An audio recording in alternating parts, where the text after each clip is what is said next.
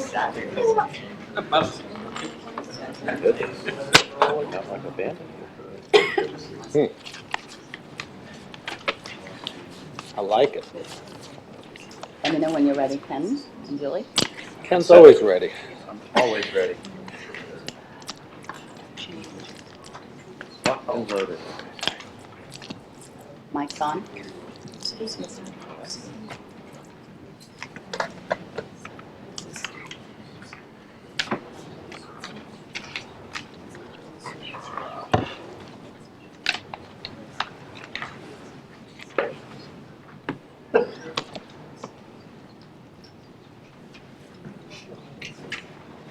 Good evening.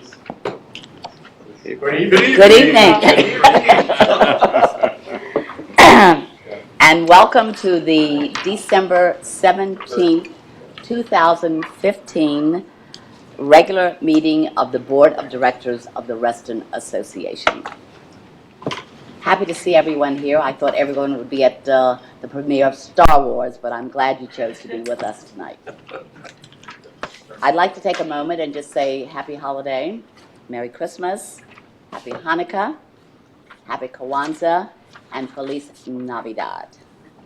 And to our members who are here tonight, as well as our members who are in their homes, in the comfort of their homes, I would like to say a very, very happy new year, healthy, prosperous, and a very joyous and peaceful new year. We are now down to our, in fact, we have quite a bit to cover tonight, so please bear with us, and including the disposition of the association's land swap agreement with Lake Ann Development Partners. So I think we ought to get started, Board. What do you think? I would entertain a motion to adopt the consent calendar. So moved. Do I have a second? I second. Second. Okay. Is there any discussion? Yes. Just wanted to confirm with the board that the times that we've got allocated for the various items are appropriate. As you know, as in past board meetings, I've attempted to keep us pretty much on schedule so that we can finish up at 10:15 this evening. But before we get started, or earlier. Okay. Any further discussion? All those in favor, please indicate in the usual manner by raising your right hand. Well, now it's time for the CEO's management report. And this is the last report for 2015. Kate, the floor is yours. It is the last report, and I wanted to start with the Employee of the Year. I'm really excited about this. This individual was named last week at our all-staff party. And I'm going to read to you. I typically don't do that during these meetings, but this one's kind of special, so I'd like to read through it. The 2015 Employee of the Year, and I apologize, the Employee of the Year is selected amongst RA staff. So staff members put in who they think has done a really good job. We also solicit input from the community. We have that available so that people can also weigh in on that. So it's exciting. So it's people who are selecting amongst themselves. And I love this time of year. I'm usually one of the last people to know, and I was really excited when I saw this one. 2015 Employee of the Year goes to someone whose focus has been on collaboration, one of the association's core values and key to effective engagement. This year's awardee, Mike McNamara, has gone far above what most people probably busy coaching our game right now. This year's awardee, Mike McNamara, has gone far above what most people would have expected from someone who serves as the Deputy Director of Maintenance. Because of his tireless and dedicated efforts, communication within and among the maintenance staff has resulted in better project coordination and execution. Mike's exemplary service orientation is evident in his willingness to step in and say, "We can do that." This approach has been both refreshing and successful in advancing the image of the organization as being the steward of the association's common areas and assets. The buy-in he has received from staff, as well as others across the organization, has been extraordinary. and can be directly attributed to his great sense of humor, willingness to listen, try new ideas, evaluate alternatives, and demonstrate and foster mutual respect and accountability between the association's various maintenance functions. As an example, for nearly 10 months, Mike filled dual roles of Deputy Director of Maintenance and Manager of the Central Services Facility to allow himself and his team time to determine what the needs of the organization were. Ultimately, Mike decided to fill his former position and then decided to get out and about in the field to make sure operations were running smoothly and Reston was looking its best. He was especially instrumental in the South Reston roadway maintenance pilot project, working shoulder to shoulder with his staff to understand what was required to get the job done in an innovative way that would have maximum positive impact on the community aesthetics, while at the same time providing the board of directors the necessary data needed to make budget decisions. His willingness to sweep up sand and trash from the curbside, as well as pull very deeply rooted weeds from the drain pans, gives you an idea of his above and beyond sense of service. For these reasons, our staff chose Mike McNamara to be the Employee of the Year. Wow, that's great. Yes.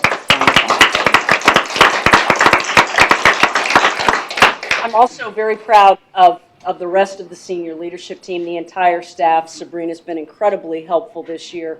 Larry Butler, our Senior Director of Parks and Recreation. Laura Kowalski, our Deputy Director of Recreation. Mike, as I've just mentioned. Robert Wood, our new CFO. Anna Verone, our Director of Covenants Administration. Mike Leone, Director of Communications and Community Engagement. And Melissa Kelly, our Director of Administration and Human Resources. They give very hard every day to make the Reston Association the best it can be. And I couldn't get it done without Ken Chadwick, his partner Will Washington, and John McBride, who you'll hear later this evening. They provide us good guidance. What I really wanted to spend time tonight on was talking about what you guys have done over the past year. In 2015, you've done quite a bit, and I wanted to take it up to some high-level items. The first is to establish a board governance committee to advise the full board on matters related to strategic planning, board leadership, knowledge, conduct, role, effectiveness, committee structure, and corporate operations, as well as the CEO's performance plan. Next, you developed a 2016-2020 strategic plan for the organization that focuses on optimizing member experiences, leading sustainable change, fostering community engagement, leveraging technology, and managing community resources. You held district meetings attended by over 100 members to obtain feedback on what should be included in the 2016-2017 budgets. You completed, approved, and funded the Pony Barn Recreation Redevelopment Plan.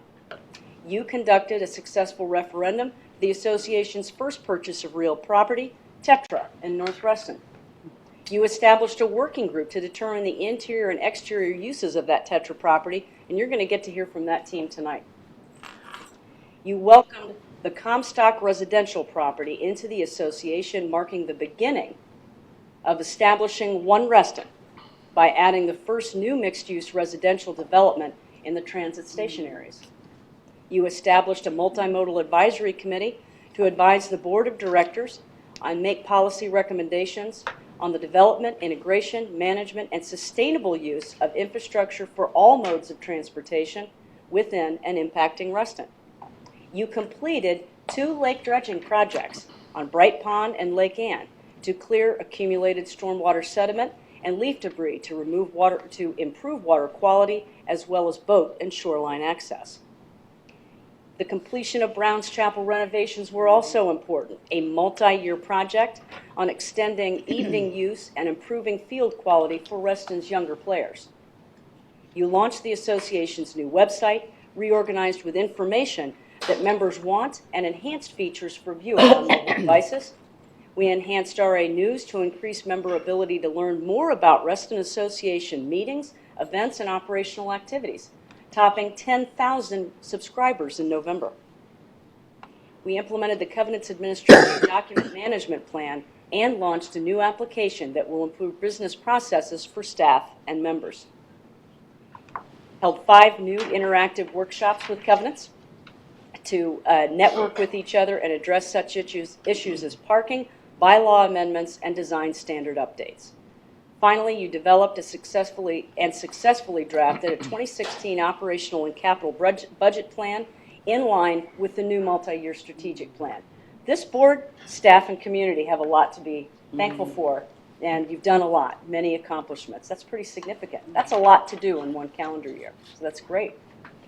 The only other thing that I wanted to bring to your attention is I have a small holiday work assignment for the board of directors.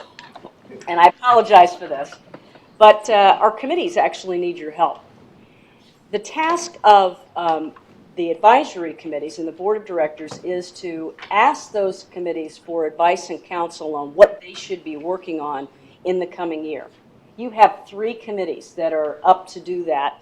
That is the Community Engagement Advisory Committee, the Environmental Advisory Committee, and 55 Plus. All are in the process of preparing their work plans for 2016.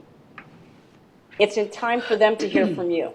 So one thing that Sabrina has, I believe, coming around to you is a little chart of those 3 committees, what their roles and responsibilities are, what their current work plans are, and what the status of those work plans. It's important to hear from you what you'd like those committees to be working on in addition to anything that they bring to you. These are your committees. So I'd like to give you until about January the 8th to come up with any ideas that you'd have. If you could send those to Sabrina, I will send an email request that you do this as well. But it is important, and we would like to make sure that those committees are hearing from you as they're putting their work plans together, not after, so they can incorporate those. We also want to make sure their work plans align with the strategic plan. Sorry for taking so much time. I apologize for that, but I just wanted to make sure we closed out the year with a bang, and I wanted to tell you how much I appreciate my staff and the great work that you guys enable us to do by getting all of those accomplishments done in one year. Thank you. Well done. Well done. Okay. Thank you, Kate, and senior leadership staff, and all of the staff of the Reston Association. You all do a fantastic, professional, tremendous job. And I want to thank you for the additional assignment as well. So let's give them a round of applause. Thank you very much, Kate. Well, we're down to item D. And as many of you know, Reston was recently designated as a bronze level bicycle-friendly community by the League of American Bicyclists. Out of the application process for that designation came some specific recommendations for further improvement, which have become implementation goals for Reston Association's Pedestrian and Bicycle Advisory Committee, also known as PBAC. Now, Multimodal Transportation Advisory Committee. That's a mouthful.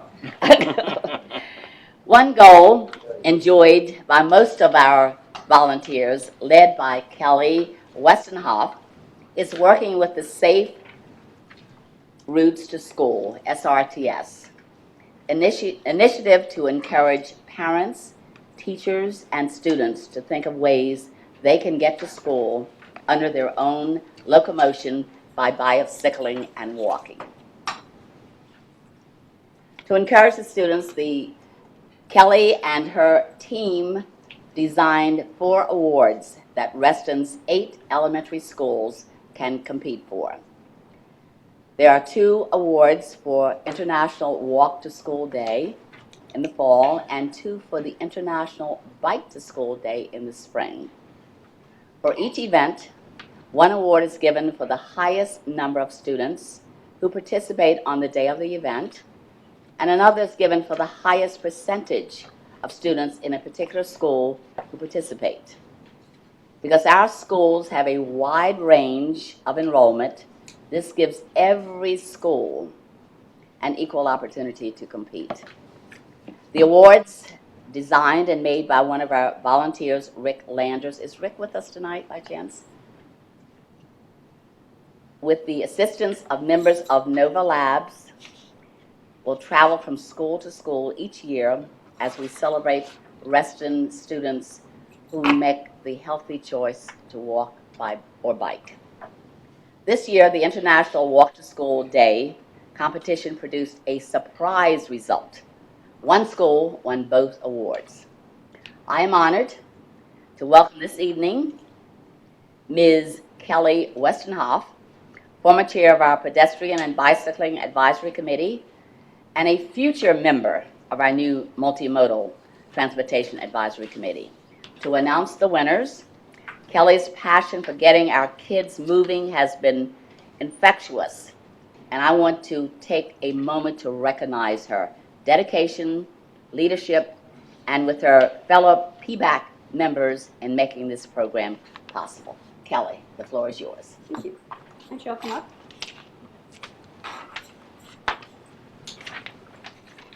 Joining us tonight are the principal and vice principal of our winning school. This is Mia Devers and Sean McCarthy.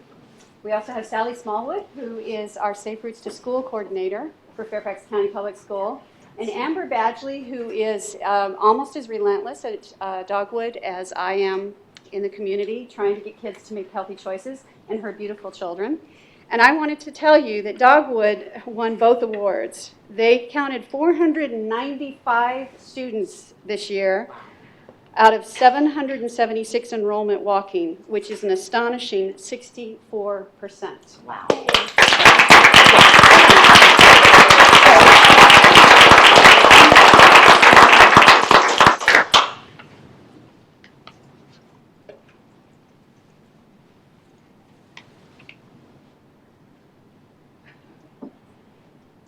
We'd like to present.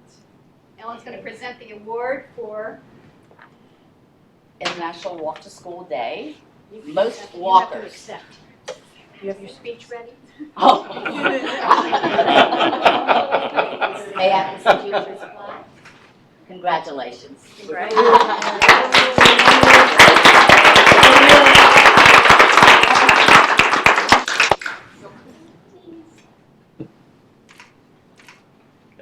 Okay. Stay there. And the second one, which usually goes to another school, but not this year. And the Reston Association's International Walk to School Day highest participation rate. You get 2 awards? Oh my goodness.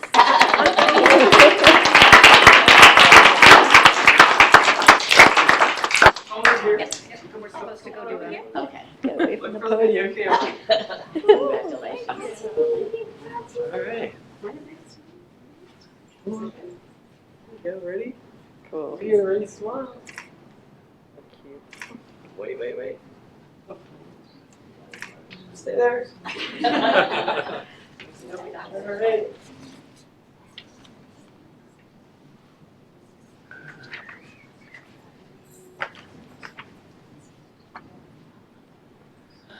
Wave for everybody. All right, good job.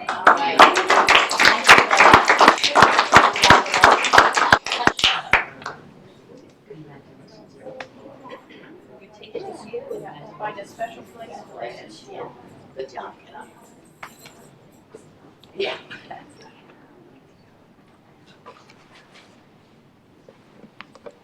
Thank you, board. Thank you. Thank you. Thank you. Okay. We are down to member comments. And here we come.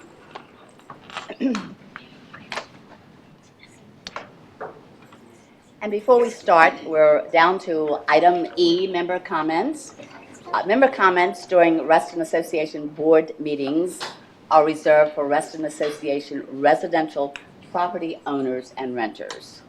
Individuals will have 3 minutes to speak, and individuals representing an organization will have 4 minutes to speak. We ask you that you state your name and your address as you come up to the podium. And we have Freya DeCola.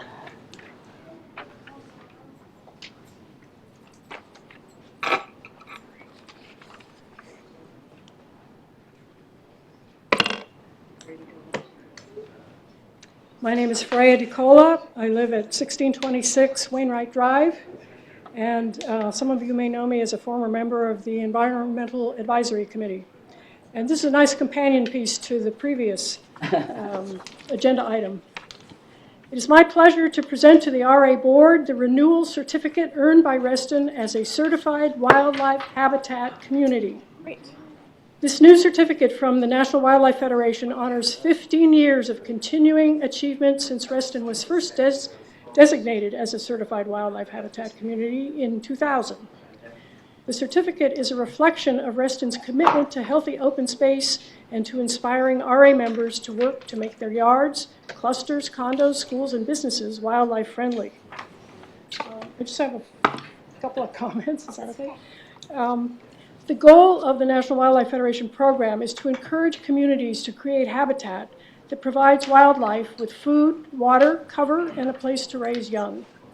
During 2015, RA has engaged in extending its healthy habitat through projects at Lake Audubon and Autumnwood Pools, assisted by volunteer Eagle Scouts and employees from Deloitte as part of their Impact Day. Invasive plants were removed and native plants attractive to pollinators and providing food for birds, butterflies, and other wildlife were planted in their place. One RA board member, Mike Sanio, was inspired to have his yard certified, providing an example that hopefully will prompt others to follow suit. Reston is one of 8 communities in Virginia to be certified, and it was the first, and I see by the certificate that it was the 3rd in the nation. Wow. The first in Virginia. Nationwide, there are over 80 certified communities. In an era of rapidly shrinking wilderness, this work by communities is crucial to save and support the wildlife species that were here before we were and that enrich our daily life. Anyone who's been involved in environmental advocacy has no doubt heard the phrase, think globally, act locally. The recently concluded climate change talks in Paris show the power of thinking globally as nations achieved an historic level of agreement on the scope of the problem and what is needed to address it. But it is not only nations that need to act. Neighborhoods and communities are far from powerless. Programs like the Certified Wildlife Habitat Community provide ways for localities to create small-scale change that can add up to something significant. RA is making a worthy contribution that can be a model to other local communities through its commitment to environmental stewardship, the leadership of the board and executives, and the dedicated natural resources staff. So please, toot your horn and share this information with others. I've tried to contribute myself since stepping down from the EAC by writing articles for Reston Magazine on the Backyard Habitat Program, the Deloitte Impact Day, and Mike Sanio's yard. I'm currently working on another article spotlighting Terraset Elementary School's green roof, now being renovated to support a new outdoor learning program that is really exciting, and you're going to be hearing more about this. Students will learn environmental stewardship, grow their own crops, and engage in hands-on science projects. They already have a monarch butterfly way station. So congratulations to RA for 15 years of work to improve wildlife habitat. With the continuing development and redevelopment in Reston, this environmental stewardship is a critical part of ensuring that Reston will remain the wonderful place that Robert Simon envisioned. So here's the certificate, and I'm very proud.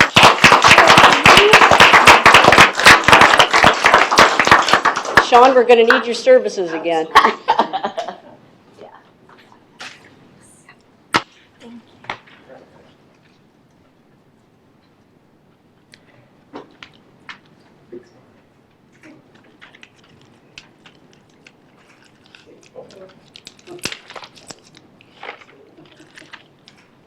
Thank you. Thank you so much. Wonderful. What an honor, huh?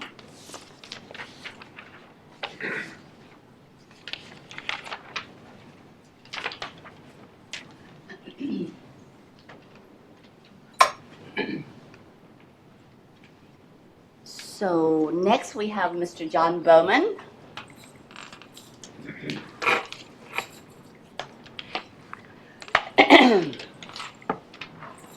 John Bowman, 12229 Corn with a QU Lane, Reston.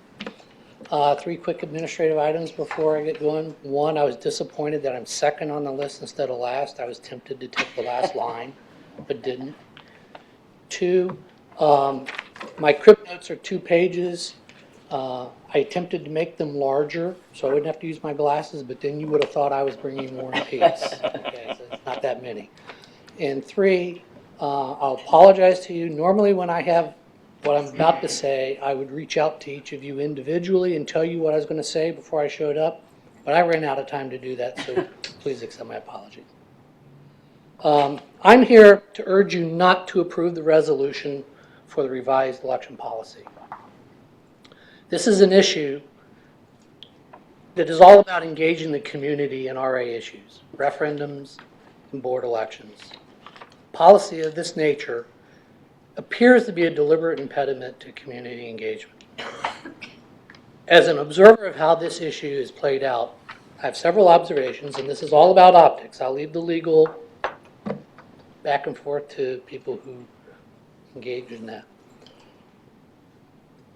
The first observation I have is about Mr. Flashman's request. The second observation is about the optics of what I see, how the board has dealt with that request. And the third is what I will say I feel is an inappropriate use of association funds to misrepresent and manipulate member knowledge of this and opinion on this issue. First of all, Mr. Flashman's request to me appears to be appropriately constructed and has the merit of precedent, as the association has fulfilled this request in the past.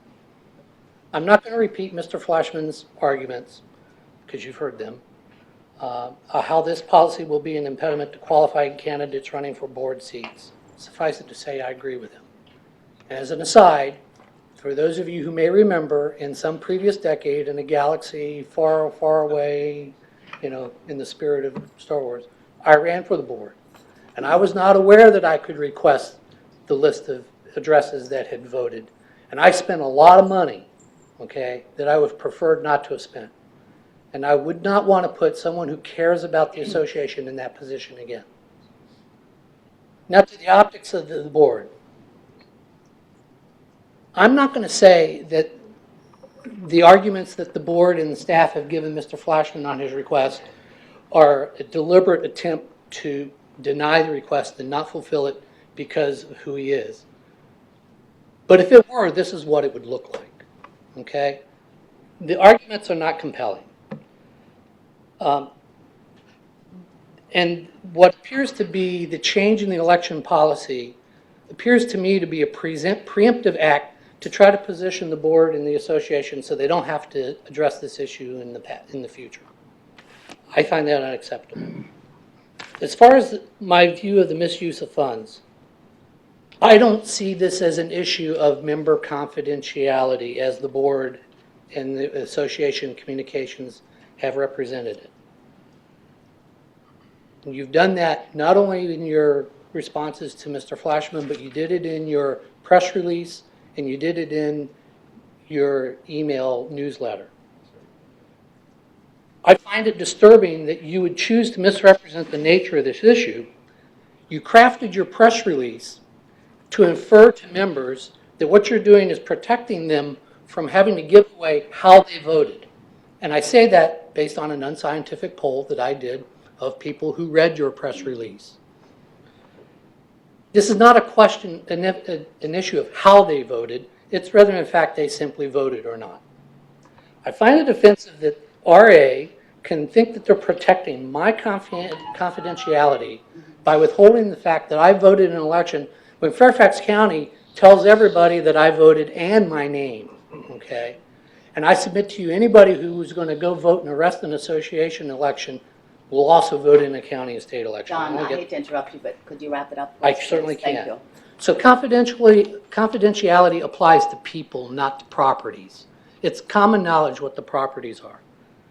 And last, the fact that the association may say that they don't have the information because their agent has it is in a word lane, okay?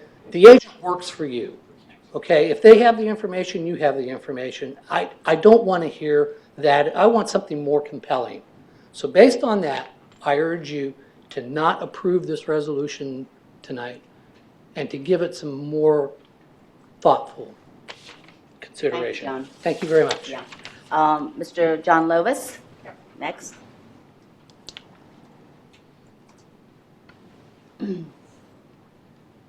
John Lewis, 11437 Washington Plaza West, Reston, Virginia, 20190. I've sat up there, and I know this is a difficult job to have people come in here and complain about things, but and you guys have done a lot of good things. We've heard them tonight, but this resolution that Mr. Bowman just referred to is not one of them, guys. This is a really, really bad idea. It's an anti-democratic act that has served some recent challengers, for example, and it has been the practice of the RA board forever, as far as I know. Certainly back until in the ancient years when I served on the board. The members had access to the records of the residences that voted. This, as John says, one thing that's been very disturbing about this is the characterization in your press release and other places of this as threatening the confidentiality of the ballot. That's just plain false, and there's a question of why somebody would have deliberately shaped it that way, quite frankly. It is only lists of addresses, residents submitting ballots. And this has been a long-standing policy. I don't understand the need to change it. Well, perhaps you know at some point what the need to change it was. Incumbents benefit. I understand that because they have the advantage of the publicity that you guys get from being on such wonderful meetings televised every month and that kind of thing. But for a challenger like Julie Bitzer was in the last election, if she has a list of those 15% or so of those who vote the election, the addresses, that means that's all the number of flyers and that kind of thing she has to produce, the houses she has to go to. It gives her a fighting chance. In her case, she won. But you're taking that away. It's worked well for all these years. Town governments, county government, state government, national government, all have these records open, and as John pointed out, not only the addresses, but the names and the pattern of it. Okay. So again, I asked the question, why is this necessary? It has that aroma to it that somebody on the board is benefiting. And certainly the challengers are not benefiting. And we don't need that. We've never needed it before. A fair and open contest is to the benefit of all of us and to the reputation of the community as being a democratically run operation. Thank you, Thank John. Next, we have Mike Shaw.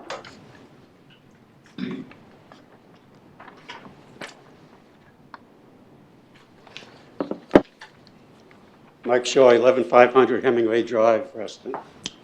The original agenda for tonight's meeting called for the items that we've been going over so far to conclude at 6:40, and then to immediately go into a 1-hour executive session, and then after that, at 7:40, to conclude the business of the night. That, of course, is a big hardship and on the time of any constituent who comes to these meetings to hear all of the items that are going to be discussed. It's certainly not the first time this has happened, by the way. You have a habit of putting executive sessions in the middle of all the other business. I urge the board that in the future, you take into account the time of your constituents and schedule the executive sessions either immediately at the beginning, immediately after the call to order, or at the end of every meeting, so that any constituent who shows up wishing to see everything that happens will be able to do that without a big break in the middle. Thank you. Thank you very much, Mr. Shaw. Next, we have Mr. James Dean.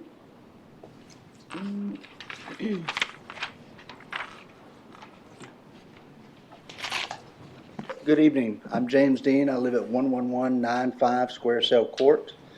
First of all, I'd like to thank many of you who were in touch with me regarding the transparency vote confidentiality issue. I appreciate the emails that we exchanged, the phone calls that we had. I appreciate your viewpoints on it. Unfortunately, having heard from some of my fellow Restonians, they kind of reinforce my own initial opinion about this issue, that this is, that we should be trying to find more ways to be more open, more transparent, not more secretive. And one of the issues that concern me and some other Restonians is how much time and how often the board uses executive session. There are absolutely areas and things that executive session is required for. But all too often, it seems like this board spends a lot of time in executive session. And you have some of the brightest, best people in the country right here in Reston. And if you were having more open discussions, more open, transparent discussions, I think RA, the board, and RA, the community, would benefit from that. I also want to thank Irwin, Terry Maynard, the EAC committee for the stormwater proposal that you have in front of you. I want to endorse that. I think that's very important living in that area. We saw a sewer pipe break not too long ago. We're very much afraid of more breaks like that. And in the dead of winter, it's hard to know whether anybody would be back there to catch it or not. And then it ends up in our lakes again. So, and I would stress to you that that is the type of area I'd like to see RA and the board working on quicker and spending less time on things like this vote proposal where you're trying to be more secretive, less transparent, less open. I thank you for your time. Thank you, Mr. Dean. And next we have Terry Maynard.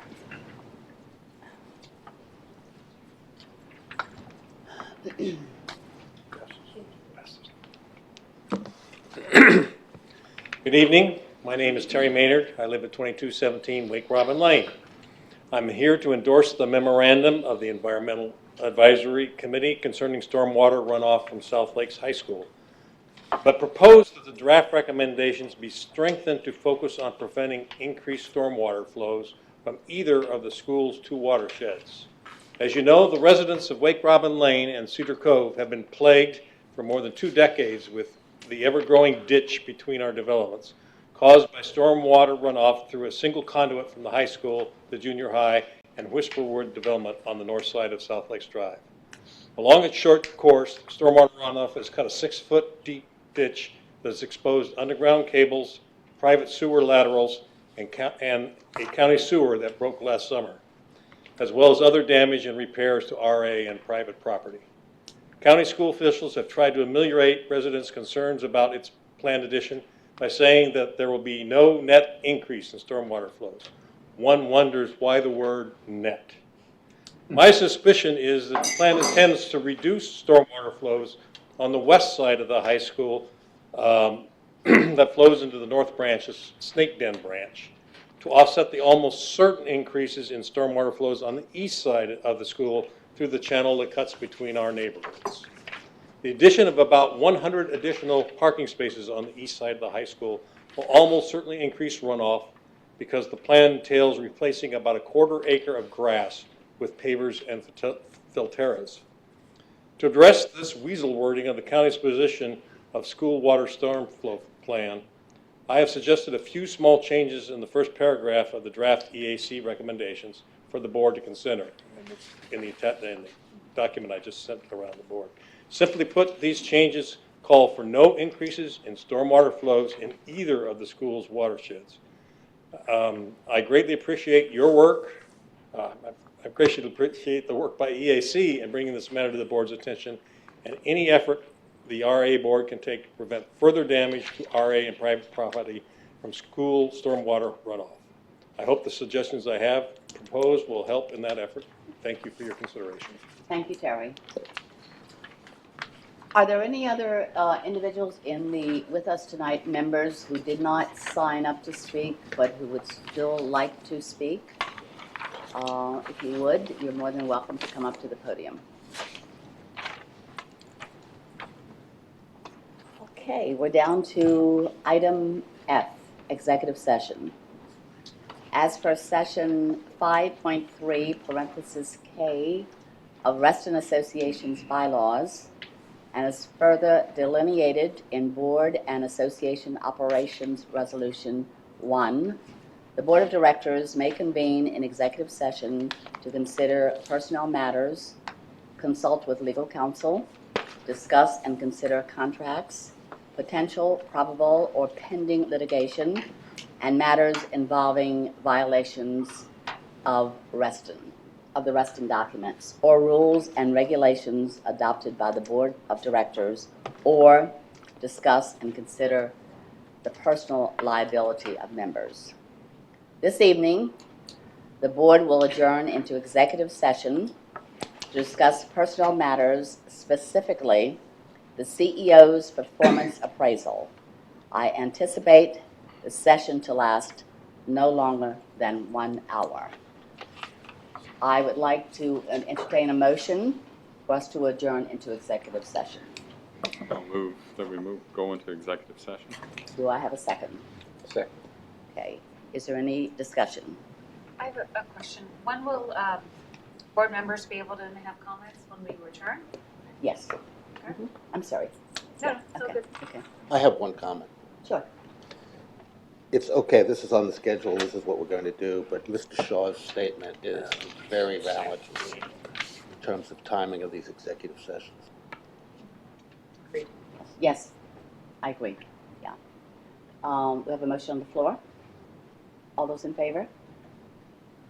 Indicate the usual manner by saying aye. Aye. Okay. I vote no. Okay. We'll move into executive session.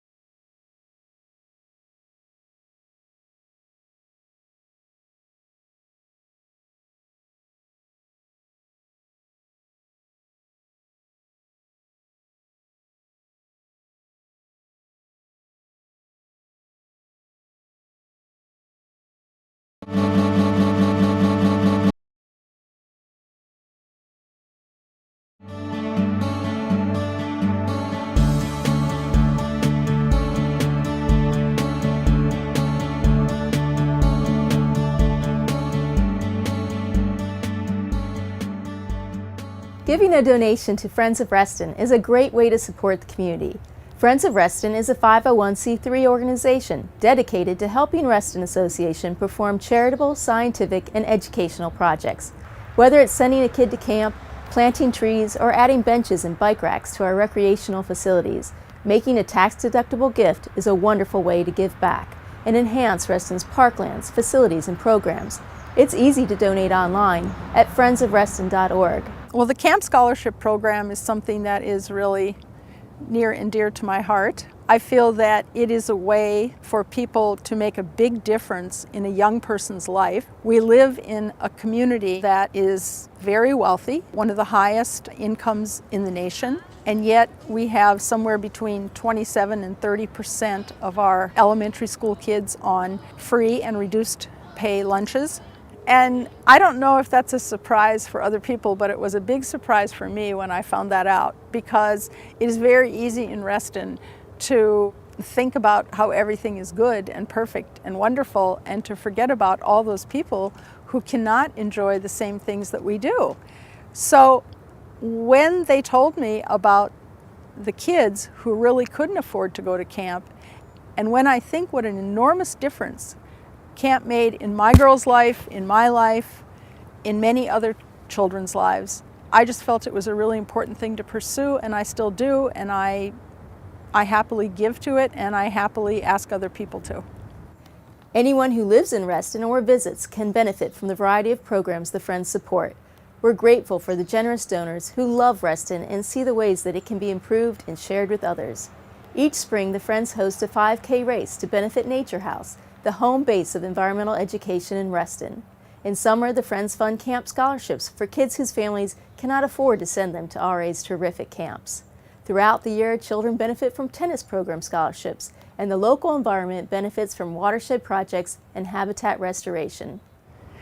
Giving back to Reston is a way of giving back to people in your own community. That will come around, it will benefit you, it will benefit everyone you know, and it will be a wonderful thing for you at the end of the day.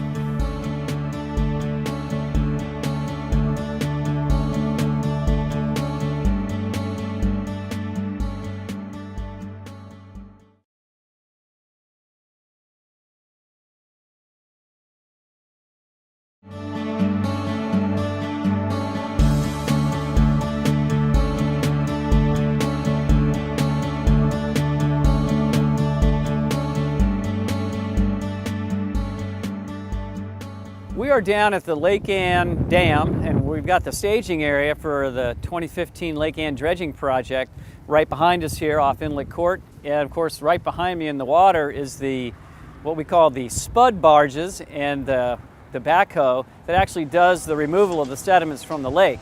It's a very equipment intensive operation, and this is just one of the kind of the typical big lake maintenance projects we have, part of our capital projects budget that we do each year.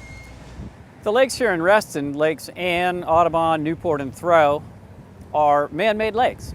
In fact, there's only 2 natural lakes in the whole state of Virginia. So the lakes in Reston and pretty much every other impoundment you see are made by man. Here in Reston, they were built by the developer for stormwater management, recreation, and of course, enhancing the real estate. And quite honestly, I think the lakes are one of the great gems of Reston. The pathways that we have across the dam, as we do here at Lake Ann and around the lakes, are probably the most well-used in all of the community. People love being near water, and so one of the reasons we do dredging in these lakes is, quite frankly, to extend the life and to increase the health of these lakes for the long term. This lake that we're at today is 50 years old, and if we want this lake to last another 50 years and beyond. And so this is just one of these types of maintenance projects that we do to really add value to the community and maintain that value. We dredge our lakes on a periodic cycle. really ranges from 6 to 7 years on the lakes with the most sediment impact up to about 15 years on the lakes with the smaller watershed. And typically when we get into a lake for a major project like this, we'll remove anywhere from 5,000 to 10,000 cubic yards. And to give you an idea, the dump trucks that we haul this material with can hold about 10 cubic yards of sediment. So you're talking a lot of trucks over the course of a dredging project. We're removing the sediment that builds up primarily in the cove areas, and that's where the boating and the fish habitat are most greatly impacted. So what we're really doing is helping extend the life of the lake, particularly those cove areas, and it also helps improve water quality and just creates greater depth in those areas, which also helps prevent some emergent plant growth that we often get in some of our lakes as well. This sediment gets into these lakes from eroding stream channels, the road sands that are put down on the roads in the winter, leaf material. These all build up in the coves as sediment. This is just one of the pieces of infrastructure that the association owns that we have a duty to maintain year in and year out. And dredging is one of the bigger cost items that we have with our lakes. When people ask, where does my assessment dollar go?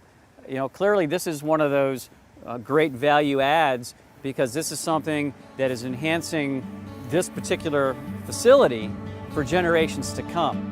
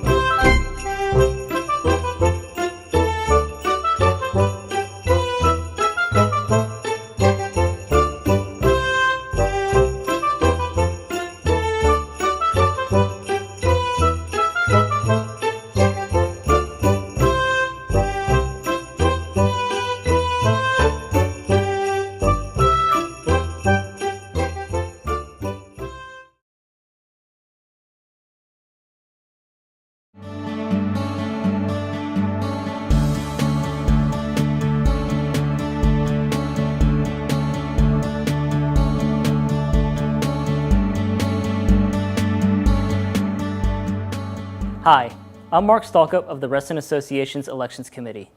Are you interested in making an impact on the future of Reston? Then consider running for a seat on the Reston Association's Board of Directors.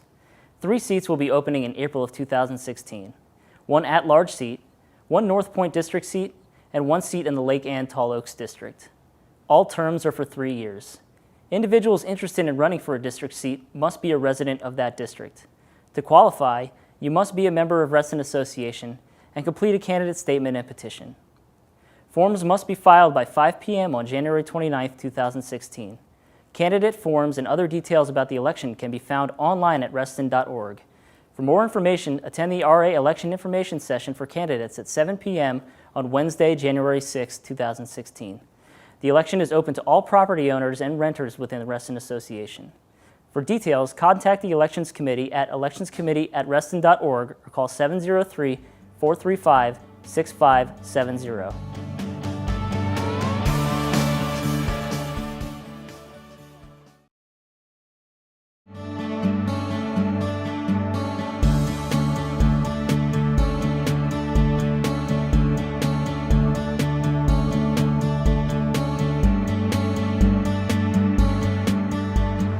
Today we're at a chamber function. It's one of their legislative forums.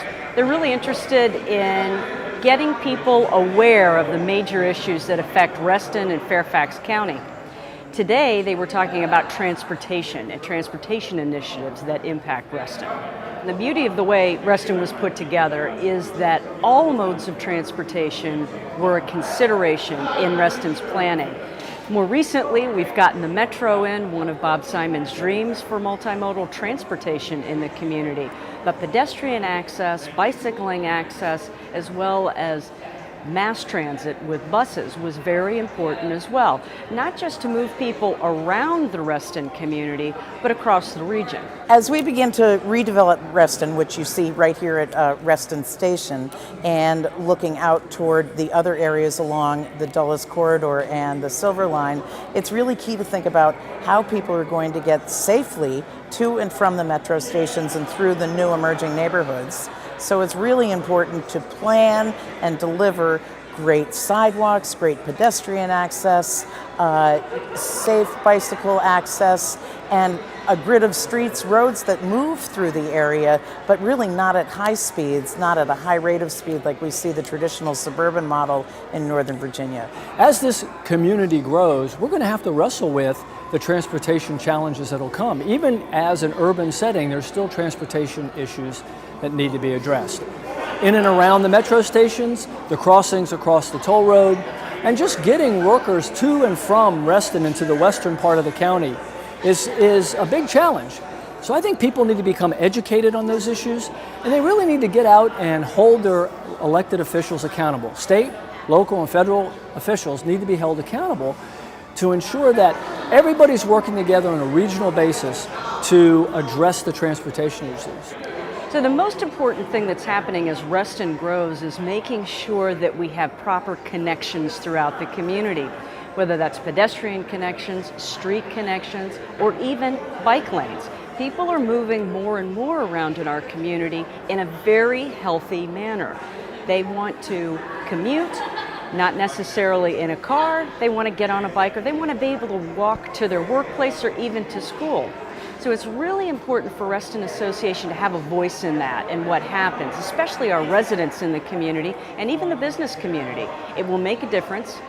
It will improve congestion issues as well if their voice is heard and they're a part of the planning process. They're a stakeholder at the table as decisions about transportation are being made. It really takes the entire community representing the different range of needs to come together at the same table and with open ears to listen, to see what's important to all of the stakeholders, and to make plans that will allow us to really move through a great regional dialogue for safe, effective transportation solutions. The group of people we had here today was just a stellar lineup. We had from Jim Dyke to Marty Noe to the 4 panelists that were hyper-local focused. Yeah, so I really think that this group, really hit home with the issues, and we need to continue talking about this and raising awareness so everybody becomes aware of the transportation challenges facing Reston in the western part of Fairfax County.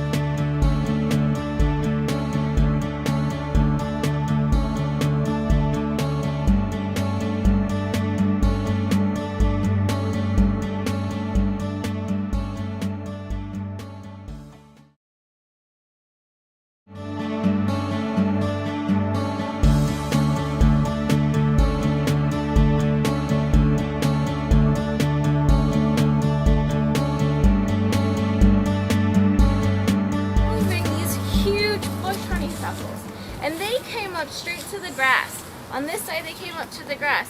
So What I like most about what you're doing here, Patricia, is you're involving the entire community in taking care of the common area because it's theirs too. They're stakeholders in this. Yes, and that's one of the fantastic things about Habitat Heroes and the Neighborhoods Month program is that it invites the residents and invites high school students, do their community service hours, and they're learning about what it is that where they live and what's happening here and what they can do to help restore and create healthy wildlife habitat. So it's a lot of fun also because the kids really get into it. It is, and you can see that from looking around. Everybody is involved and they can't wait. I was so excited to see the number of people who volunteered their time on a Saturday to do it. Yeah, it is a great day, and over the years we've really increased the amount of volunteers, or the volunteers have increased, and more people want to do this type of work and get out in nature, which is really exciting. Now, you've done a couple of programs over the past, I want to say over the past 2 months. Every time, I turn around and I look at Facebook, there's Patricia with a group. What did you guys do last weekend that was similar to this? Well, there's been a lot of lake cleanups and stream cleanups as well, and we've been doing corporate work days, removing English ivy from a very narrow strip where homeowners have really asked that we take care of our open space and remove the English ivy that's taken over that area. And that's a lot of fun working with the corporate groups. They really get into it as well. And that is what's really unique about Reston, is that not only are our residents interested in it, but our corporate community. And not just businesses that are in Reston, but businesses that are just outside of Reston. We've got corporations who come in from Tyson's Corner to help us. Sorry, this gentleman over here is from Arlington. He came all the way from Arlington to join us today. That's fantastic.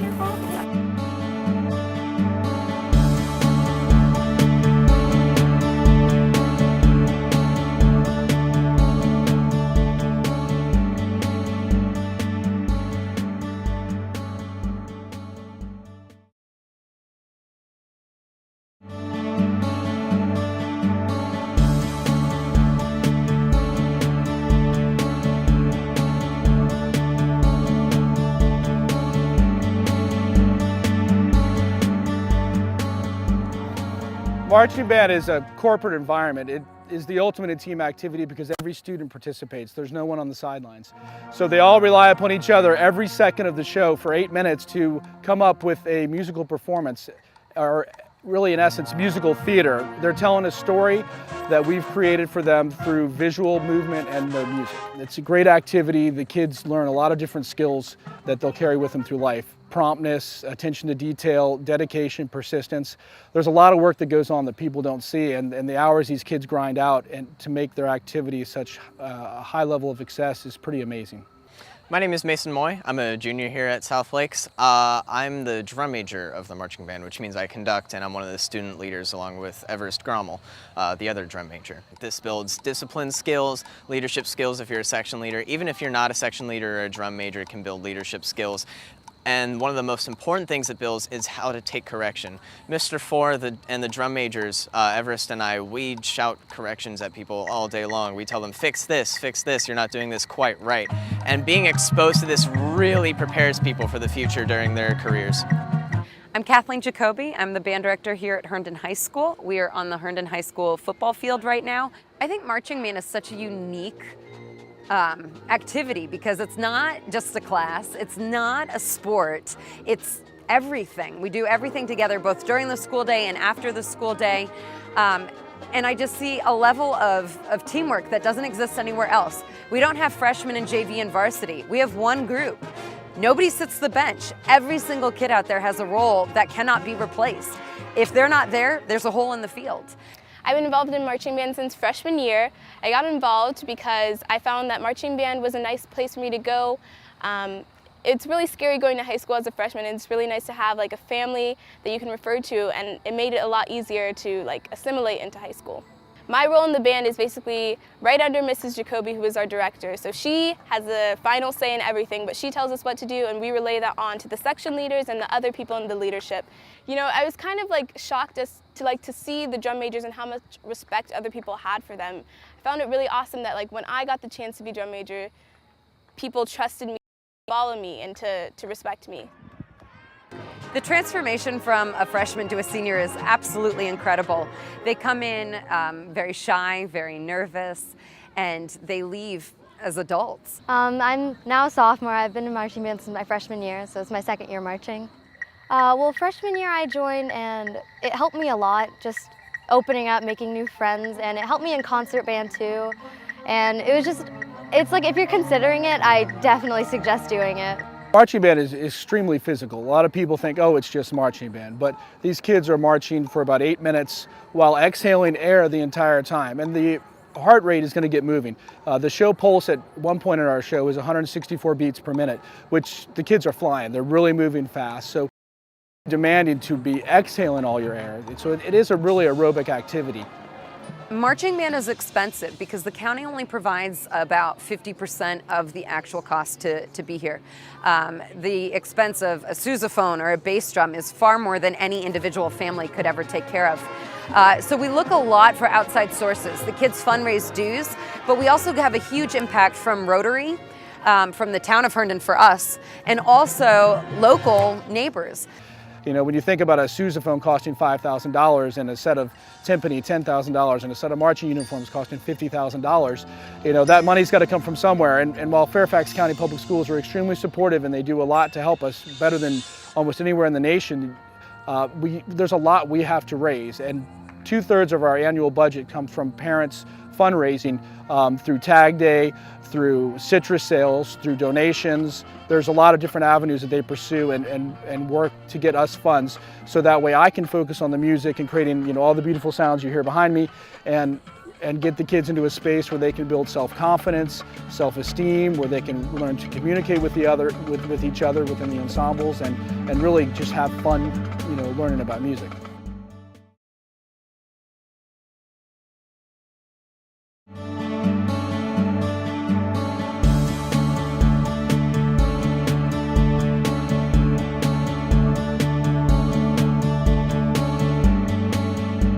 Hi, I'm Mike Leone. I'm Director of Communications and Community Engagement for Reston Association, and we're here at RA's twice a year open house. Going on behind me, we have 20 advisory committees and community organizations here at our expo this evening. Some of our advisory committees include Reston Association's Community Engagement Advisory Committee, and our community organizations include Rescue Reston and our strong partner, the Reston Community Center. So we really have the whole gamut of advisory committees and community organizations, so that our new members can become familiar with what's here in the community. That can be anything from our pool locations and pool schedules to RA camps, or even if they have a question about some work that they want to have done on their home and they want to meet with somebody from our Covenants team, we have those individuals here. So it's really an opportunity for them, in some cases, to become familiar with the services and programs, being new residents to the community. For our longtime residents, it really is a chance for them to maybe get reacquainted. Maybe at some point in the past they weren't familiar with all of our advisory committees, or they may not even be familiar with some of the great community organizations that are here in Reston, and they may be at a point where they want to volunteer and really get involved in the community. Has anybody sat on one of our benches on a pathway? An open house like this is a great way for people to come in and get to know their community. If they've just moved here, they get to meet some new residents as well, share stories about where they came from, maybe find some commonalities, and they get to learn how they can be involved in the community. And in Reston, let's just say there's a million ways to get involved, and that could be a one-time volunteer commitment, a committee that meets once a month, or really as often as you like. And if you have an interest about something, there's probably a group here in Reston that will welcome you in. And it gives you that opportunity to branch out a little more, meet some friends, maybe meet some of your neighbors, and really embrace the community. And that's really what Reston is all about.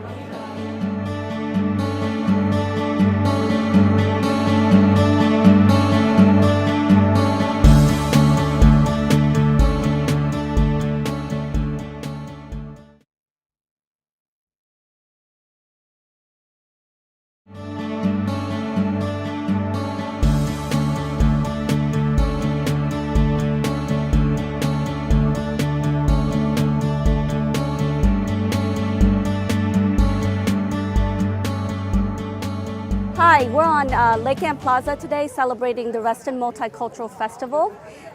We do this every fall on the last Saturday of September. This is right where the heart and soul of historic Reston is. And today is exciting because we're also unveiling the We Make Reston art exhibit featuring all of the Reston residents and showing their diversity.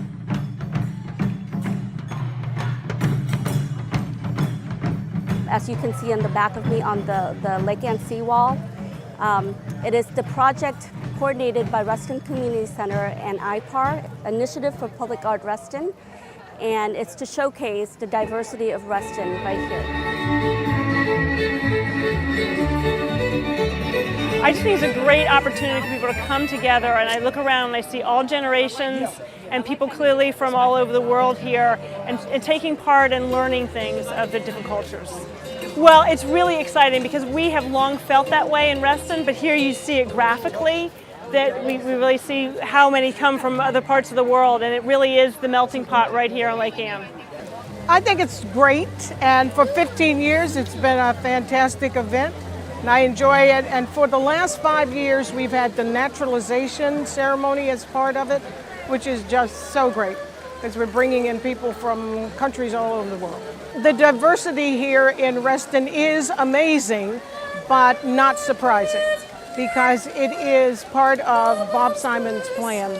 It was his vision for this place to be people of all colors, ethnic persuasions, and also from all economic stratas. Reflecting on Bob, it is really hard. He was 101 and, as you know, just passed away this week.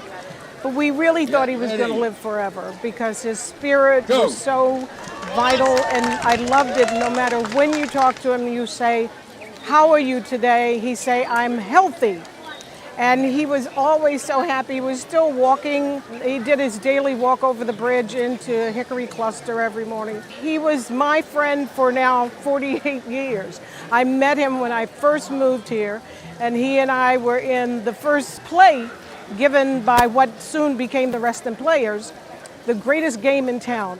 That was a wonderful time when there were less than 500 people here. Reston was a place where everybody felt welcome, and Bob was actively recruiting people from the minority communities to come out here and live.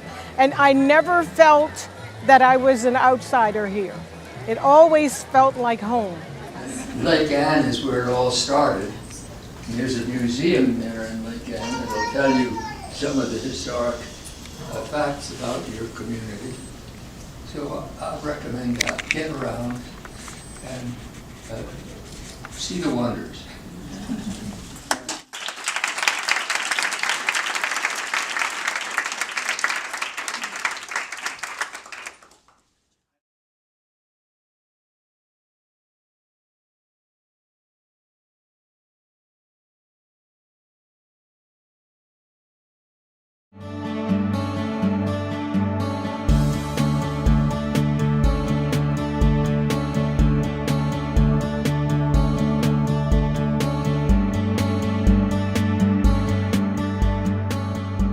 We came to Tetra Elementary School today to meet with the students so they could share their experiences and what they learned about monarchs and about creating a monarch way station. Monarch butterfly populations have declined almost 90%. That's an incredible amount that is not sustainable for the monarch population. So it's really time for us to step up to the plate and to create habitat. Turn into a chrysalis and then they hatch and become a monarch butterfly.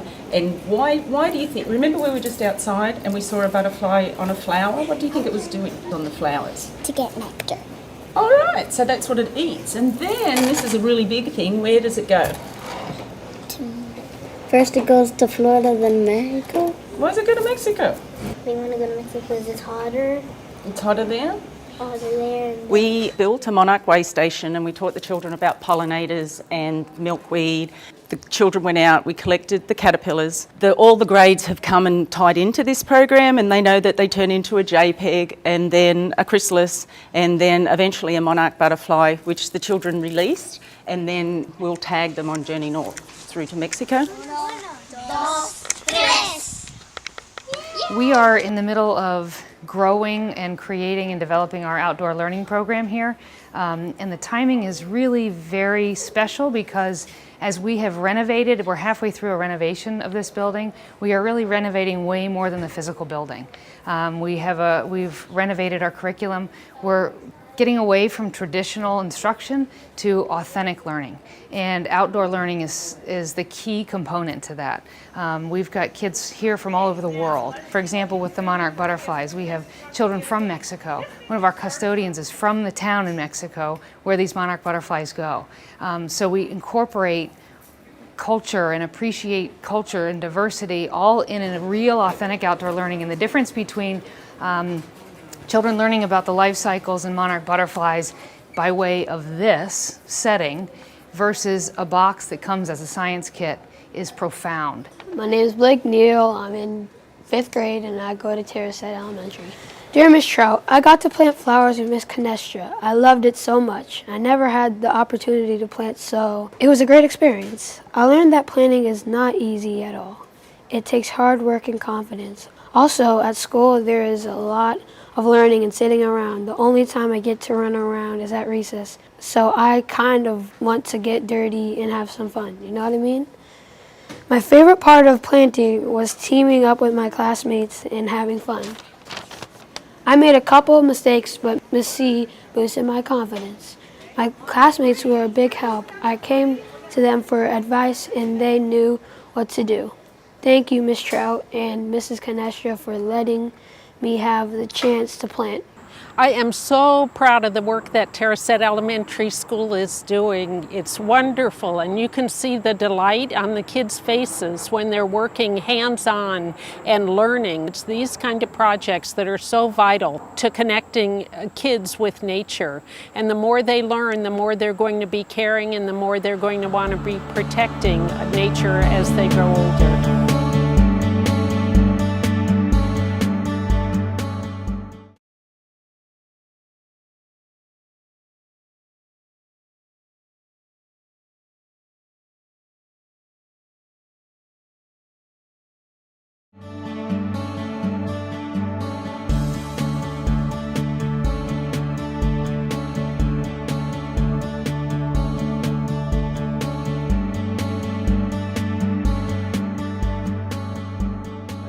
We are here at the 32nd annual Reston Triathlon. We're in the stadium, field here at South Lakes High School Stadium, the finish line.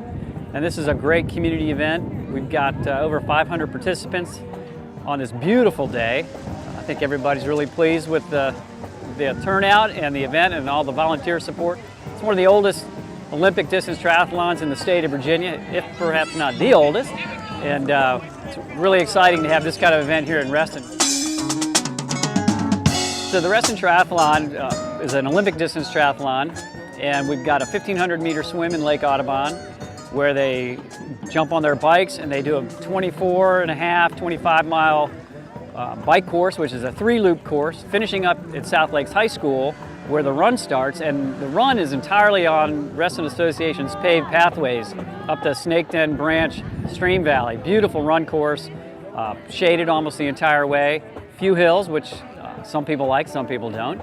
But it's a great course, and again, really supported throughout by all the great community volunteers that come out each year to help us out.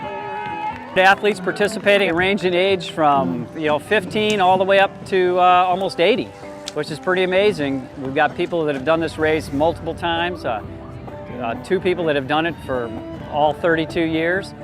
So we're pretty excited about that we've got these folks who just continue to do it year after year. And they find it great fun, and I think the other people find it great fun as well. We get a lot of spectators out too. It's a great community event.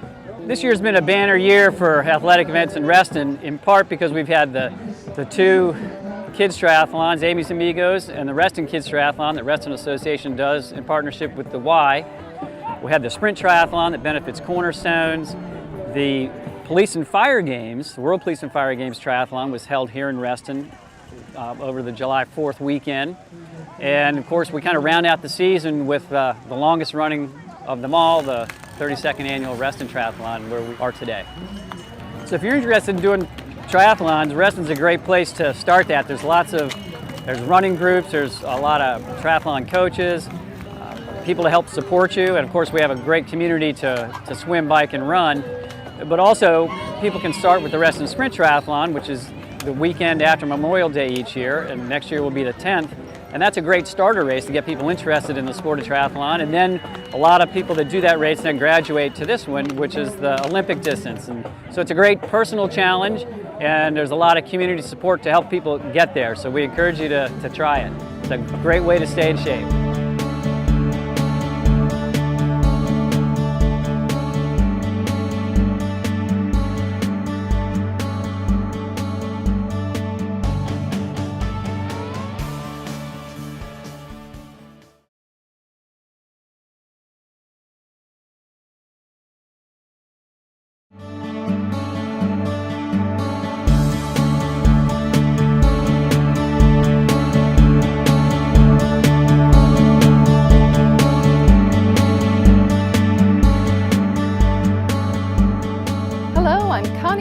Of Rescue Reston, the volunteer organization focused on preserving the 166-acre recreational green space at Reston National Golf Course.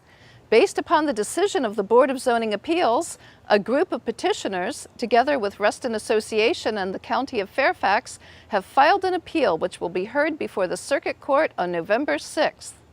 As part of our efforts to raise awareness, Rescue Reston will hold a fundraising golf tournament and nature hike on Monday, October 5th at, you guessed it, Reston National Golf Course. This is a perfect opportunity to let the investor owners know that you support preserving Reston's planned recreational open space. For just $60, you can enjoy 9 holes of golf, followed by dinner on the clubhouse patio. We encourage anyone who can swing a club to come and discover why Reston National is the most popular public golf course in Northern Virginia. For those who don't play golf, register for the afternoon nature hike. As you enjoy this wildlife corridor in an urban setting, you will be reminded of how Bob Simon's plan encompassed a careful mix of concentrated development and open space. Sponsor the tournament. Sponsorships start at just $200 and make a strong statement that you consider this golf course an integral part of the fabric of our community. Go to rescuereston.org to make a donation, to become a sponsor, and to register to golf or hike with us on October 5th.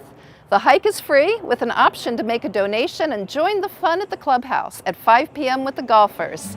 See you there.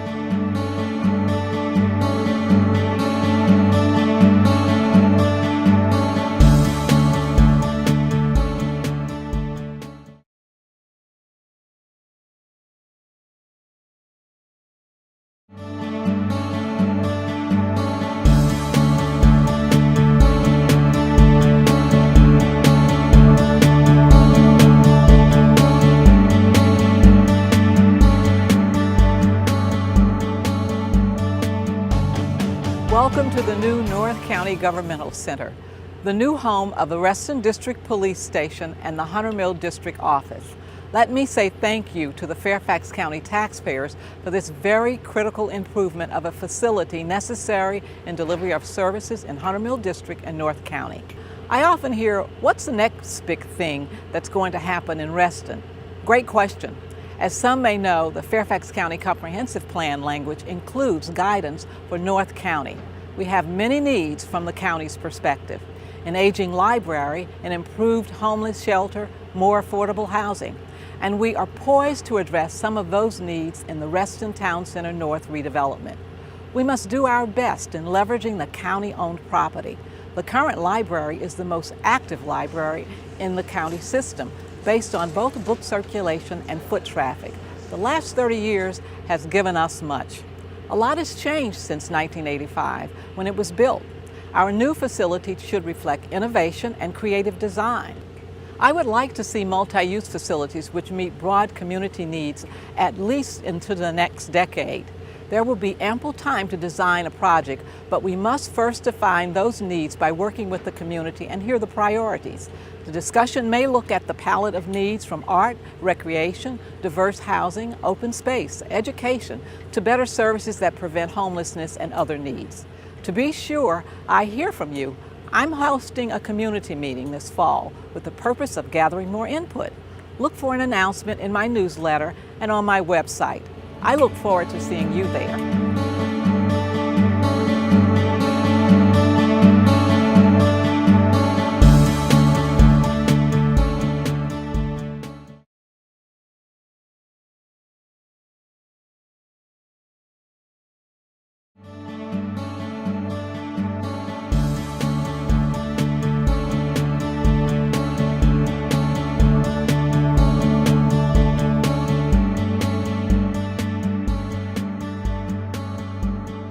We have Squeals on Wheels, a petting zoo here today at Junior Day Camp, entertaining with numerous animals for our 5 to 7-year-old group of kids.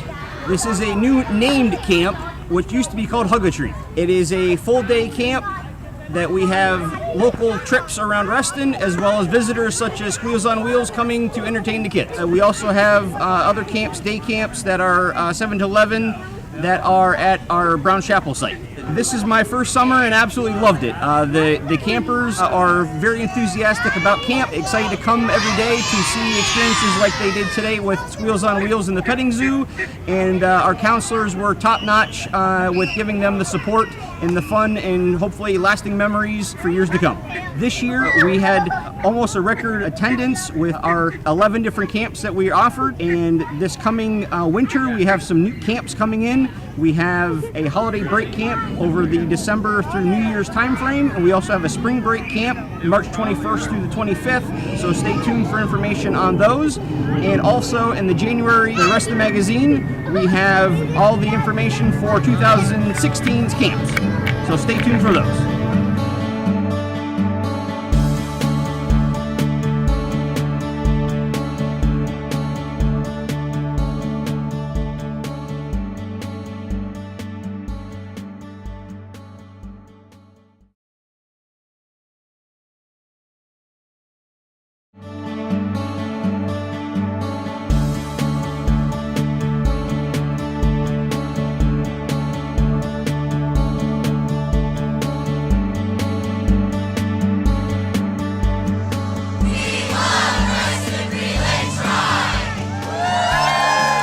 Recently held the second annual Reston Relay Triathlon, which is a partnership between Reston Association and the Y Fairfax County Reston.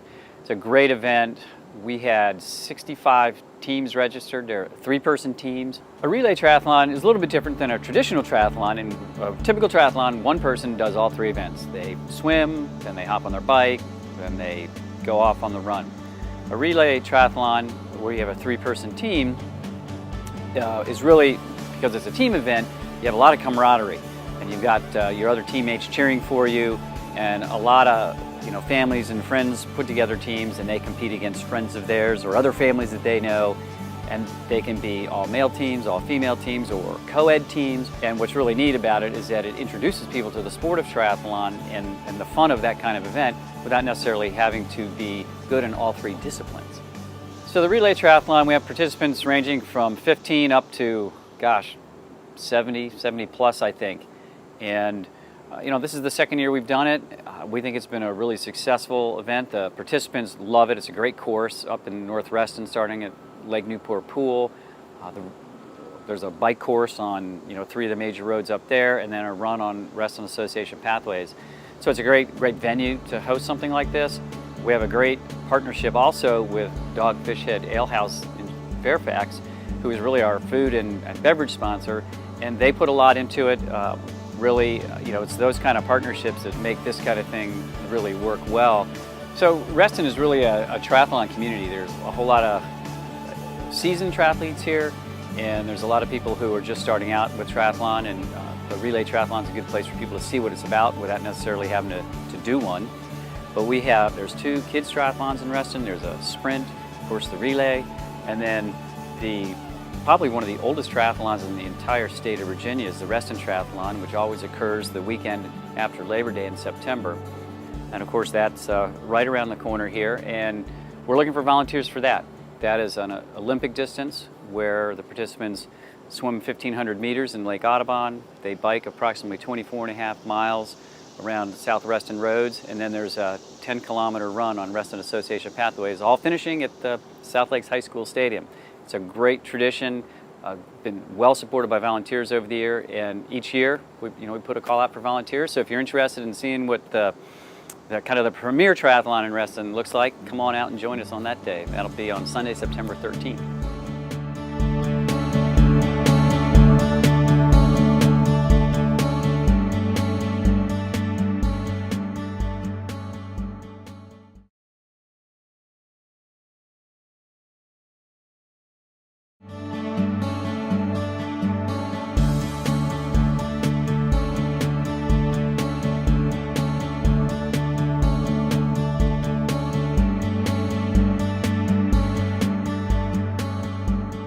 I'm Kelly Westenhoff. I am the chair of the Pedestrian Bicycle Advisory Committee for the Reston Association Board of Directors.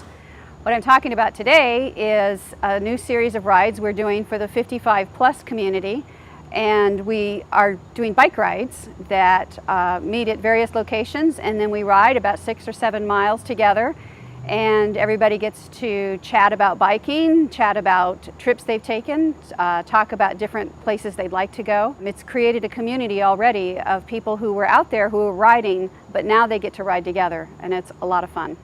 Well, Reston is very fortunate that we not only have over 55 miles of paved paths that are great for riding, especially for the recreational rider, but we also have the W&OD that cuts through east-west, and we have the Fairfax County Parkway that cuts through the side of Reston north-south. So we have some direct routes that are great for commuters and people who want to get to some location in a certain time frame. And we have the paths that are better for people who are maybe not so much in a hurry and maybe want to take the scenic route. Biking is important to me because it's a kind of freedom that I don't get when I'm in my car. I'm interacting with the environment, and I'm smelling the honeysuckle, and I'm seeing the squirrels and all those things that just pass me by when I'm in my car. It's important, I think, to the 55-plus group because the older you get, the less active you tend to become unless you make an effort to be active. And our ride in September is really exciting because we're going to go multimodal. We're going to meet at the metro station, we're going to take our bikes on the train, we're going to go down to DC, and we're going to ride a beautiful river trail that I know about down there. And I have a couple of people, friends from DC, who will be with us guiding us. So if you would like to join us on a ride, the DC ride will have some road riding, so you might want to think about that. But for any future rides, we might go to the Air and Space Museum by bicycle, we might go to Meadowlark Gardens by bicycle, and those are mostly trail. The most important thing you need to do is, if you're interested, contact Ashley Soloff at RA, and she can get you on a list, and we will email you when we have rides scheduled, and you can decide whether they fit your schedule, whether they fit your time frame, and whether they fit your comfort level with riding.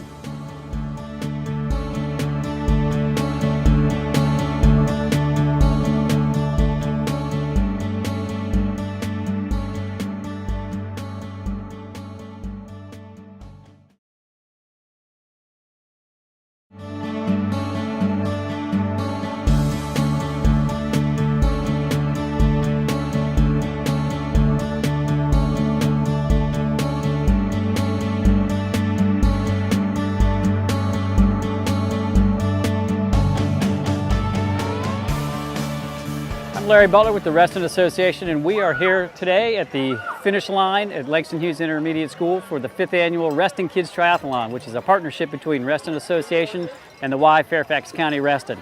All right, we are just about to start. I'm going to turn the microphone over to Robert Simon again. He has a classic way of counting down. He's done this before. And so I want the kids that are on the edge of the pool to listen, because as soon as Mr. Simon, you'll know when to start, okay?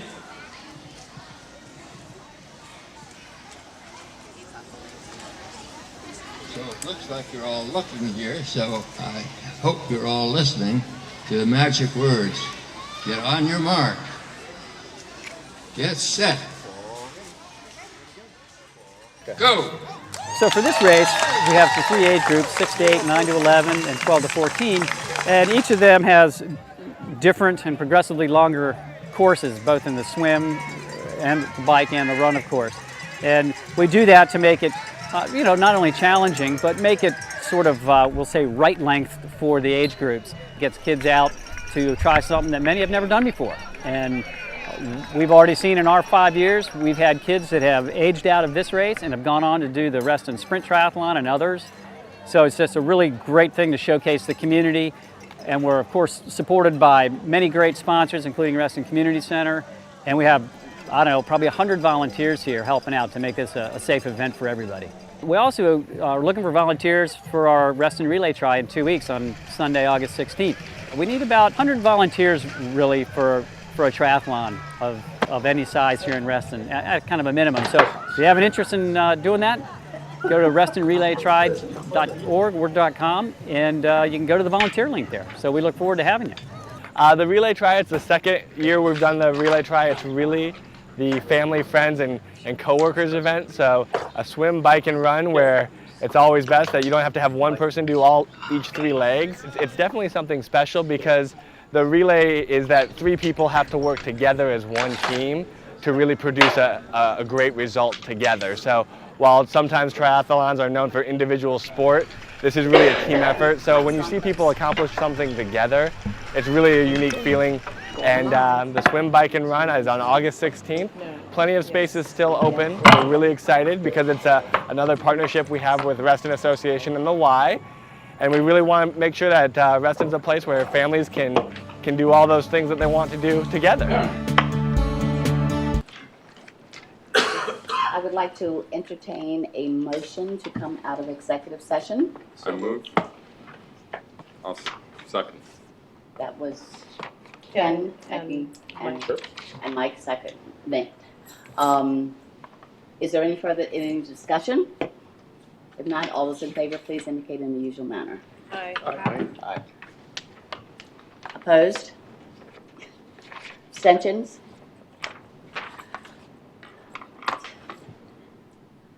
I move to ratify the decision made this evening by this Board of Directors in executive session to provide our Chief Executive Officer, Kate Falkerson, with the recommended performance appraisal document and associated merit increase and bonus as discussed. Do I have a second? I'll second. Okay, is there any discussion? All those in favor, please indicate in the usual manner. Aye. Aye. Opposed? Abstentions? That motion passed. And I apologize because I failed to allow our board members to speak after the member comments, so we can do that now. Ray, may I start with you? I have no comments at this time. Okay. Ken? No, given trying to keep on schedule, I think we're good to go. Happy holidays, everybody. Good. Danielle? I do, and I will be quick. Okay. I have 3 comments. One, thank you to Larry, Mike, and Jay Schmitz, because in my area of the woods, our lights were starting to go out, and they researched and they found them all out, and they weren't Reston, they weren't VDOT, they finally found them Dominion. So they're in the process of getting 20 street lights fixed. So thank you guys for digging into that. Also, fall sports have ended. I'd just like a big shout out and thanks to all of the volunteer coaches that have shaped our youth. You know, 90% of what those kids live out there is character. 10% is about the actual sport. And my son just wrapped up his 5th year at Reston Youth Football. It's just an incredible experience, and just thank you to everybody. The last thing I want to talk about is I did want to make a plea to my fellow board members. Maybe in January we could discuss a problem that some people in North Point are having with a noise coming from a dog park. They're not upset with the dog park itself. They love dogs, but they have been working with the county, and they actually gave me a letter to read. And I know that we are rushed, so I'm just gonna read this very quickly. It's been signed by 11 of our members. But dear Reston Association board members, we write to ask your help with nuisance noise caused by daily barking at the Baron Cameron Dog Park adjacent to our homes. The negative impact of this park feature on our neighborhood is severe. Barking has created years of ongoing stress. The noise disrupts sleep, invades the peace and quiet of homes throughout the day, and can often be heard after the park is closed. Increased vehicular traffic, which includes many park users turning into and out of the park, is very difficult for them to get out of their neighborhood. We feel it's unacceptable for a renowned planned community like Reston that values the peace, health, comfort, safety, and general welfare, that's a hard word, welfare of its members. We hope you agree. This Longwood Grove neighborhood was developed in the mid-1980s. The dog park was installed as interim use then in 2001. Park Authority did not seek or receive planning commission approval, et cetera, et cetera. I'm going to just abbreviate here. We recognize the desire for a dog park, but we seek Reston Association's assistance for ensuring any amenity within Reston serves and supports the needs of all members of the community. One that is in keeping with the fundamental planning goal of Reston, which seeks to ensure the homeowner peace and enjoyment of their home and property. This group has been working for 13 years with the county, and I'm asking that in January maybe we discuss how Reston Association can work collaboratively with Fairfax County to try to find a really amenable situation for everyone involved. And thank you. That is the end of my comments. Thank you. Thank you, board members, for your patience. Jeff? No comments tonight in the interest of brevity. Happy holidays to everyone. Lucinda? No comments. Julie? I do. I want to appreciate our members and our advisory committees who have been taking the time recently in this past fall on both the stream restoration, the stormwater management issues, and the Fairfax County Public Schools, along with the work with regard to the Tall Village Center redevelopment. I've attended numerous meetings, including last night's, which Larry Butler organized for our committee's input on Tall Oaks, and pedestrian and bike brought up an issue that I had not even considered with regard to the Tall Oaks development and how that impacts our Tall Oaks Center, as well as I appreciate the support that the residents and members did with EAC in crafting the stormwater stream restoration. So I want to thank, and I'm always appreciative that we have more members involved. Okay, anything else? Counselor? It continues to be an honor and privilege for me to be here. I appreciate working with everyone on the board. Look forward to 2016. I also want to congratulate Mike McNamara on his award and wish everyone a happy holiday. Kate? Happy holidays. Thank you, board, for everything that you guys do and all the time that you put in. I really do appreciate it. Thank you. Yeah. Eve? Yeah, I want to say, obviously everybody is now well aware that the Lake Ann redevelopment plan has fallen apart, and we were, of course, very disappointed. We have worked untold hours and years working on that plan, and so it was, and to have actually gotten a really pretty good result. I mean, which is, as we can see by what we're going through with Tall Oaks, hard. It is really hard to achieve a result that is architecturally significant and good, and so to have done that and then have it fail feels quite upsetting. We do, though, really value, and this is, I'm speaking as a Lake Ann resident and a person who's worked on that. Rick, the president of the board, wanted me to thank Reston Association for their participation in that process, and of course we are hoping that at some point in the future that it will resurrect in one form or another. We're not devastated, we are disappointed, you know, so and there's lots of good things that are happening at Lake Ann right now without revitalization. We actually, there is a part of us that feels pretty confident that we can take care of our own stuff, but just not so fast, right? But we did want to thank the Reston Association for their participation in that, and it'll be interesting to see how things unfold. And Merry Christmas. Mike? I want to wish our guests tonight very, very Merry Christmas, Happy Holidays, safe travels. Just very much appreciate the opportunity to serve you. Appreciate you coming out on such a miserable day. And for those that are watching us on YouTube or otherwise, have a great holiday season. Thank you. Mm-hmm. Okay.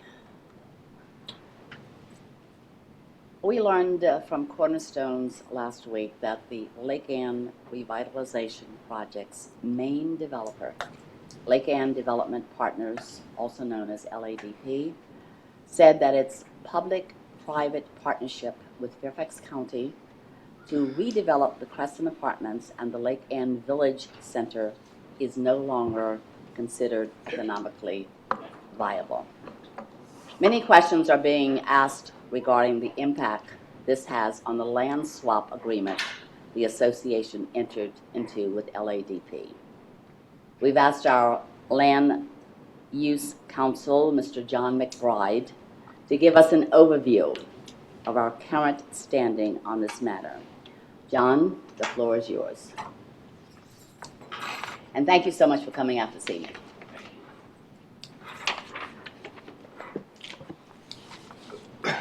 Thank you very much. Good evening, Merry Christmas, and Happy Holidays to you all. The county's chosen partner in the revitalization of Lake Ann has indicated that it no longer will be a partner in that project. So what does that mean?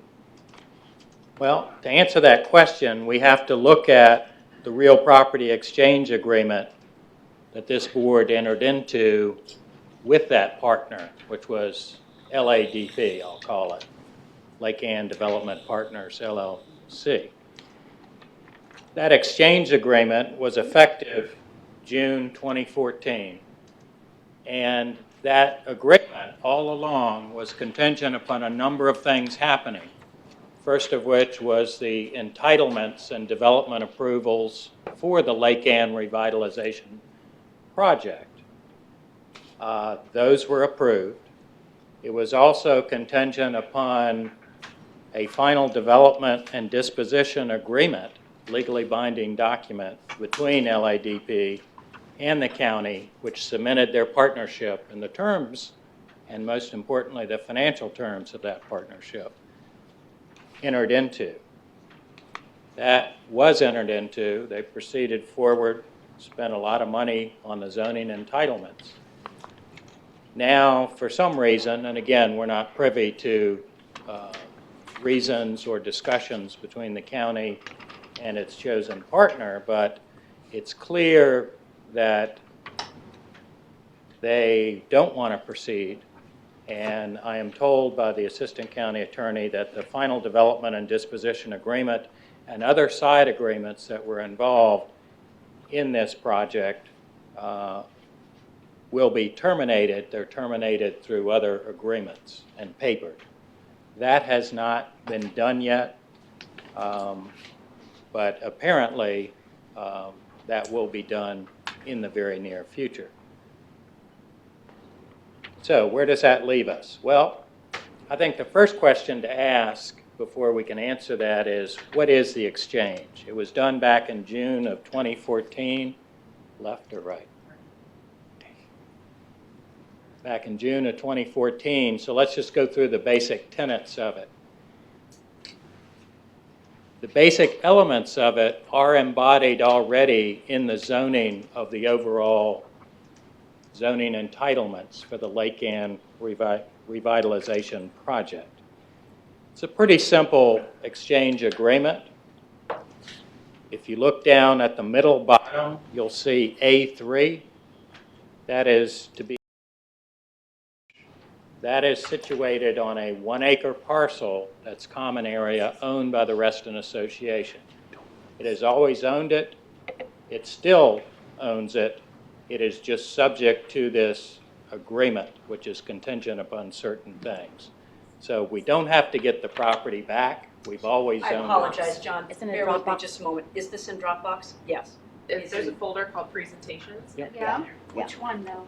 Board, TWG? LABC. LABC, Yeah. okay. Sorry, John. I'm sorry. That's okay. It's just hard to see section 8.3. Yeah. You think it's hard to see for you? So it's 1 acre. On that 1 acre was to be a parking garage open to the general public. That was a requirement, with no overnight parking. So it was not to be reserved or allocated to any particular groups, residents, or commercial entities. Now, 30% of that site, or 0.3 acres, was required to be left undisturbed so that the mature trees would remain as a backdrop to the Washington Plaza. That was an element of this exchange agreement. So that's what the developer got to assist in the revitalization of Lake Ann Village Center. Parking was crucial because there's very limited parking in that area now. So what did the association get? The association would exchange that parcel for 1.2 acres of tree save and habitat preservation areas you'll see up along the top, going east to west along Baron Cameron Avenue. Totals 1.2 acres. This is a blow up of that area. In that area, let me go back. It's hard to see because it's dark on your version, but in that area are champion oak specimen trees, which would be saved. There are a few more champion oak specimen trees that are just over the line in the right-of-way for Baron Cameron Avenue. It was felt that if RA controlled the land abutting that area, it would have a better chance with VDOT in saving those trees, which again have been saved so far.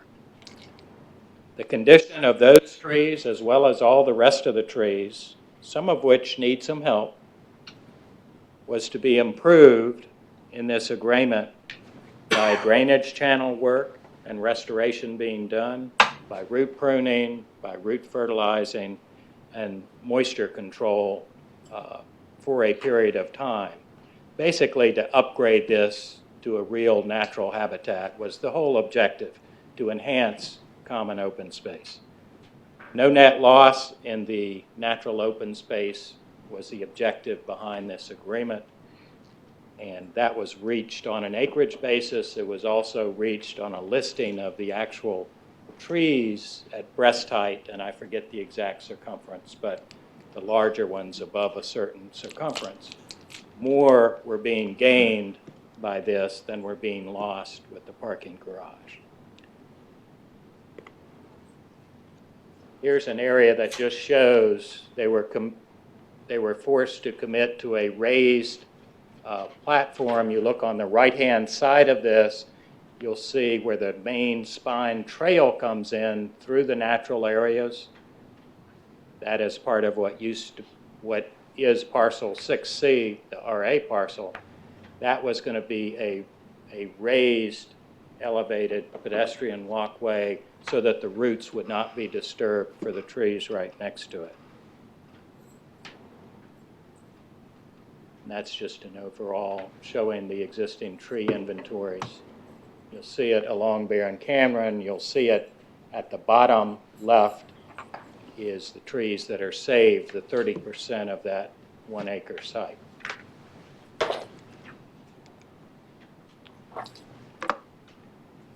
There was other consideration in the agreement. There were 10 trail lights that were going to be installed in the Lake Ann Elementary School area and the Browns Chapel areas, which at the time were areas that were in need of trail lighting for safety.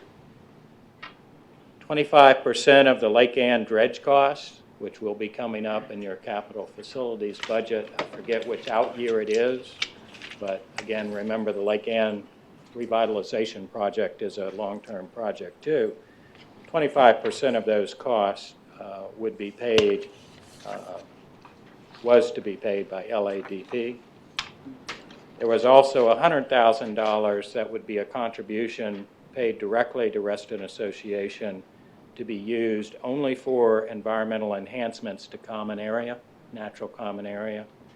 That would be streams, that would be forest, that could be acquiring new property, or it could be stream restoration or tree enhancement, similar to what's being done by LADP or would have been done along Barron Cameron. So those are the elements of the exchange agreement. Those elements were put in the entitlements.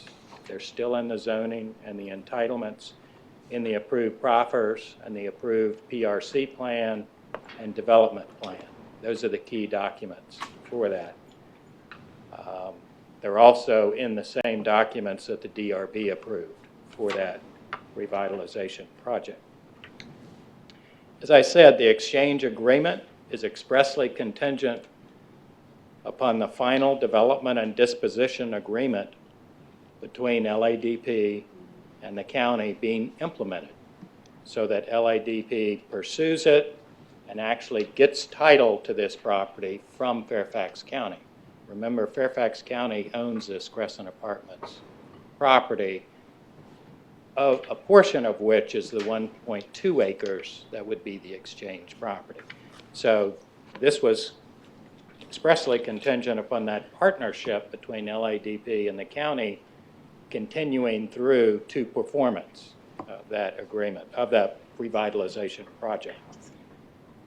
When this county developer agreement, the final development and disposition agreement, is terminated, then the exchange agreement is terminated on its own accord. This board does not have to take any action. It's terminated automatically.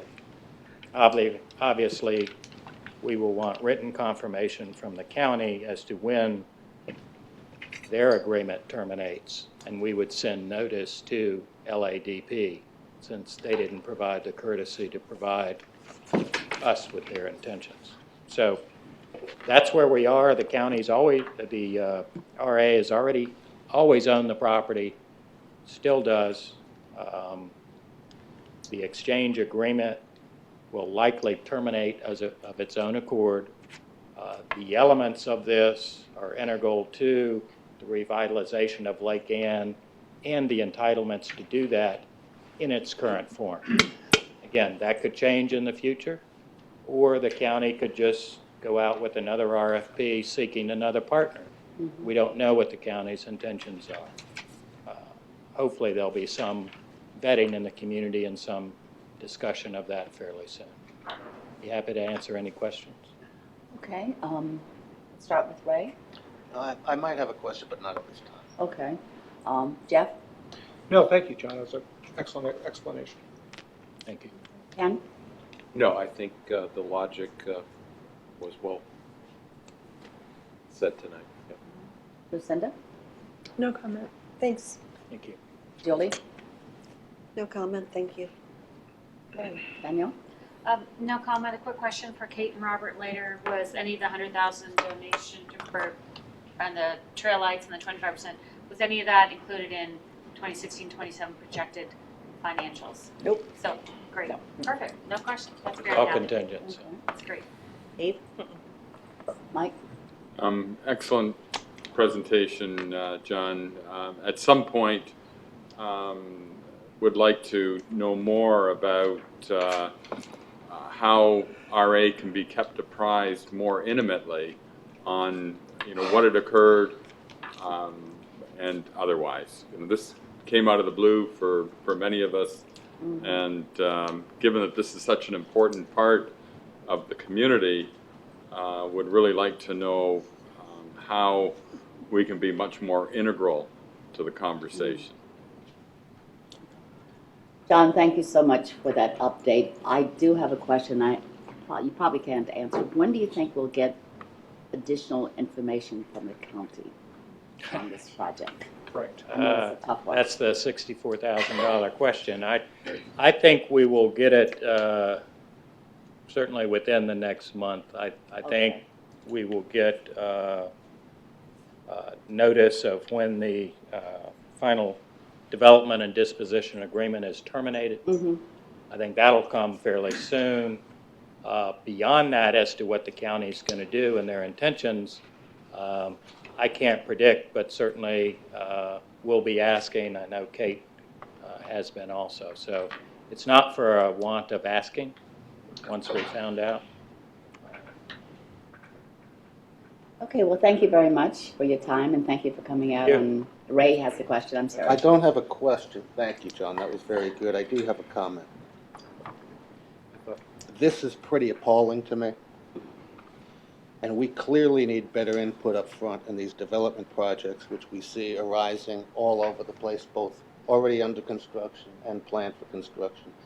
Our interests and our goals are simply not in line with the county.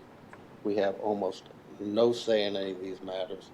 We definitely need to have much more of an upfront input before any of this stuff is even planned, more or less constructed. As far as projects that we already know who the partner is, we need to immediately and fully conduct a thorough analysis of the financial condition of all of our partners, their ability to complete projects as planned, the various structures and financial engineering some of these partners may be engaged in.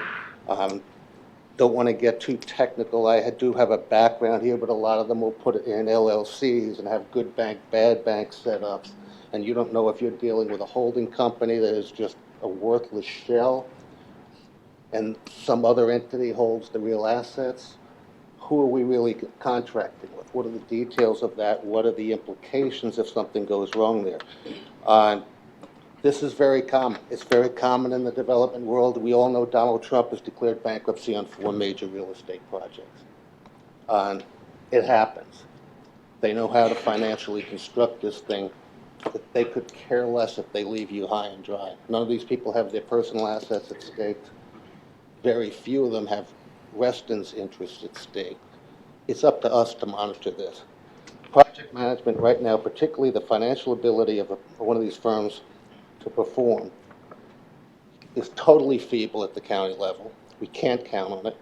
It's totally non-existent at the RA level. We have cranes. We have buildings under construction. We have vacant land with planned construction. We have communities like St. John's Woods that we're going to destruct affordable housing and just completely take it down. We don't even know about the ability of the new company. What are they going to do? How are they going to do it?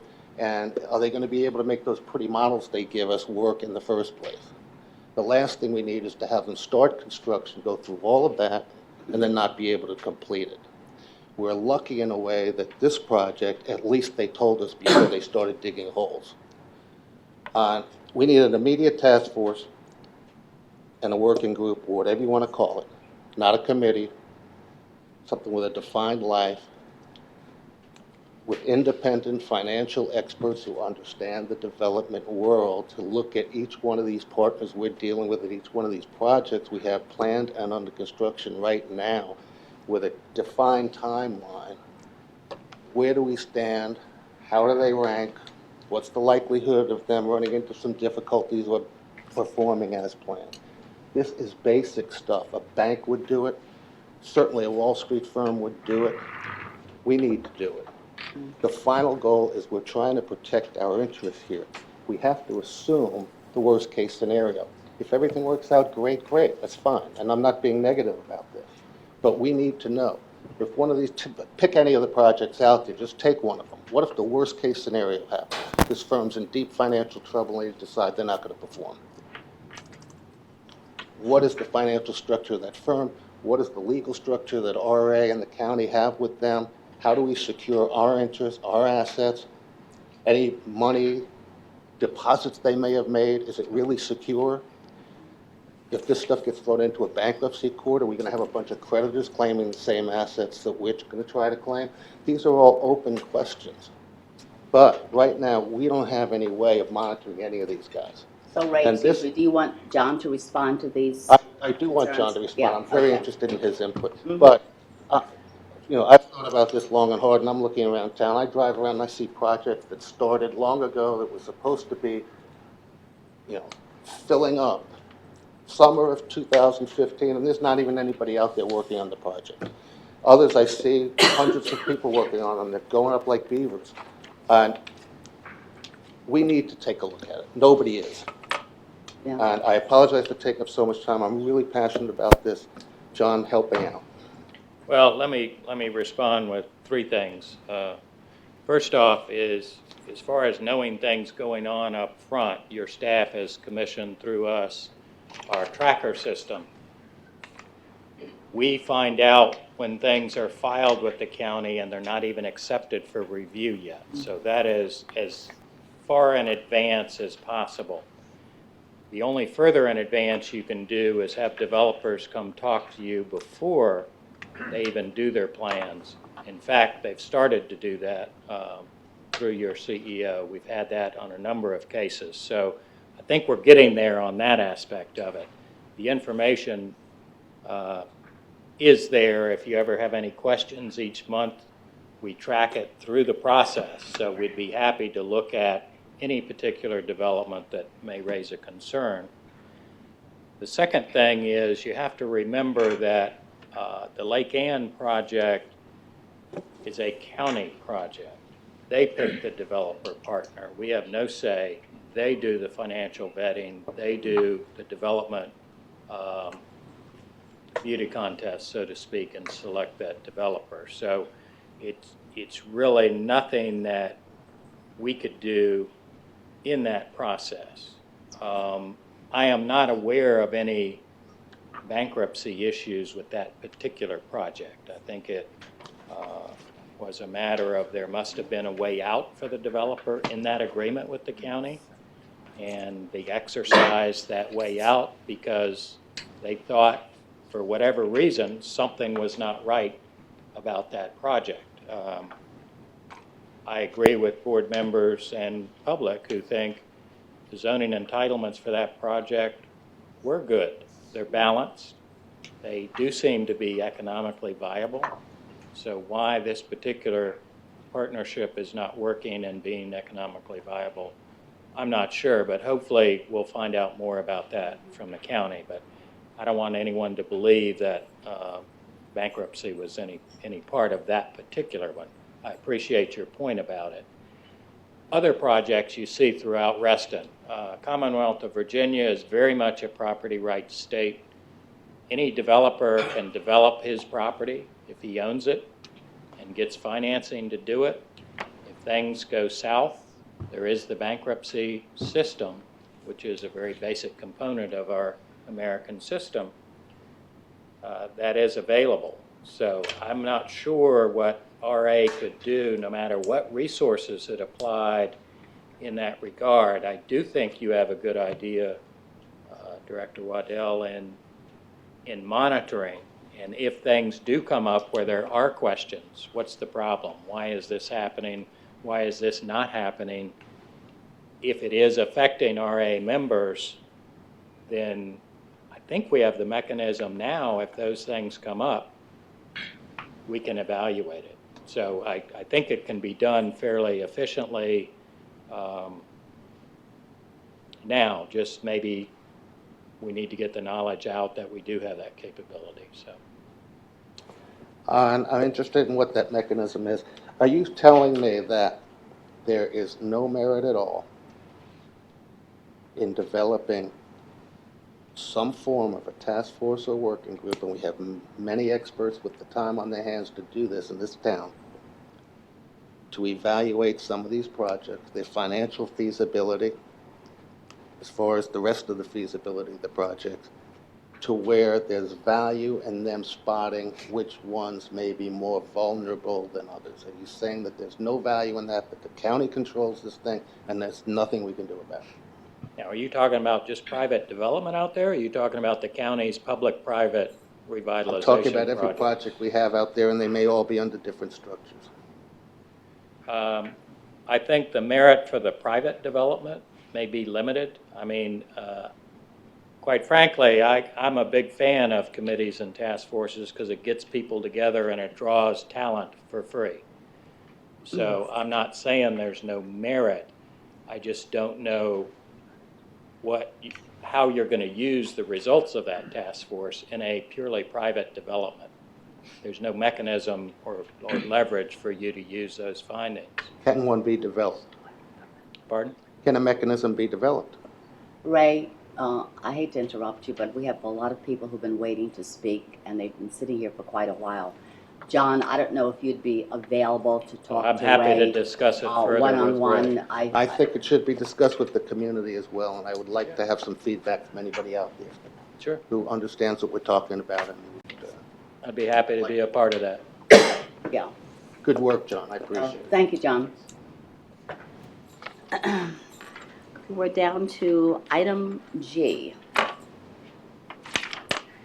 Tetra Working Group Status Report. In September of this year, the board appointed 15 individuals to a special working group to provide recommendations on the use of our new property, currently known as Tetra. I understand a name change might be in the works, and we may be referring to the site as the Lake House. Now I would like to invite working group representatives, Laura, and I'm probably going to mispronounce your name, and I'm sorry, is it Craley, Art Murphy, and Carol Nahorniak, up to provide us with a report on the efforts of this group thus far. And they have been really working diligently. It's been a very intense committee. So thank you so much for coming in, and please thank you so much for waiting. No problem. And Carol, on behalf of Carol, Art, and myself, thank you for having us today. We're And happy can you to speak a provide little an more update. into the mic? Thank you. Good, thank you. Well, slide. Okay, so just to give an overview of the Tetra Working Group, it's a 15-member group with representatives from the surrounding neighborhoods, each of Reston's voting districts, and the RA advisory committees. And our RA board liaison is Ken Knieven. Staff liaisons working with the group are Kate Fulkerson, CEO, Senior Director of Parks and Recreation, Larry Butler, and Deputy Director of Recreation, Laura Kowalski. The working group has met for approximately 14 hours so far, over six different meetings, so it's been pretty intense work so far, but we have some great results we're excited to discuss with you today. The purpose of the Tetra Working Group was to establish recommendations for the RA Board of Directors regarding the newly acquired Tetra building, including by December of 2015, which we're going to be discussing tonight, identifying the short and long-term indoor community use programming opportunities for the building.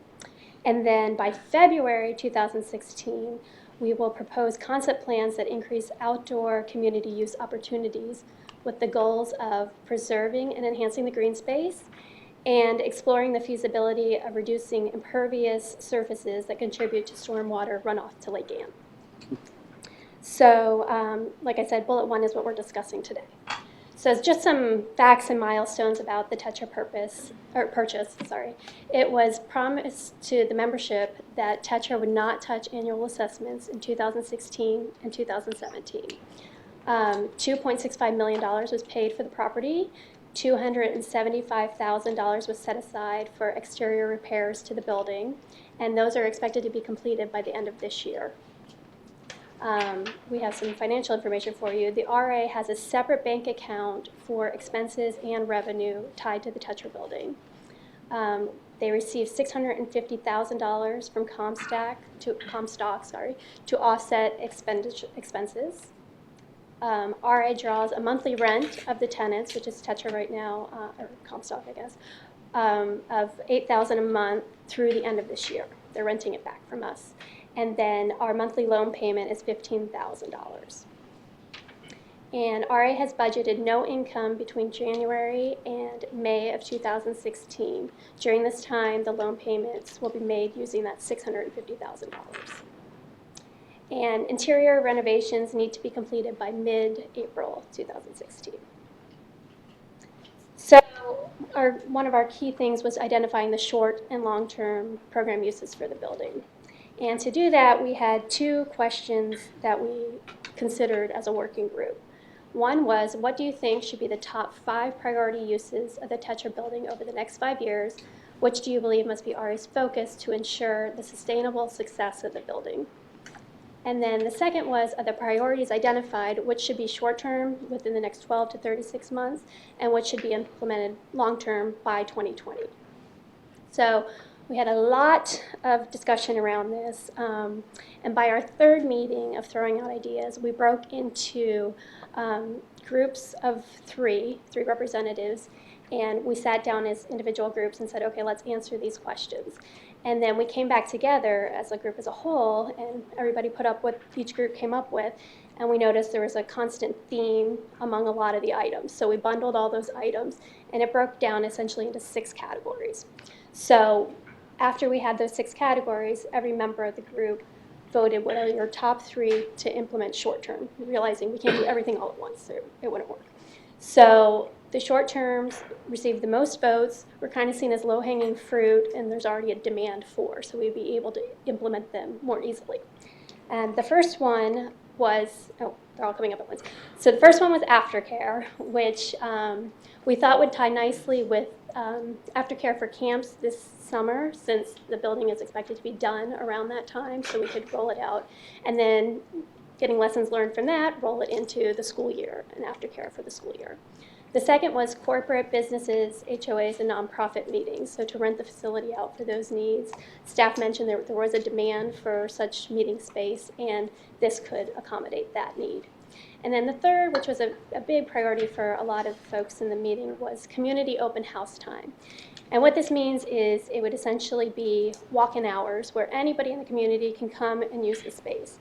Not only is it a good gesture for the community because everybody has an opportunity to use the space, but it's also a good way to kind of sell the space. So someone that may not be familiar with it can come, look at it, and say, oh, I could have a birthday party here, or oh, look at this class they're going to offer, or, you know, whatever. So we saw it as a good way to build a relationship with the community and future rentals. Now, those were our short-term priorities. Our long-term priorities were adult programs and education, so things like a wine tasting event or fitness classes, you know, things of that nature. And then the second was celebrations and events, so birthday parties, small weddings, family reunions, things like that that folks may want to have at this building. And then the third were nature programs and education. And we were kind of taking a cue from the Walker Center and saying, well, we have this beautiful lake here, maybe there should be some programs around the ecology of the lake, or fishing classes, or things of that nature. So, but these were seen as longer term to implement because we have to see what the need is and the demand of the community. So those are our recommendations for the priority uses in the short and long term. And then facility hours of operation, that led into the next discussion, which took many hours to figure out the hours. Our key concerns we heard from the neighbors were noise, traffic, and light, depending on how early and how late the building is open. After our hours of deliberation, we came up with Monday to Friday, the hours would be 7 a.m. till 9 p.m. Staff would be on site at 7 a.m. for a 7:30 meeting to start or something like that. So we wouldn't bump it earlier. You couldn't schedule your meeting to start at 7 if staff had to be there to set up at 6:30. So just keep that in mind. And then the facility can remain open with staff on site until 9 p.m. for community meetings and classes, but not for celebrations. Celebrations is a long-term priority, and we wanted to see how the evening rentals are going and how the community is responding to that in the surrounding neighborhood before we roll it out for celebrations, because the thought was with celebrations, a lot of times if you say it's ending at 9, people stay, they hang out, they mill about, they walk around outside, and usually they're not off the property for another half hour, 45 minutes. So it was determining we'd revisit, you know, are the hours for a celebration going to really be till 8:30, so everybody's cleared out by 9. So it'll be revisited in the future. And then Saturday, we said 10 a.m. to 9 p.m. as well. So if, someone wanted to have an evening event on a Saturday, we could do that. And then on Sundays, we were thinking 12 to 5 p.m. And then it wouldn't be open for use during federal holidays, with the exception of Veterans Day, because we recognize aftercare is needed on Veterans Day because the schools are actually still open on Veterans Day. And then the outside deck on the facility would be open from dawn to dusk anytime the building is open. So that is my section of the presentation. I'll turn it over to Art, who's going to take you through the drawings. Thank you, Carol. Good evening. My name's Art Murphy. I'm the North Point. I'm one of the North Point representatives. But less or more important than that is I'm a licensed architect. I've been an architect for 35 years in architecture, interior design, facilities management. So what I thought I could bring to the table is bring forward the ideas. I have less of a stake in what it is. I want to make sure it actually works and functions fine. And also, before we get started and continue with the holiday spirit, I wish you all a happy 4th of July. Important interior design elements, lake view, open field. The views there are spectacular. We got to try and make sure that we can take advantage of it. Even as the building is being renovated, they're tweaking some of the structural framing to try and make some of the views better because the roof over the deck really kind of drops down low. So lake views, open field, flexible space. You'll see in the plans, it can be completely wide open or it can be subdivided into 3 primary spaces with folding wall partitions. The extent and the finish of those is still to be determined. And the ability to have private and separate spaces. So we do, not necessarily encouraging an after daycare romper room next to a group that's trying to have a conference call. But with the RA staff and their experience in leasing out these spaces in the nature house, they think that that's something they can manage. So we've got a couple of drawings to go through. Oh, and accessible and safe. So there are some challenges. If you've been in the building, there's a floor separation.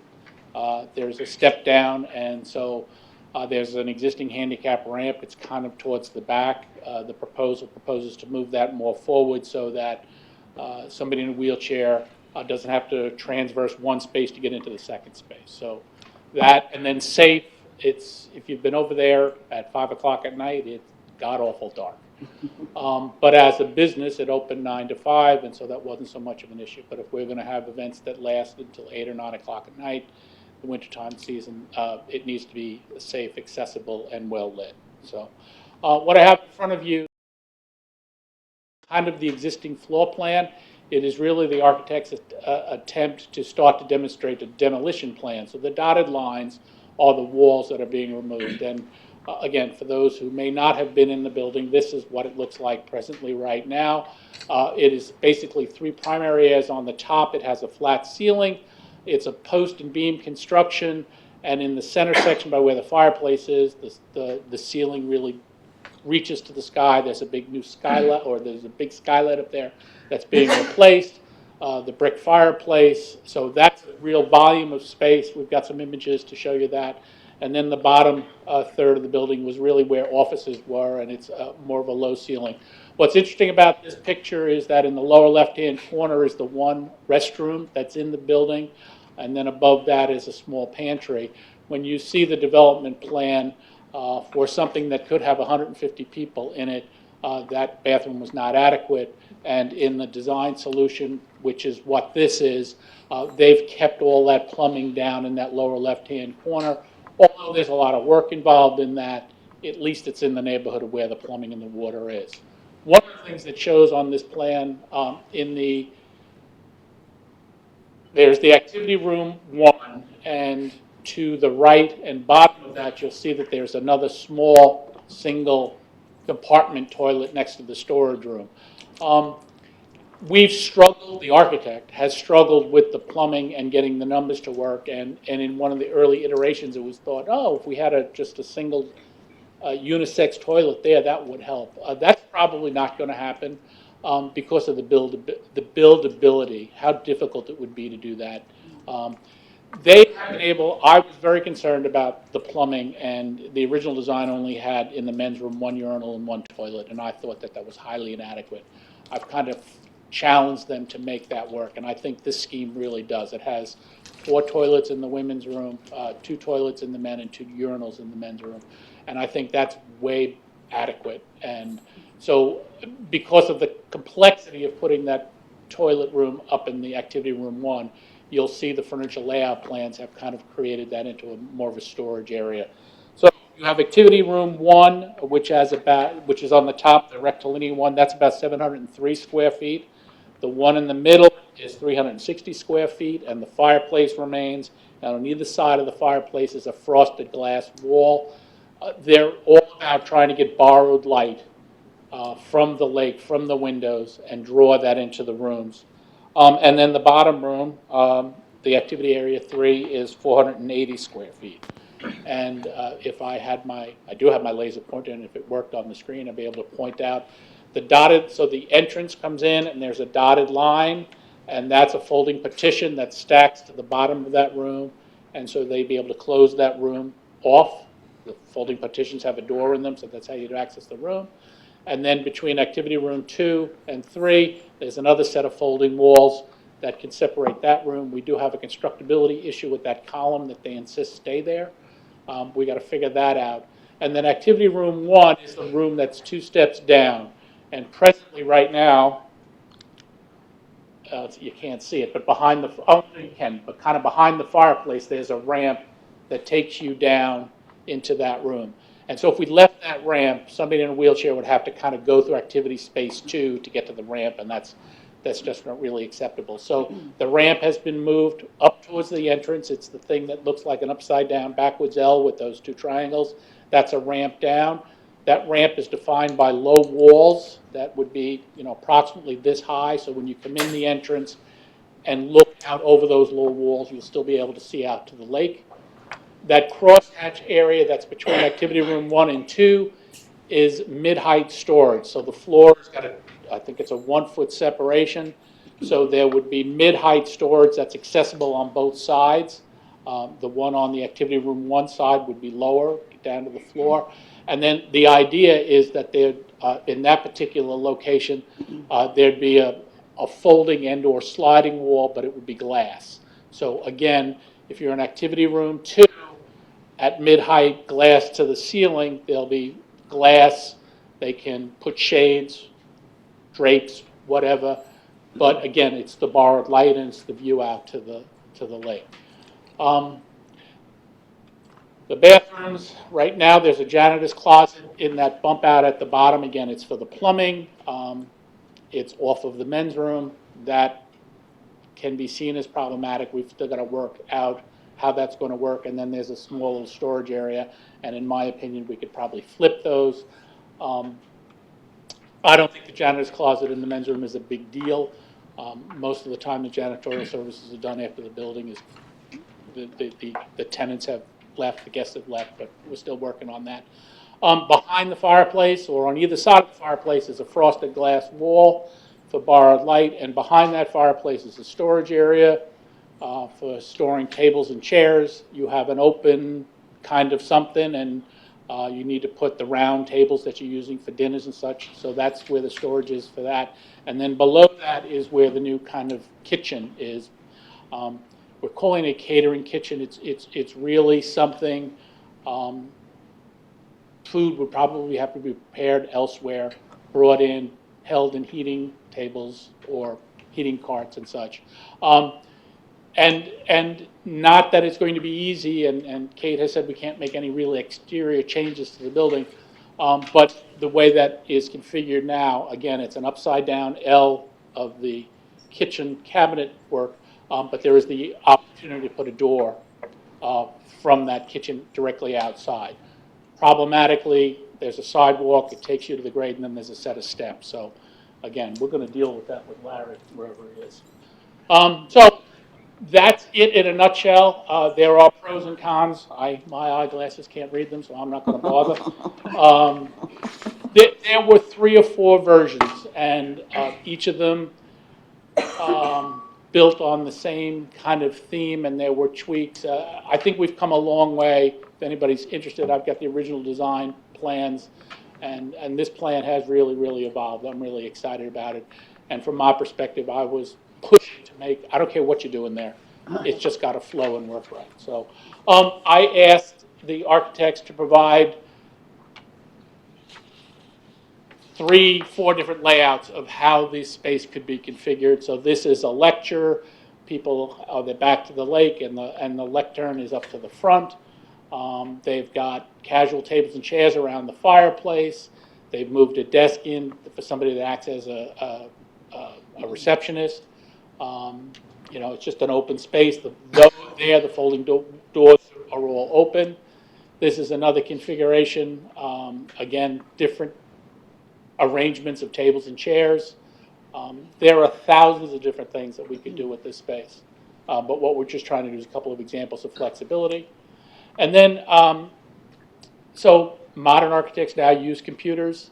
I can't tell you for sure what this is, but this is probably a program called SketchUp, in which you put the plans and elevations in, and the computer does the rest. So that's from the entrance with the door open, looking towards the fireplace with the cathedral ceiling. The left-hand side of the image is the low wall. That is the start of the ramp going down to the other part. And if you look at the plan, you see the red arrow is telling you where that view is taken from. Again, that center space has a cathedral ceiling space, so it's a really big voluminous space with a brand new skylight. The other 2 rooms have more of a lower flat ceiling, and they're starting to show these. This is now kind of going down the ramp. Again, you're walking down the ramp, and that low wall is kind of defining your access into the space, and you have all the windows that look out onto the lake. On the plan of that, in the upper left-hand corner, is the docent's office. It's a small office, a couple of desks, a pocket door, probably with glass in it, so the docent has a view out to see who's coming in the door. Just another view of the room. And this is from the back of activity room 1, looking back up through the glass wall. There's the 2 steps and the fireplace in the background, and what's shown as that just white wall would be where the built-in cabinets would be. This is just a massing document. And then on the right-hand side, you've got the kind of tall gray, and then the lower white is the wall that is leading the ramp to go upstairs. Up the 2 steps. And I think that's it for me. Thank you very much. Okay, thank you, Art. Carol? Hordiak, come down.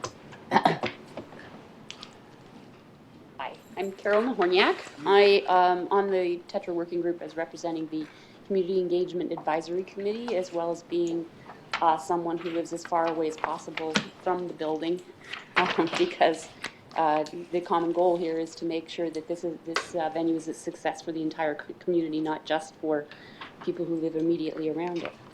So, when it comes to the part of the referendum points were increasing community and recreational use opportunities, based on all the information that was presented to us by staff and by the architects, everyone involved in the planning of this process before it was purchased. The process has been orderly, and we're considering all the aspects that were presented to us, as I said. In viewing the architect's plans, our suggestions and changes have been incorporated. In discussion of various uses for the building, we prioritized those that would expedite generation of revenue and fulfill demand, while being attentive to neighbors' concerns. We'll be delving further into the aspect of revenue in our January meetings. And I'm skipping ahead of myself. And in our next steps, we'll identify ways to increase and enhance the property's green space. The next Tetra Working Group meeting is scheduled for the morning of Saturday, January 9th at the Tetra property to identify concepts for outdoor community use. in case of inclement weather. Alternate dates for this meeting have been planned for later in the month. The next evening meeting is scheduled for Wednesday, January 20th, when we'll begin to review the budget and discuss revenue based on the program plan and revenue expectations developed by RA staff. And in January, the schedule for interior construction will be received, and finishes suggested by the architect will be viewed at upcoming meetings in January and in February. And results from these meetings will be reported to the Board of Directors at their regular board meeting on Thursday, February 25th.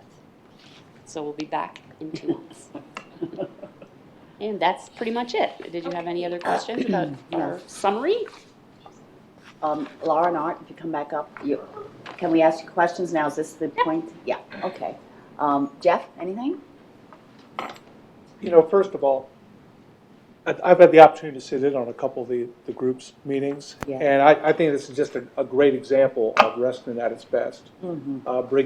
Bringing people together to work on the problem and come up with good, workable solutions. Not always easy getting there. I appreciate that. But really, I think just an example of Reston at its best.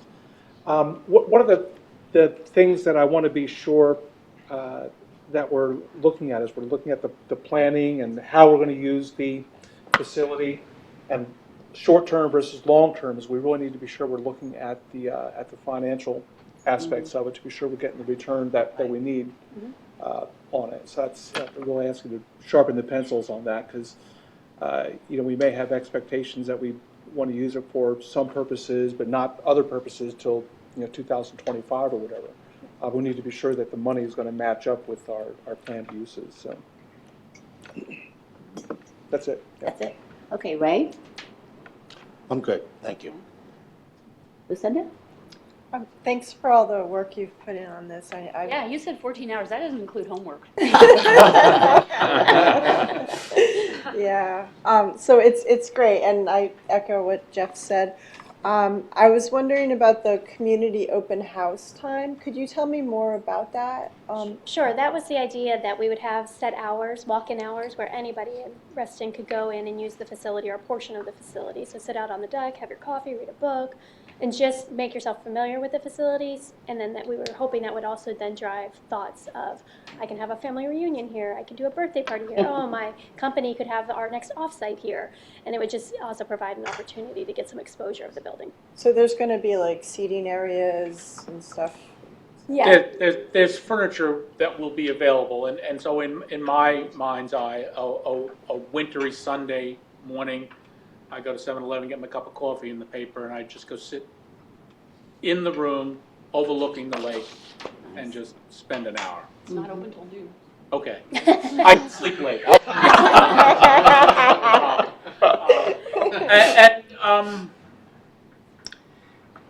So somewhat like the Nature House has developed with a kind of a nature of the woods kind of theme, in the long-term goals, opportunities, have some kind of lake feature displays that are somehow spread around the building that are kind of out of the way, if you will, and not preventing somebody from having a conference or a room book, but let's just kind of wander down there and go see what's on display. So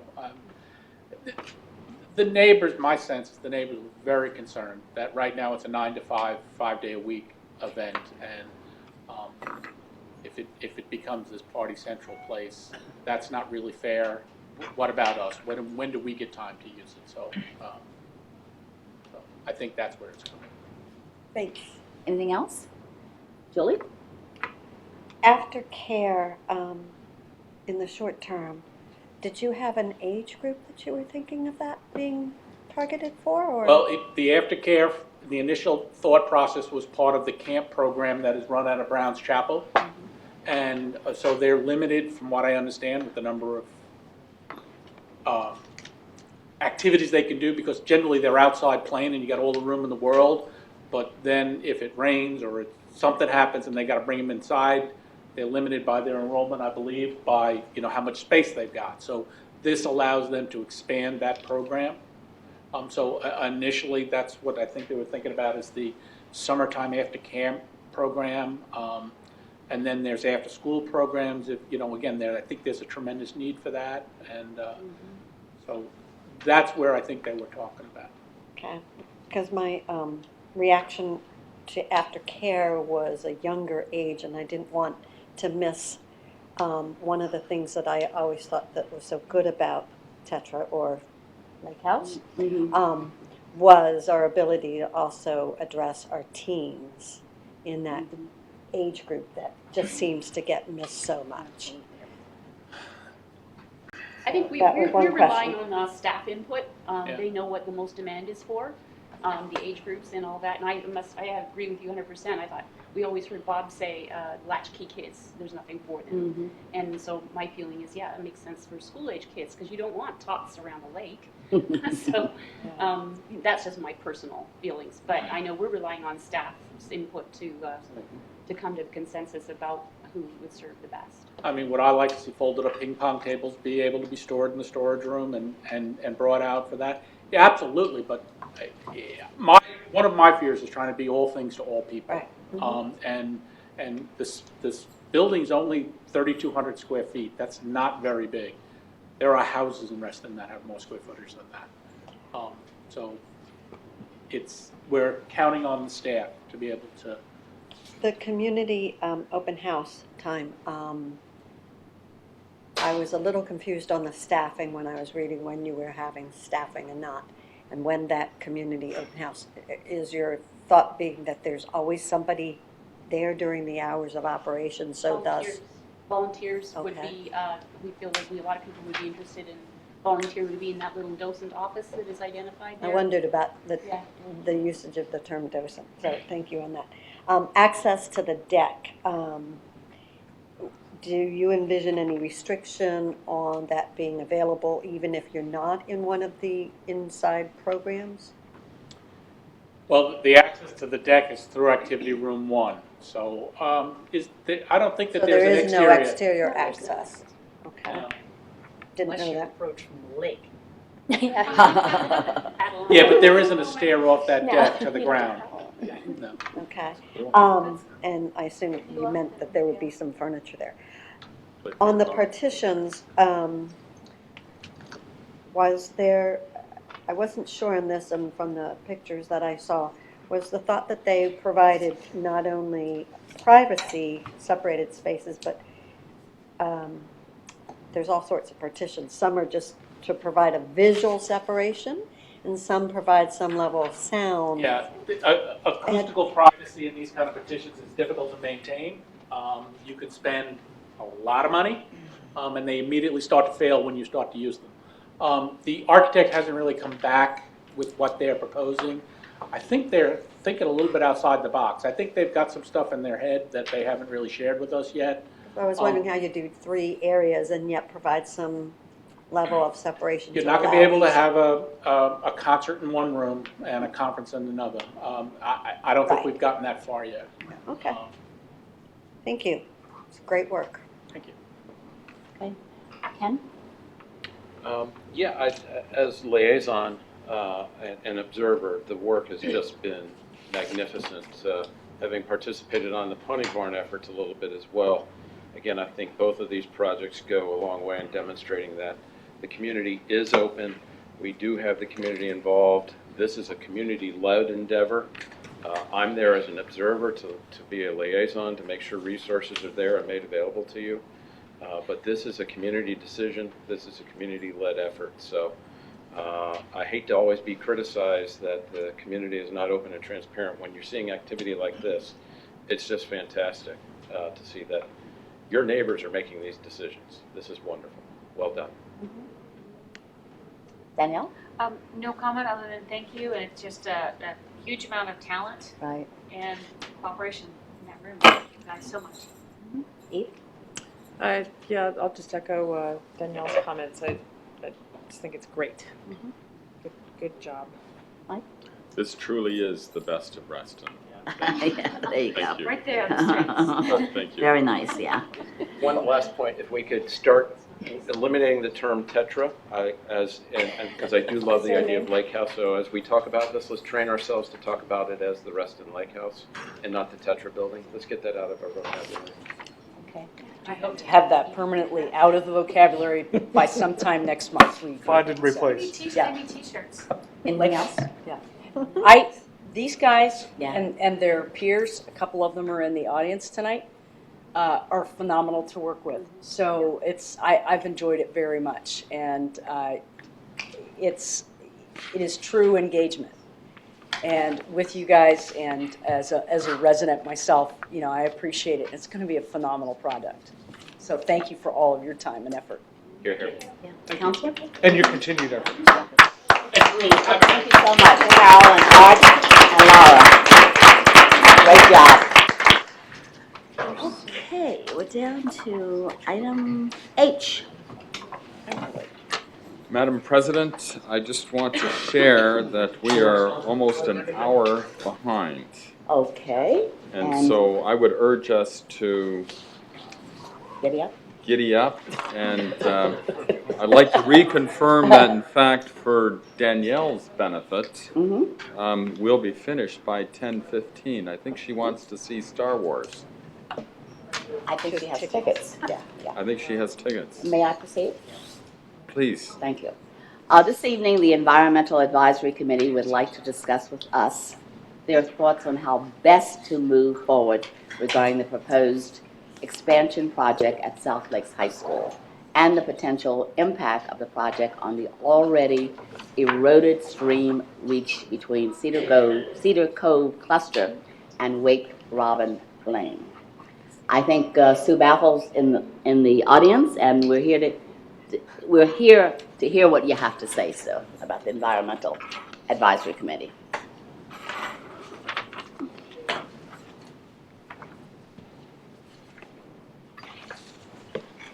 Okay, can you hear me? Audio okay? Yes. Okay, good evening, President Graves, board members. I am Sue Beffel. I don't know if I have to tell you I live at 1511 Barstow Court, but anyway. That's good. I am here as the chair of the Environmental Advisory Committee to support the EAC recommendation regarding stormwater runoff from the Lake Ann schools that was presented to the BOC on December 1st, and the subsequent memorandum that provided additional background as requested by the BOC. And author of the memorandum is here with me, Erwin, and he's here to help answer any of your questions because he is a lawyer and I am not, among other reasons. Okay, we understand the need for South Lake School to expand. We want to start there. We're not fighting that in any way, shape, or form. We support the efforts of the Fairfax County School Board to plan that expansion. Our issue is the impact of the additional impervious surfaces, rooftops, parking lots, and other hard surface facilities on the stormwater runoff from the school property. As most of you know, for decades, increasing runoff from the South Lake schools has severely eroded the area just below. That runs from South Lake Drive between I can't pronounce it, I tried to pronounce this one about 3 times, Wake Robin and Cedar Cove clusters, and on into Lake Audubon. Resulting erosion has left sewer lines hanging out in the air until they're ruptured, requiring ongoing and future repairs that have been addressed, literally talked about as well as addressed in other ways by others tonight. I'm not going to there. Our immediate concern is that the proposed expansion will make the erosion worse. That's basically our concern. The school board promises no net addition of stormwater discharge to the ditch. And I know you've heard somebody else speak on this one. We'll get to that. But it doesn't demonstrate how that's going to be accomplished. And not only that, they claim that their permit doesn't, that the permit does not require that there be no net increase either. And why they had to come on with, we don't have to do it anyway, after they just said we're not going to do it, leaves us a little confused. What are we recommending? That RA consult with our land use attorney over the issues of whether Reston Association may have a case against the school board for contributing to the erosion damage based on a concept of trespass, basically. Trespass on the easement, which is explained in more detail in our memorandum. So I'm not going to go into the legal detail stuff. But there is a way, if somebody does something upstream of you and it impacts you below, that can be seen as a trespass. And so that is one, we think we ought to look at that, just to be aware. Beyond that, we ask the board request an analysis of the impact of the new project. That's the basic key thing. How much is it going to cause additional storm runoff, if it does? If, as seems likely, with 40,000 square foot building and 127 new parking spaces, that there might be some additional runoff, then we request that RA work with the county school board to come up with best practices so that that water runoff stays on site. We also ask that RA determine, if possible, how much runoff is created by what's there now, before the new project. And to the extent possible, come up with features that can keep that excess water also on site. With the idea that if we can't keep most of that runoff on site and the school, it's a pretty big site, we're never going to be able to fix the problems down below and have them stay fixed. As long as it's more and more water running down there, it's like trying to put your finger in a hole, splishing all around you, and it just doesn't happen. So we are encouraging fixing the problem at the source, essentially. It does have a second side. And we're hoping that you will talk to the school board to provide visibility to these features. Once they assuming they put some together, it would be great to have them be visible so that the school can teach around them, that the admin and teachers and kids are aware of what they're doing and can learn to support them. Okay, costs. Now, it will cost something to have stormwater analyses, and it will cost something to do the runoff management features that we're talking about. However, it will cost Fairfax County and a great deal more down the road to keep fixing the problems downstream. Eroded streams, damaged sewers, siltation. So we'd like to fix it we believe it would cost less to fix it upstream. And then finally, as requested by members of the BOC, our committee has been in touch with representatives of the clusters which are impacted by the erosion. Sorry I wasn't here earlier, but I did read an advance copy of Terry Maynard's comments for tonight. I recognize that he is concerned about the phrase no net increase. That phrase is, from my experience, a common term in statements about stormwater erosion. So it may or may not be a cover for something that the school board is trying to do. It may just be state-of-the-art normal phrasing. But in any case, I think we're both seeking the same outcome. And I would support whatever version of the recommendation the board would like to approve. I have no objection to his amendment.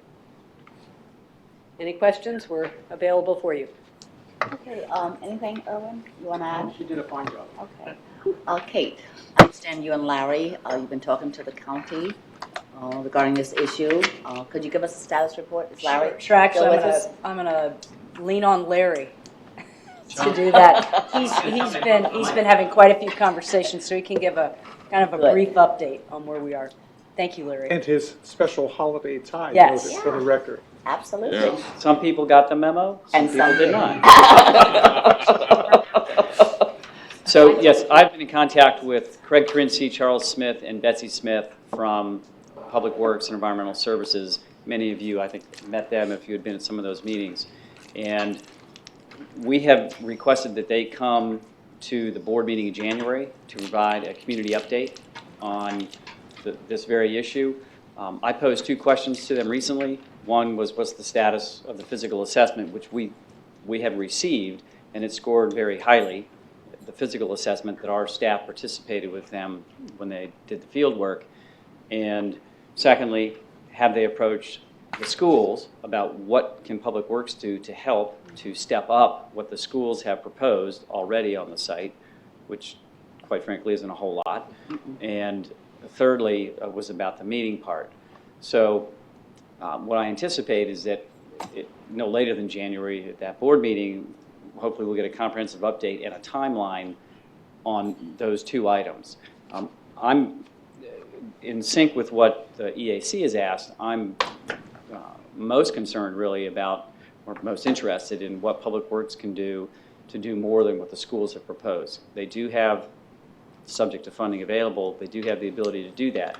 The examples right here in Reston, where they came in and worked on both Terraset and Sunrise Valley to do more than what the school initially proposed. So I'm hopeful that they can do that at South Lakes. So I support what EAC has put forth here. We can get an independent analysis done of the stormwater. There are plenty of engineering firms that I think can do that. I'm not sure what the cost might be for that right now. I can certainly find that out. But so hopefully in January we'll know more. One thing I do know is that from what I was told by Charles Smith is that a lot of this will be subject in terms of what Public Works can do, both with the stream restoration piece as well as on South Lakes, is going to be subject to the budget that the county brings forward. And the county executive is supposed to bring that forward in February. And that's when I think you all and the citizens need to pay close attention to what gets allocated for these types of projects, and then to keep front and center South Lakes and the Cedar Cove, Wake Robin Beach as the premier project to be tackled in the Hunter Mill District. Okay, a couple questions. In fact, one question. Kate, Yes, Larry, what additional action do you want from the board, or what do you want us to do? What do you need us to do? Well, With regard to, I think, to the EAC request. Right. I support the request. I mean, I think whether or not we do an independent analysis, that's going to be subject to you all, agreeing to the funding, depending on what that is when we come back to you. And if that's something you're interested in, then we'd like to go and find out what the cost would be. Yeah, we can go explore that. And Erwin had his hand up too, just Sure, Erwin. I'd like to suggest that the question of who will bear the burden of the cost of such a study be subject to negotiation with the school board. They're the ones who have caused the problem. They ought to be part of the solution, and that would be the beginning of the solution. They pay for that.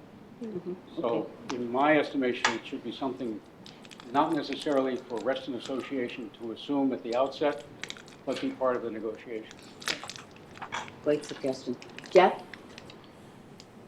Yeah, with regard to the study and gathering the facts on this, did the school board do any type of assessment and study, or has the county done any study and assessment? The county's engineers are required to do an adequate outfall analysis as well as run the 210 and 100-year storm through the system to determine that they have adequate outfall. And the engineers working for the county are going to be, I think, somewhat parochial in how they approach it. That's just my opinion. And but they are required to do analysis because the schools have to go through Public Works and Environmental Services engineering review and evaluation to get their plans approved. Now, yes, that's kind of one county agency going to another, but the schools are in fact an independent group from Public Works and Environmental Services. So there is an analysis done, and really what we're looking, I think what you all are talking about is having another firm that has no direct interest in that come in and just really audit the analysis and numbers and make perhaps some additional recommendations. Okay, so we kind of want a second pair of eyeballs on that study because perhaps we don't feel as if it could be improved maybe. Right, and while I do agree with Erwin that it would be nice for the schools to fund that, with the pressures on their funding and the fact that whatever we or the community or others come up with, they're going to have to fund additionally. This is just my opinion that that's a non-starter, and I think if we want an independent analysis, it has to be done quickly, and it needs to be done completely independent to have validity. Because the school, essentially, the school's got approval from the county, Right. so they don't need any more studies. They're gonna say, our box is checked, so we can move on. Right. Now, that's just my opinion, so. Yeah, If I may- Councilor? You wanna say something? And if you're going to try, as AEAC has wisely suggested, to look into other options, you really do need to establish a baseline independent of theirs, because otherwise, we're in another situation, in another part of the county, far, far away to carry on with the stormwater and Star Wars. Stormtrooper. Thank you.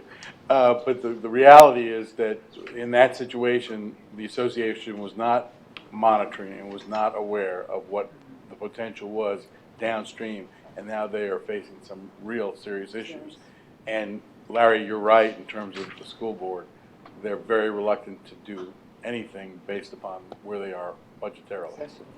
Would we have access to I what? just want to add one thing, and that is that you mentioned that the county engineers do a study, but their study is to focus on, can the outfalls absorb the discharge? That's not the focus of the studies we're proposing. Okay, Jeff, anything else? No, that's good, thank you. Okay, Lucinda? So from what I can see from your proposal and your presentation is that you're requesting the board take four actions.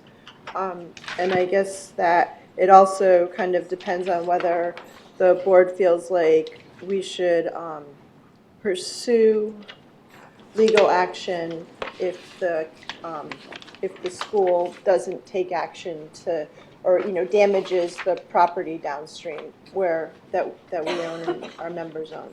We're not suggesting that you go sue and attach. We are suggesting that this is a legal concept which applies to the circumstances of this situation and can be used to get the school board to understand that they have a potential liability that they should be concerned about and that they should be cooperative in trying to resolve these matters in a friendly way. Because if you don't have some mechanism to force them to the table, then I don't have any reason to come to the table. So bye. And that's not what you want. So you may have to intimate that they should be more concerned.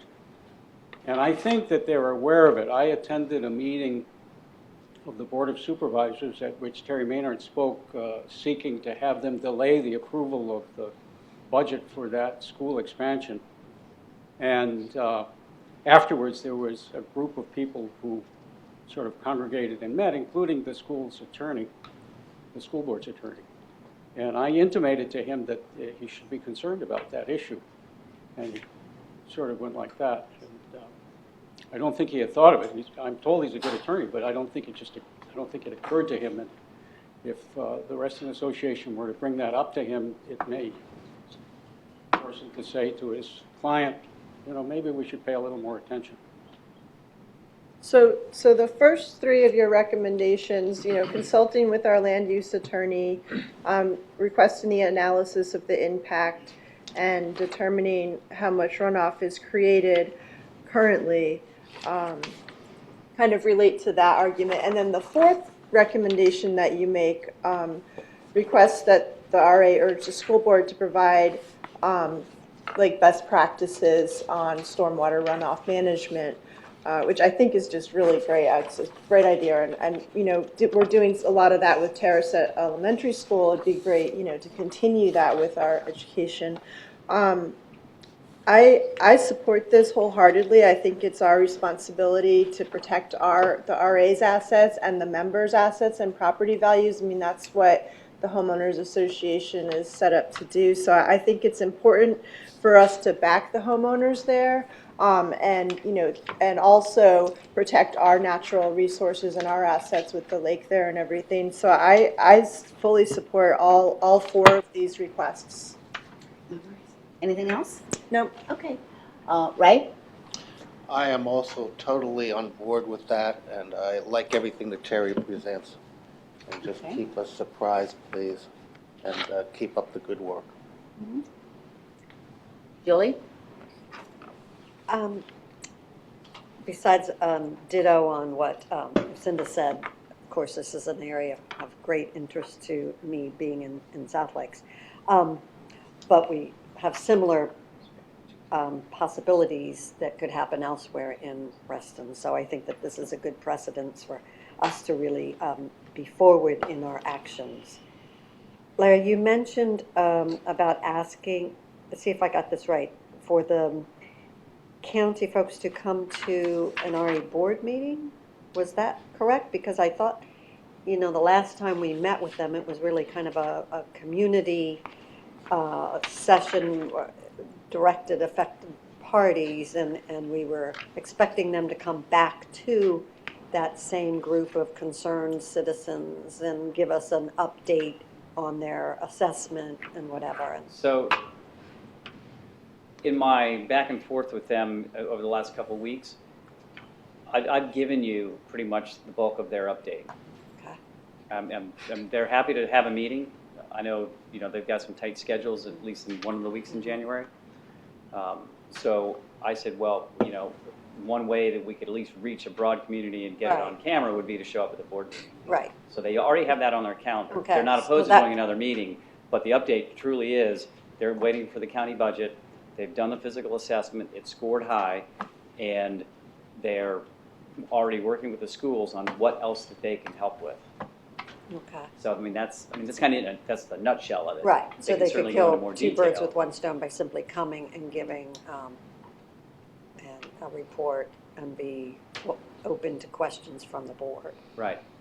And I think it's important to keep this front and center with the supervisor's office as well as them. And there's been a lot of dialogue. I know a lot of the members, Ann Driscoll for one, has been in fairly frequent contact with them, so they know it's important for the community. But I think having this board keep it important, and this kind of action right here does that.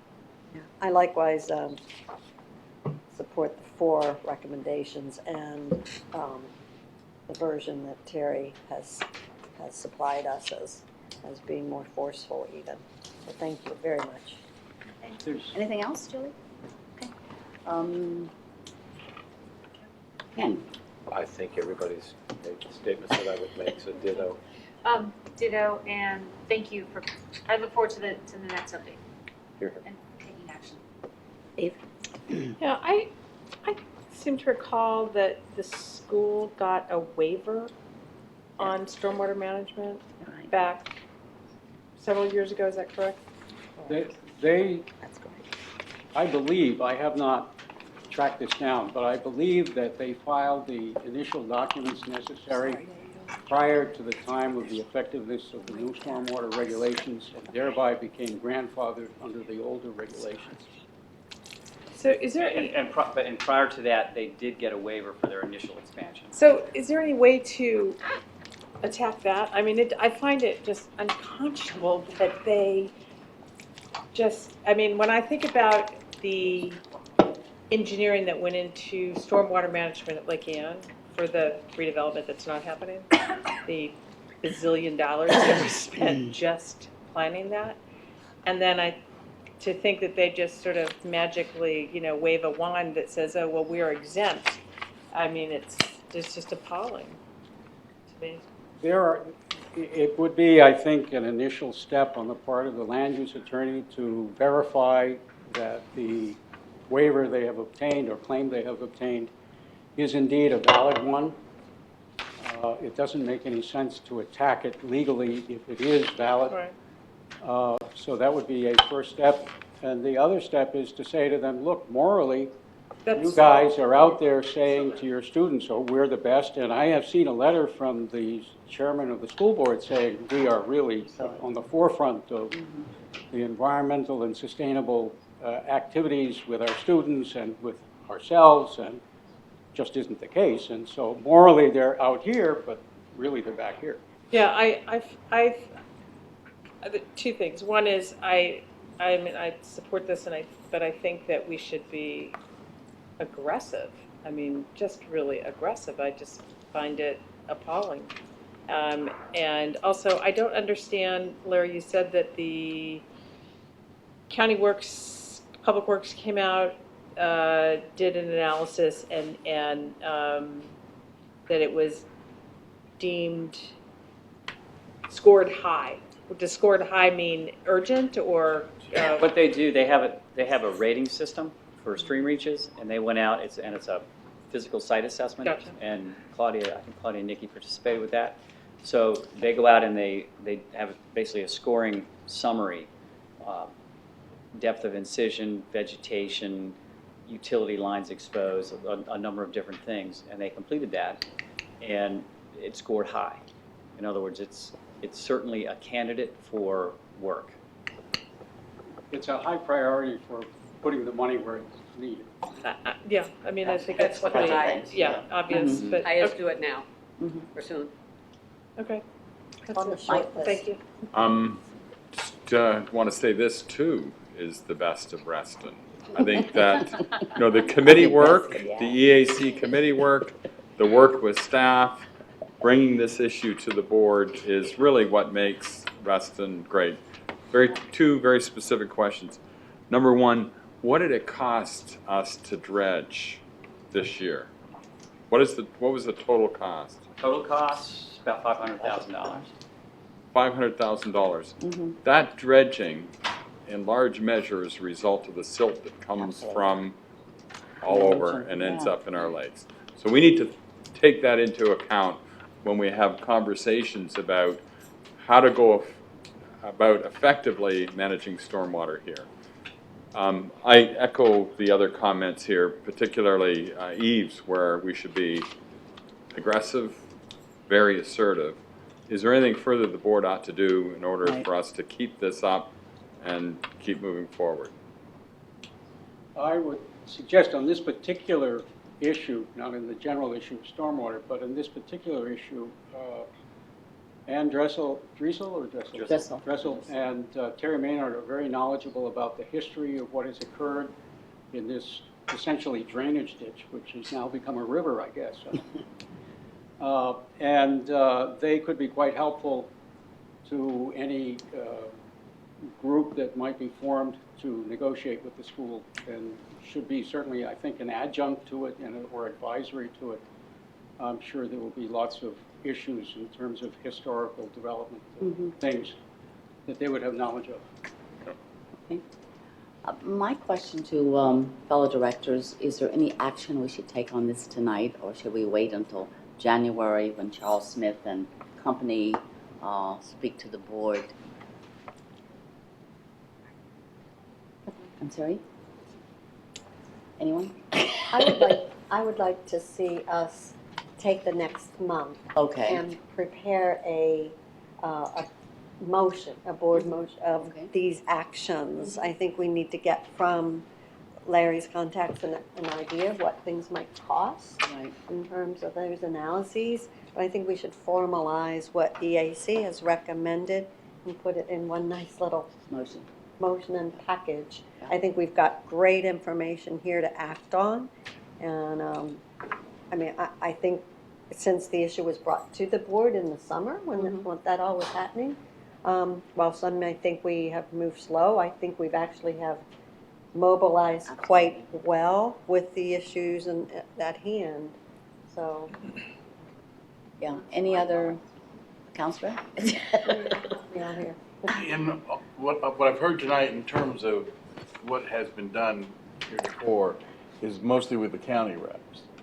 Has anything been done to alert, other than Irwin's comment to the attorney for the school board, to really say to the school board, this is of concern to us, and you have a relationship with us that you have to consider? We had a meeting with at the supervisor's office, and school board reps were there. Yeah. They know this. Has anything been sent to them in writing? Erwin contacted our rep. Well, she's actually a school board president now, Pat Hines. Yeah. And she's our representative. Yes. So I don't want RA to speak said to you, something? Erwin. RA said No, I something? have had no contact with the school board. Yeah. No, Pat Hines. Did you contact Pat Hines? No, I saw a letter that she wrote to one of the To Terry. residents. Okay. You're right. With Yeah, regard to that, absolutely. and Yeah. she was Yeah, saying the letter how great was- they were, but Right, the letter was to Terry Maynard, you're absolutely right. So, Yeah. so to complete the circle, to make sure all the parties that are involved in this and know of our involvement, I think there needs to be something sent in writing to the school board, and that's one of the action items I think you ought to take sooner rather than later, because you said something about, is February the time when the school board's considering the budget, and they're No, gonna? that's Public Works. Okay. For the channel. All right. I would recommend, though, that perhaps, this board send a letter to Pat Hines, copying the appropriate staff at the school board, that this is a concern. We'll be getting an update in January, and the board is likely to take some action to bring, I'll make that motion. Sure, the interest. I'll make that May want to motion. work. Just a moment, please. Yes, Kate. Can you give us time to compose it before you say send it? Absolutely. Because I think I want you to look at it Yeah, first, and we yeah. want to craft it. So maybe that'd be part of Julie's package in January? Fantastic. That's what I was thinking. As long as that timing works, so that we don't lose Can any. we wait that long? Right. Well, yes, what I don't know, and I can, I'll try to find out, is what the timing is. I mean, so they've got the approval, for the PRC plan. What I don't know is how quickly they're moving on the actual site engineering, the site plans and things like that. I think the point that Ken is making is that sooner is better. This is not a detailed notice, we want you to do this, this, this, and this. It's saying, look, We're paying attention. this is a serious matter, we are involved, Putting we have you been on notice. affected, our residents have been affected, and we intend to address this with you, so we're putting you on notice. If, Can we then take you a could motion on say, that? you could say without objection, you'll let Ellen do that, but. Without objection, Without objection. Yeah. Second. You don't have to second. You don't have to. Just don't object. No second. I like that So yes, term. yes, do it. Okay. Anything else, Erwin, for us? I- Sue? I don't have anything. I was just wondering if we could ask our land use attorney to give us a report in January on kind of advising on how we should address this. That's part of what I was thinking of in Oh, taking yeah, these four right. things and coming back to the board with. Without objection, may we ask our land use attorney to provide us with information in January? Yes, Okay. I could find Yeah, out what and without objection. the permit. Okay. Any, Right. yeah. Or a Sue, waiver, anything? if There's a waiver. Larry, thank you very much. Again. And if I understand you correctly, we're going to do a motion in January, is that correct? And we're going to send a letter to our school board president, and who happens to be our representative for the Hunter Mill District. Prior to January. We'll do Yes, that prior straight to away, January. As soon as possible. as soon as Give me a possible. Christmas present. Yeah, forget about Christmas. Merry Christmas. Yeah, right. Okay. All right, neighbor, I'll thank you again. Yeah, thank you. Thank you very much for Yeah. your attention and your time. Moving on to item Nice work. I, CRM Member-Facing Technology Implementation Plan. In March 2014, the Board of Directors identified the strategic area of focus, technology, as one of its priorities. To achieve the goal of actively meeting the needs of members, staff, and community through the effective use of technology, the Board directed staff to focus on the objective of using integrated technologies to improve service delivery, including more efficient and timely communication and faster financial transactions. Specifically, the board asked staff to develop a phased implementation plan to provide streamlined administrative processes to increase productivity and enhance outreach efforts by digitizing the association's property records. So the floor is come yours. Good evening, everyone. Thanks for having us. We're very excited to be here tonight to share with you the upgrade of our technology for our members. We've been to the BOC a couple of times and received valuable feedback, and hope that this presentation captures some of that feedback and questions. Tonight we have staff members that represent each of the various departments that will be impacted by this needed change, so I'll let them introduce themselves. I'm Vicki No, I'm the IT manager for the association. I'm Lisa Singer, Member Services Supervisor. I'm Mike McNamara, Deputy Director of Maintenance. And Employee of the Year.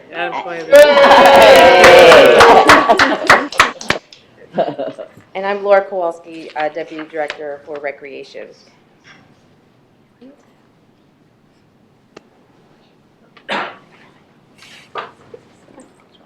Okay.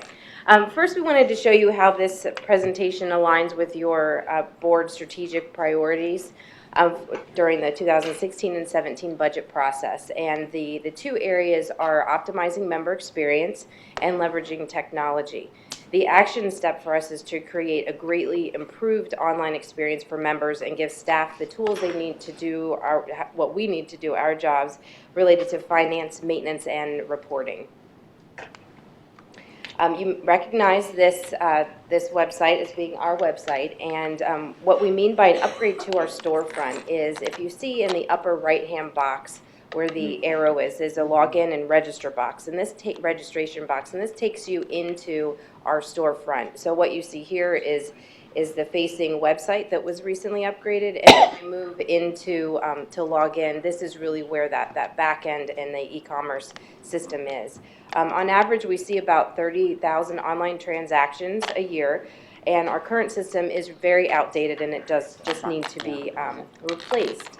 We often receive negative feedback from our customers. In our most recent survey with the camp participant survey, we had about 30% of the respondents indicate extreme dissatisfaction with their e-commerce experience. So we took a look at what we should do about it to fix it. We researched and created a long-term plan. Oh, these are the angry people. There you go. We researched and created a long-term plan to fix what is broken. And so here is a quick summary of the project. We're proposing to implement an upgrade to our existing member-facing technology to fulfill critical recreation program maintenance and service needs. The objectives are to better serve the membership by providing them with a user-friendly experience and ensure that it is that it's also very intuitive for them to get to the products that they would like to purchase.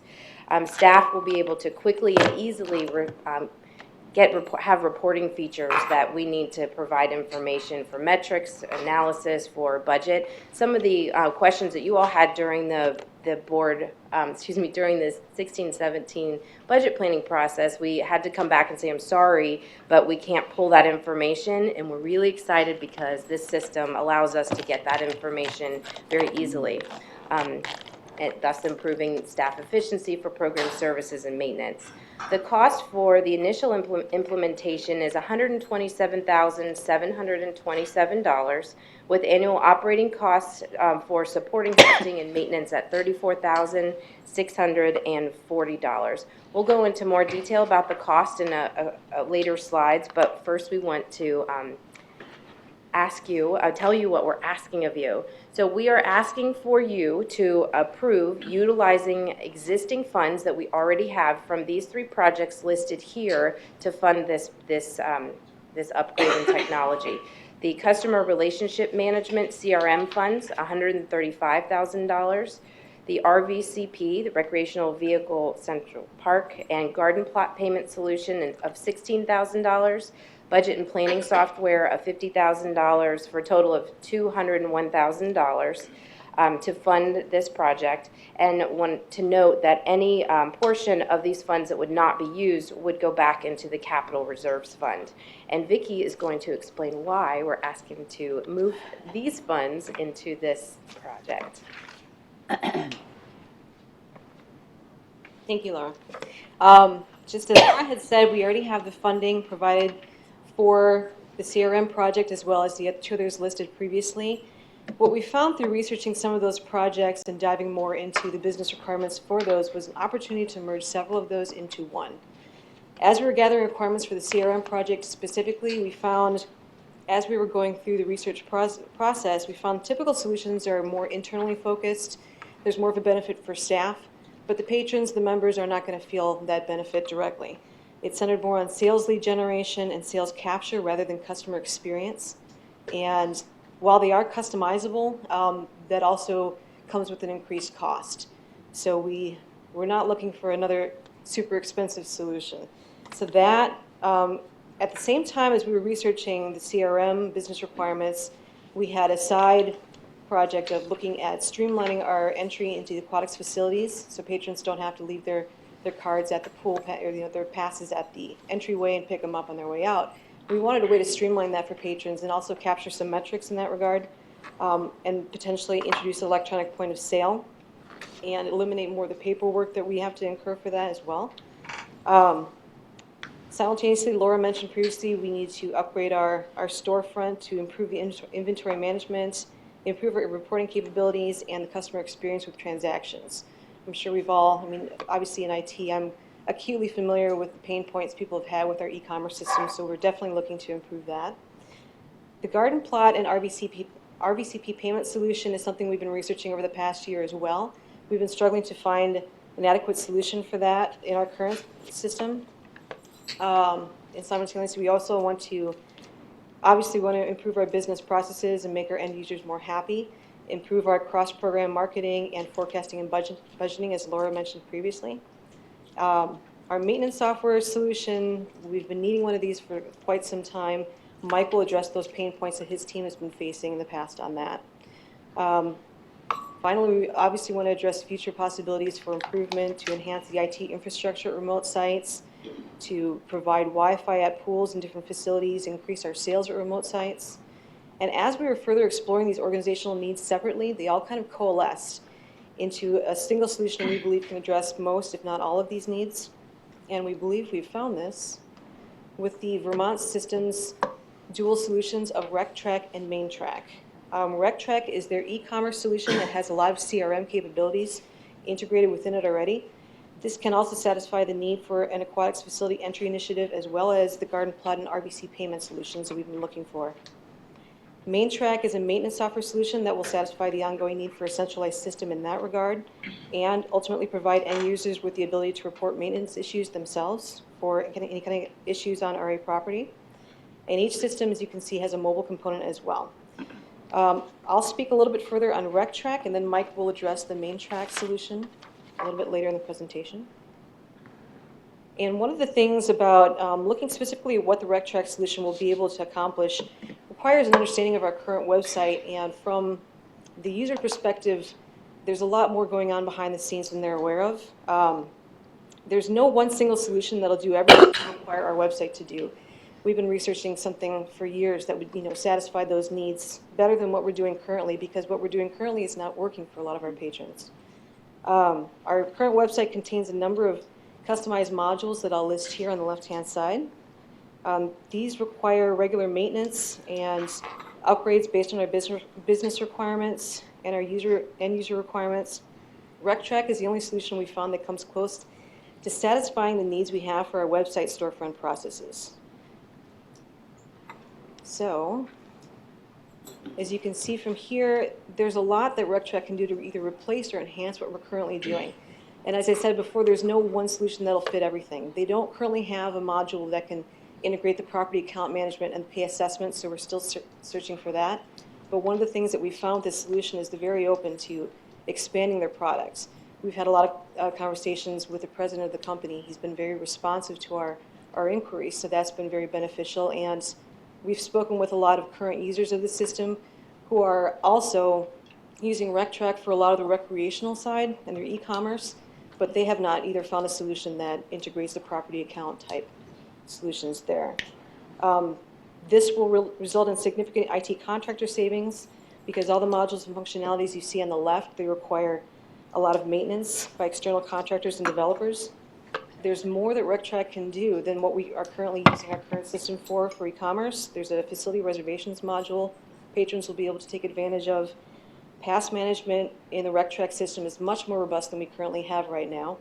And there's a trip reservations module, so we can do a lot more with our events planning and that sort of thing, because we'll be able to have people do waivers online, which is something we're doing currently. And I will turn it over to Lisa to speak a little bit more about the return on investments. Thank you, Vicki. Well, we're very excited about RecTrack, as Laura has said, and I'm going to talk a little bit about the return on the investment for members and for staff. For the members, first and foremost, it's going to be a more intuitive and faster system for our members to use. Right now, with our current system, it takes about 10 minutes to register a new account. With RecTrack, we found it takes half the time. It takes 5 minutes. It's a lot easier to navigate to what you're interested in. So if Larry is looking for a beer tasting event on a Friday night, he can filter down and find exactly that event for himself. And then while he's going through the process of signing up for the beer tasting, he will also see, the Rec Track gives us the ability to advertise, say, a wine and design event that's coming up. So that's going to be a wonderful feature for the members to be able to see everything that we have to offer. And likewise, if you have an 8-year-old child and you put them in tennis lessons every year, well, you'll also be able to see that we have camps for that same age level. We have tennis, aquatic swim lessons for that child, when right now with our current system, you would just go straight to the tennis section to sign them up for that and may not notice that we have other options for that child. We've also found that other area organizations are using Rec Track now, so our members, it will look familiar to them and to yourselves. The town of Herndon, Reston Community Center, and Loudoun County all use Rec Track. And as Vicki mentioned, we've spoken to them as well about their experience with Rec Track. And one of the other things that I'm very excited about is that members can renew their passes online quickly and easily. You remember the pictures of the angry people. It will reduce the amount of time that people have to stand in line. You won't have to come to Reston Association. Of course, we'd love to see everyone, but you can renew your passes online, and we'll talk a little bit later as well about the cost savings associated with the pool passes. Mike? Talk about that.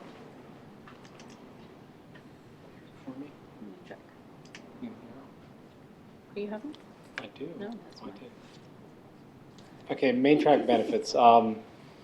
Essentially, with the benefits of main track is much the same as what they mentioned with the rec track, although the maintenance department, which we are definitely lacking in any technology other than Excel spreadsheet. Basically, what we have, simple terms, is just a whole bunch of different independent Excel spreadsheets tracking everything.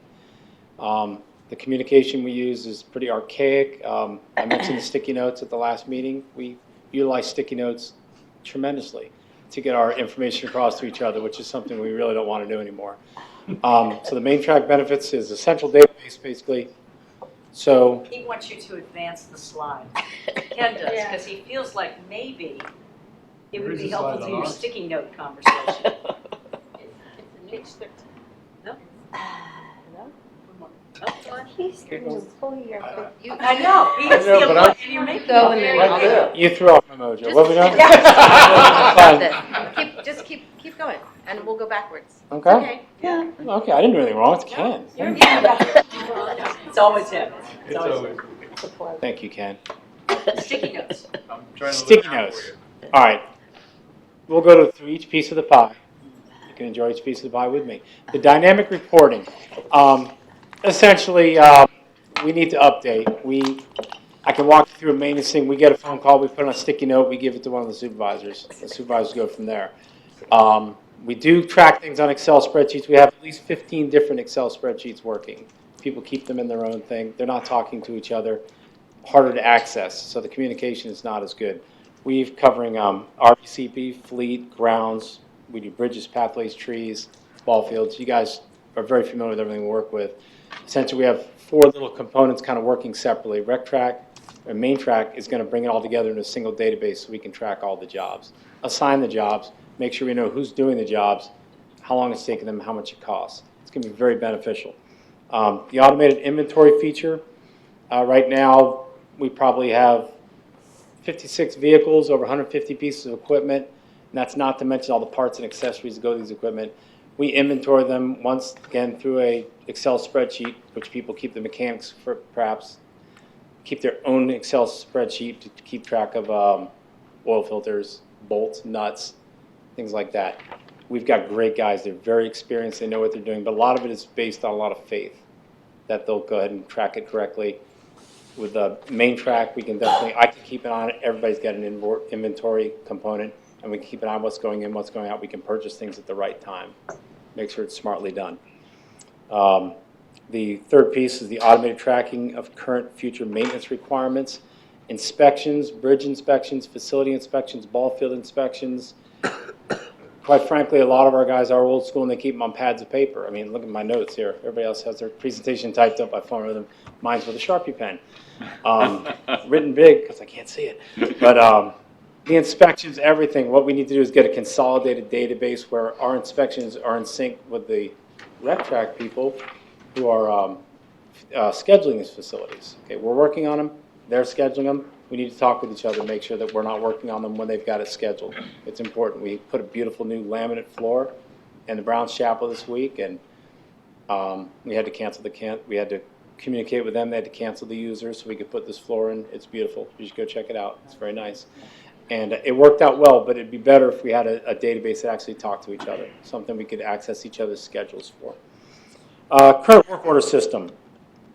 We don't have one. We don't have a fleet management system. We don't have a work order system. Once again, I go back to the sticky notes and the calls where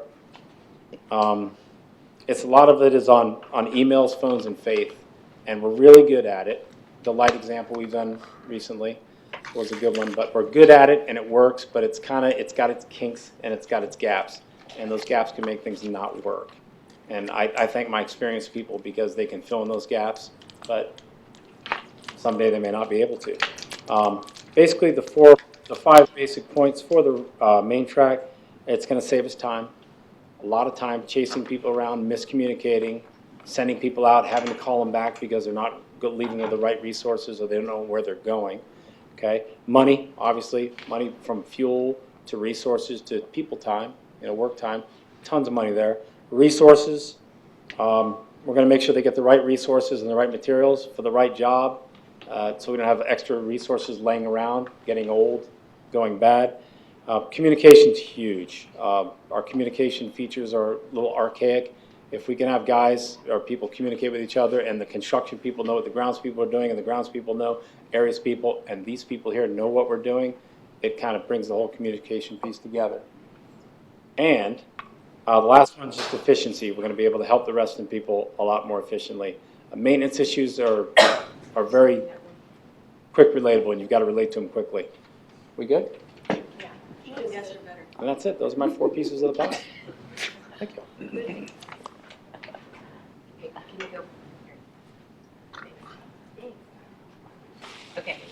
Okay, we'll go out of order a little bit. So this is, Mike just talked about maintenance track, so this is rec track. So now kind of flip to programs and services, and we'll talk a little bit about what people will be able to do. So the class programs and management, staff loads in the classes and the programs, and then this is where our members will be able to get in and search for programs.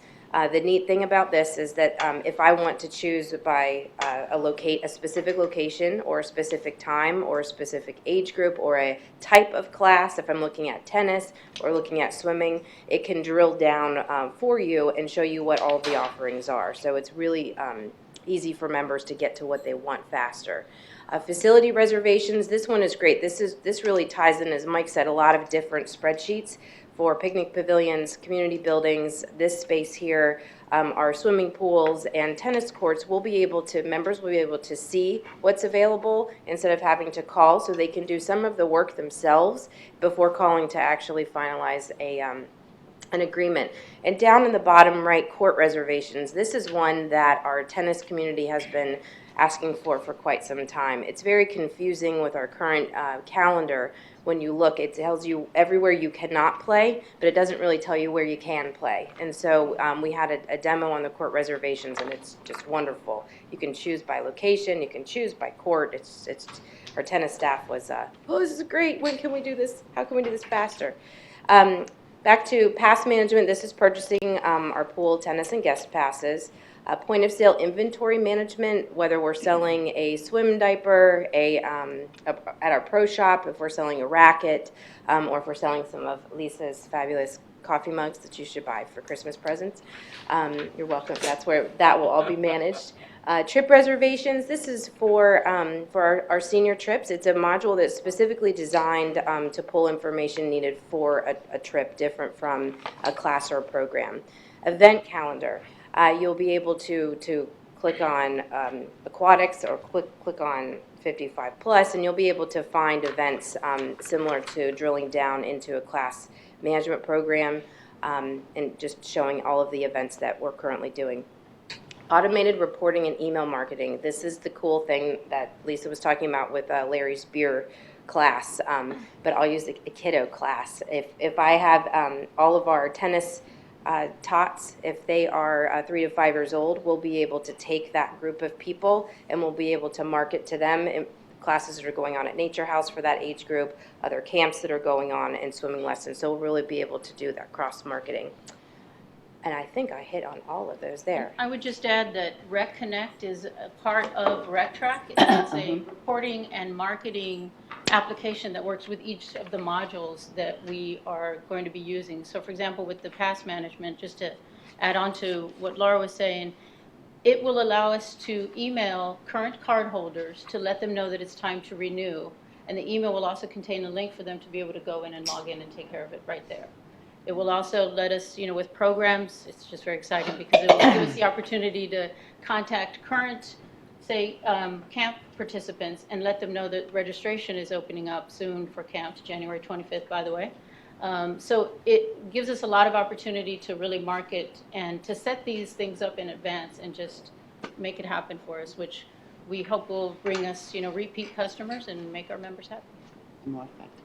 And I will go back one slide and just to note that screenshot there, you can't read it and that's okay, but this is something that's customizable. It's a dashboard for each individual employee. So my dashboard will look very different from Lisa's, and Rob's with tennis will look different, as well as Dan with camp.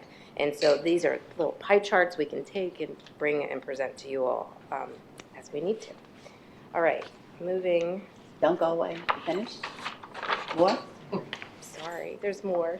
Okay. Okay, timeline, looking at a phased approach, and right now we're prepping for implementation at 5 locations: headquarters, CSF, Nature House, and then 2 pool facilities. Those facilities won't be fully capable of point of sale yet, but we will be able to use some of that scanning technology. You'll see in Q2 we'll be doing staff training. This is where we'll do train the trainer. We can begin that in March, and then we'll go through the second quarter, and we're looking at deploying in the fall in Q3. This isn't where our main registration happens. It'll be a nice time. We don't want to rush that training in our busiest season and deploy something that we're really not ready to. We'll be able to do some analysis and then move into 2017 with the launch of our major programming at the beginning of the year.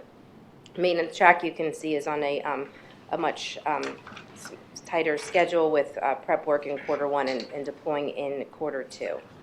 I'm going to turn it to Vicki.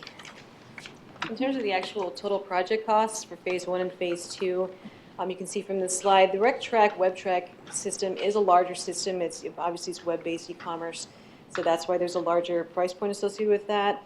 MainTrack is slightly less expensive for the total cost of $127,727. There are annual fees associated with each product for maintenance and upgrades, as well as hosting fees. So you can see the total cost there. And we mentioned already the money is available in capital funds. We just like the approval to move forward with those funds towards this project.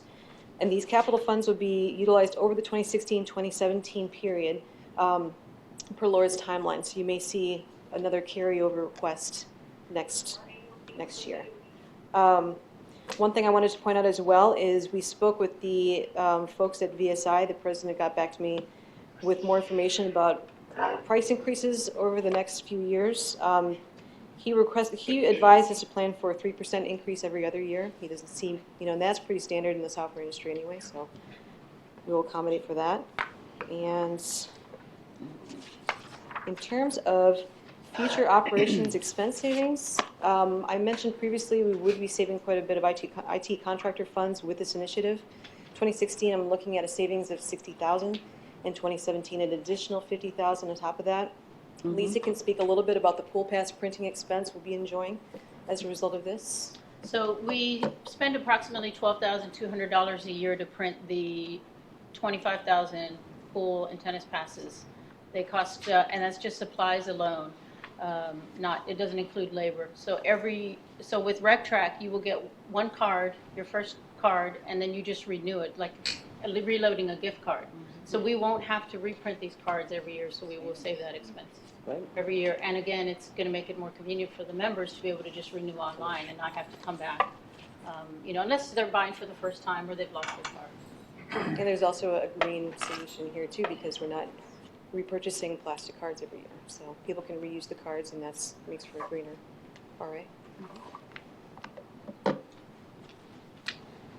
Okay. All right, so we're back to our request for you to I'm sorry, excuse my voice. We're asking for approval to utilize existing funds from these 3 projects for this upgrade in technology. Before we go around the room for questions, just want to make the directors aware that there's no action required currently on the CRM, but we will be taking action related to this item when we discuss the next item on our agenda related to the 2015 capital projects updated and proposed carry forward projects. So are we ready for questions? Jeff?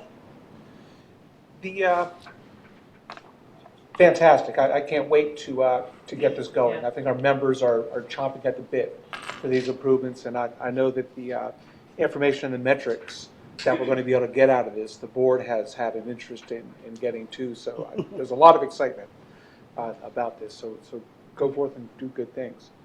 With regard to the pool pass process, so I guess I'll get like a little credit card, and that will be for if I have pool. It'll be the same thing for tennis. It's the same card.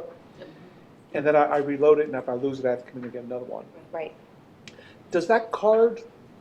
What information does the card itself print on it? I've gotten some calls from constituents that they're concerned about privacy and their information being printed on that card, address and name and all that, and they were really saying, hey, can we do something about that? Is that information going to be on this new card, or how's it going to look? No, it's not. No, because what? Go ahead. Blah, blah, blah, blah, We all know. Yeah. If you were to swipe the card at the facility, facing the employee would have the information, your picture, and your emergency information if we needed it, but we'd not need it on the actual pass anymore. Good. Because it's in the barcode. And the current system we have has your information because that's the only emergency contact information we have access to at the time while you're at a pool. And should you have an emergency, we know who to contact. Yeah. But yeah, the barcode will have it. That's great. That's perfect. It will help close loopholes of people passing passes to non-residents as well. Yeah, right. To use. That too. So we're excited about those as well. Okay, terrific. Thank you. That's it. Okay. Ray? No, I'm good. Thank you very much. Good Lucinda? presentation. Well, we have 15 minutes left for our meeting, and I'm curious as to how we're going to get to everything on the agenda. Maybe we want to like cut some things, or Well, obviously, we will probably go over the time. It's just estimated time on the top of the agenda if you look, yeah. so do you think we're really going to finish all of the items on our agenda tonight? Yes. We plan to. All right. Anything for CRM? No, thanks. Okay. Julie? I'm so excited. Go for it. Do it. Here too. Okay. Ken? Fantastic, and Jeff, it meets all the DoD PII stuff it's used at almost every DoD facility. I appreciate you connecting with me. Yeah. Danielle? What are you giving up? So we have budget and planning software we're giving up. What are we losing from that system that we're not getting in this new system? Sorry, what was the question? Who's looking for me? I see that. We can talk about it later because I want to go ahead with this. Yeah. But I'd just like to know, what are we giving up? Like, we're giving up $50,000 of budget and planning software. That seems like, I know how bad the accounting systems need software. So what we're giving up on the budget system is pretty much nothing. Okay. The plan there originally was to put in our budget and planning software. I don't believe we need that. Okay. I'm going to probably use that if we get something, and a few other people. I don't think it's the best use of $50,000. Great. No further questions. Thanks. Let's hurry. 10:15. Counselor, anything? Kate? Fantastic job. Well done. Thank you. One quick question. Will the storefront include the ability to purchase resale packages? That I don't know if they're able to incorporate at this time, because again, that ties into the whole property account. We have a lot of customized business logic behind the current POA purchasing process, and it integrates with a separate application that's a local application on the client's machines, local client computers. So at this time, they don't see a way to facilitate that, but again, they're open to a lot of expansion. So I have every hope they would be interested in looking into that in the future. I know that's a critical need. Okay. Mike? Just want to echo Director Shannon's concerns about time. Excellent presentation. Really appreciate the balance between what it's going to cost, what we're going to get, and what the savings are. This is why we're investing in this technology, and I'm excited about it. Thank you. Thank you, Laura. Thank you, Vicki. Thank you, Lisa. And Mike, congratulations and thank you. Thank you. Okay, on to item J. As for Assessment and Finance Resolution 10 on budget amendments, when a service is commissioned by the association through a contract or purchase order, the budgeted dollars to pay for that service will be automatically encumbered or set aside. Further, if encumbered dollars have not been fully expensed by December the 31st, the dollars will automatically be carried over to the next year, be used for only the specific purpose for which they were encountered.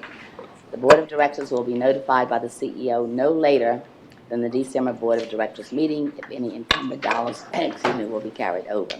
Additionally, the resolution denotes that if member demand or other circumstances necessitate a change in how dollars should be spent, and the CEO believes such a change will significantly alter the Board of Directors' original intent when it approved the budget, the CEO will present a budget amendment proposal to the Board of Directors for approval by the Board. Kate sent out some information. I think we sent it out on our Dropbox. Is that correct? Earlier today? Yeah. As authorized by the Board Operations Committee, Kate and her staff wanted to provide us with the most current figures and project status update on the board-approved 2015 capital budgets and anticipated carry-forwards. Thank you for allowing her to get the time to get the most accurate information to us. Kate, the floor is yours. I'm going to turn the floor over to Robert and Larry, who are going to crisply go through the information. You will never see a more crisp presentation. Any questions? Okay. So it even says high-level summary. What we're going to do, we're just going to real quickly go through the carry forwards and just highlight some things. Okay. You have all the information in front of you about the individual projects and the deferred projects and so forth, including the memo that describes those. But what I wanted to touch on real quick is that of the capital projects, approved capital project for 2015, including 2014 carry forwards, we've completed 68% of those in terms of the funding allocated for that. We have $350,000 worth underway, which is 10%, and we've got $562,000 or 16% that they're going to be done in 2016. And then projects that are deferred, those are projects that we have deemed through our inspections that they do not need to be done right now, and we're going to push those out to an appropriate year. Typically that would be 3, 4, 5 years. Think of like a backstop or something. And those funds are going to be set aside and tagged into the reserves for future use. Now, we may come back to you in 4 years and say that backstop now costs $18,000 instead of the $15,000 that we set aside in 2015, and the new request would be the additional $3,000 to complete that project at that time. So, but that's essentially the deferred, and there's a list of projects in your packet, so we're not going to go through those. And I want to thank Sabrina for the crafty little graph on the bottom here. It gives you a perspective of what has been done, what's underway, and then scheduled and deferred. So here's a list. I don't expect you to read it. You have it in your packet. I'm certainly happy to answer any questions about this. But what I want to draw your attention to are those highlighted in yellow. And as Sabrina noted to me when she was putting this together, their focus is going to go right to what's in the yellow. So hopefully that happened. So of the projects that are being pushed into 2016, there are 3 that comprise about 86% of those funds and effort. And that's what I want to draw your attention to. These 3 are all asphalt, parking lot replacements, and North Hills Park Road. Because we didn't get to those this year, we're going to join those in the bidding with the 2016 projects and hopefully get some more favorable pricing because the total project will be larger. So that is a large percentage of what's being put into 2016. Additionally, the Hunters Woods Pathway Lighting, which you've heard Kate and I discuss before, about trying to find some additional funding partners to complete that project, whether it's Dominion or private entities. And then, isn't this great how we set this up? The $201,000, which you just heard about and got the explanation for. So those three projects or groups of projects, again, constitute the bulk of what is going to happen in 2016. And then the deferred projects that I've already mentioned are below. And then I'm going to let Robert talk about the official motions part. Great, thank you. Right, so we've really got 4 motions here. They're pretty easy and straightforward. The first motion there is really taking those deferred projects of $193,000 and deferring them into future capital. So we're going to track that separately, and that's going to be basically part of our future capital balance, and that's motion number 1. Motion number 2 is really taking those 2 other projects and combining them to get to the $201,000 for the presentation, the rec track, main track presentation that we had just seen. Motion 3 and motion 4 is more of an accounting conceptual motion. It's really taking that $201,000 and as needed, moving it over from the capital fund to the operating fund because it's more operating-like expenses from an accounting perspective. We won't be using the expenses to create or build an asset and using it as capital. We'll be using it to effectively build up the program that's housed on separate servers, and we won't take possession of an asset or create an asset. So it's really moving it out of the capital fund into the operating fund as we spend those dollars. And that's basically for the $201,000 as well as for our current time clock solution, which is our current payroll implementation, our ADP implementation. Nothing breaks the threshold for our capital or capitalization of any assets. So that's the 4 motions. Okay. Any questions? Questions? If not, I would like to start with board motion 1, proposed board motion 1. And do you want me to repeat that again, or? Yes? Yeah, okay.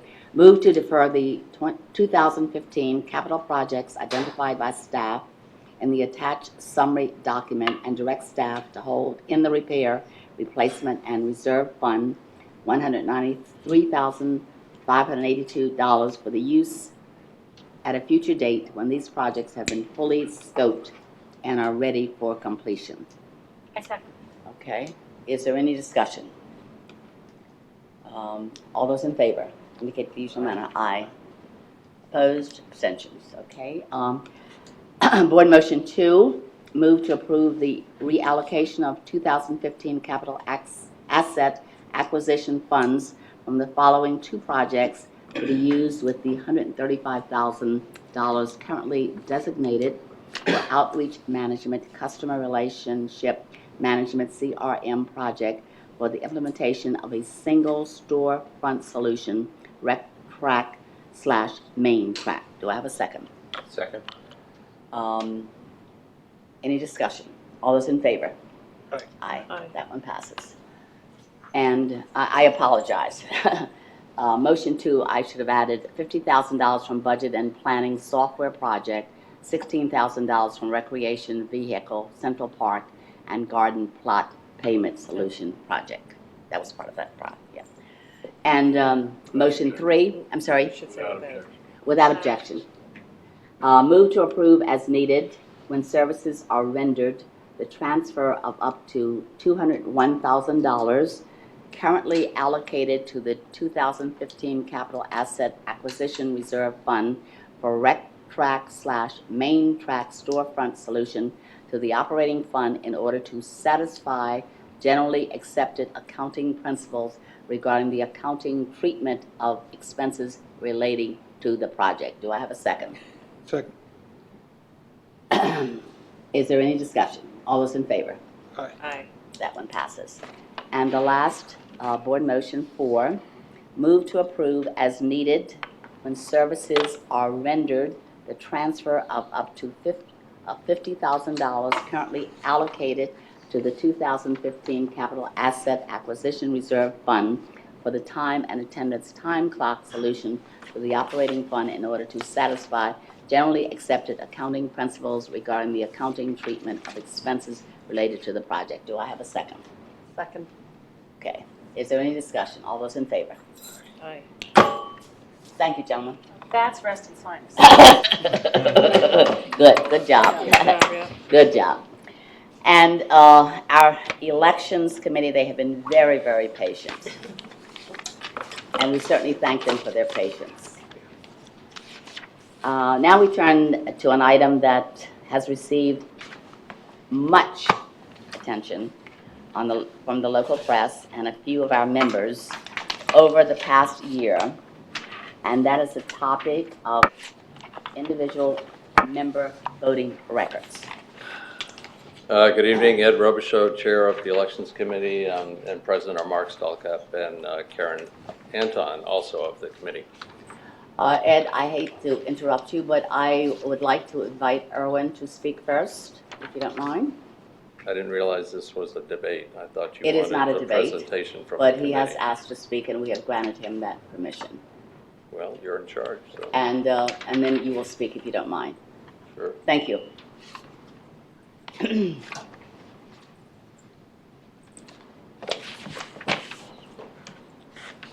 Good evening once again. Good evening. And I will try to be brief. Why are we here this evening on this issue? Because I asked for a list of households which voted in the board elections. The board denied my request, and I have filed with the Commonwealth Common Interest Community Ombudsman in Richmond for a review of that decision. Why does the board seek to prevent this in the future? Only the board can say, but this is, in my estimation, a poorly thought out, poorly implemented attempt to cloak something in secrecy which should be completely open to the membership. The list cannot be used for pecuniary gain nor commercial purposes. It serves as a protection against voter fraud and manipulation of the results. It also provides all candidates for positions on a referendum a level playing field by identifying who are the members who are most likely to vote, since they voted in the past. It makes it possible for a less than wealthy candidate to challenge incumbents at a reasonable cost. There are some who claim this is an invasion of their privacy. Let's be clear. This does not have anything to do with the content of anyone's ballot. That content is already guaranteed as secret, and no one has requested to see it. If I wanted to know who are the members of the Reston Association, all I have to do is request the list. It is available by law to all members, as long as it is not used for pecuniary gain or commercial purposes. Further, the list of those who voted in county, state, and federal elections is available for inspection without question. The list of those who voted in Reston election precincts is a likely list of those who would vote in an RA election. So the vaunted claim to absolute privacy is simply non-existent. Those names are out there. Those addresses are there. Your name and whether you voted are already on public display. Finally, the Property Owners Association Act already provides that all books and records held by or on behalf of an association shall be available for inspection and copying by a member in good standing. In the continuum of public and private rights, there is always a balance to be achieved. Just as with freedom of speech, sanctified by the First Amendment to the Constitution, there are limits even to this seemingly unbounded right. You cannot yell fire in a crowded theater when there is no fire. You cannot advocate the violent overthrow of the government and take steps to achieve that end. So too with the right of privacy, the tussle with public rights is inevitable. The legislator has made an authoritative decision in this regard with respect to property owner associations and said that all, and I emphasize all, books and records shall be available to members with certain exceptions. The list of voting households is not within those exceptions. This decision prevails over the decisions of the RA board, and the RA board should not be wasting its time on such matters already decided by a higher authoritative power. Rather, it and the Elections Committee should be focused on raising the paltry percentage of voting members from 15%. The smaller voted percentage has allowed relatively small groups to control or strongly influence who is elected to the board. The names of these voters are well known to the members of those groups, such as athletic groupings and others in Reston, which turn their attention at election time to back their members. Somehow the Elections Committee and the board, as well as those who voice such loud concerns about privacy, raise no objections to this phenomenon. In today's world, there is no such thing as absolute privacy or anything akin to it. And those who claim this are only fooling themselves or have become hermits. Finally, I want to say that anecdotal statements from members supporting the RA position in favor of secrecy are totally and truly meaningless and without any weight.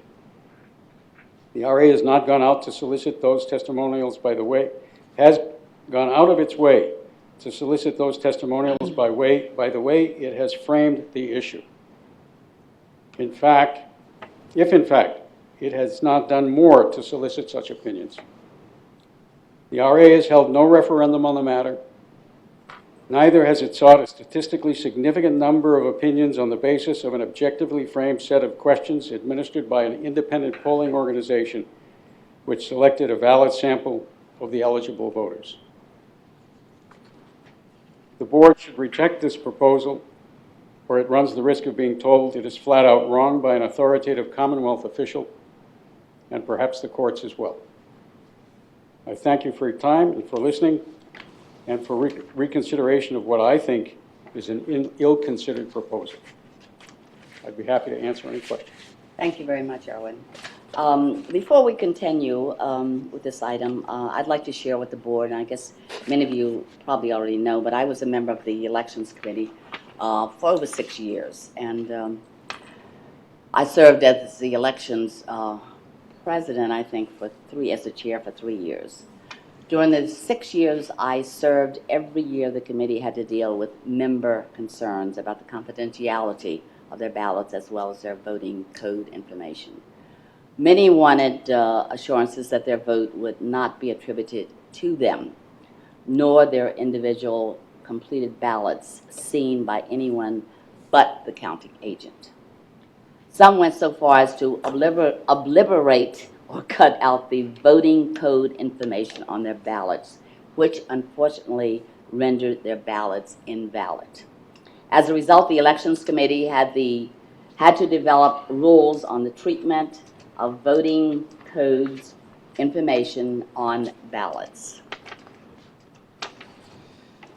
used by the association's independent counting agent. We had to define voting code information and how it was additional.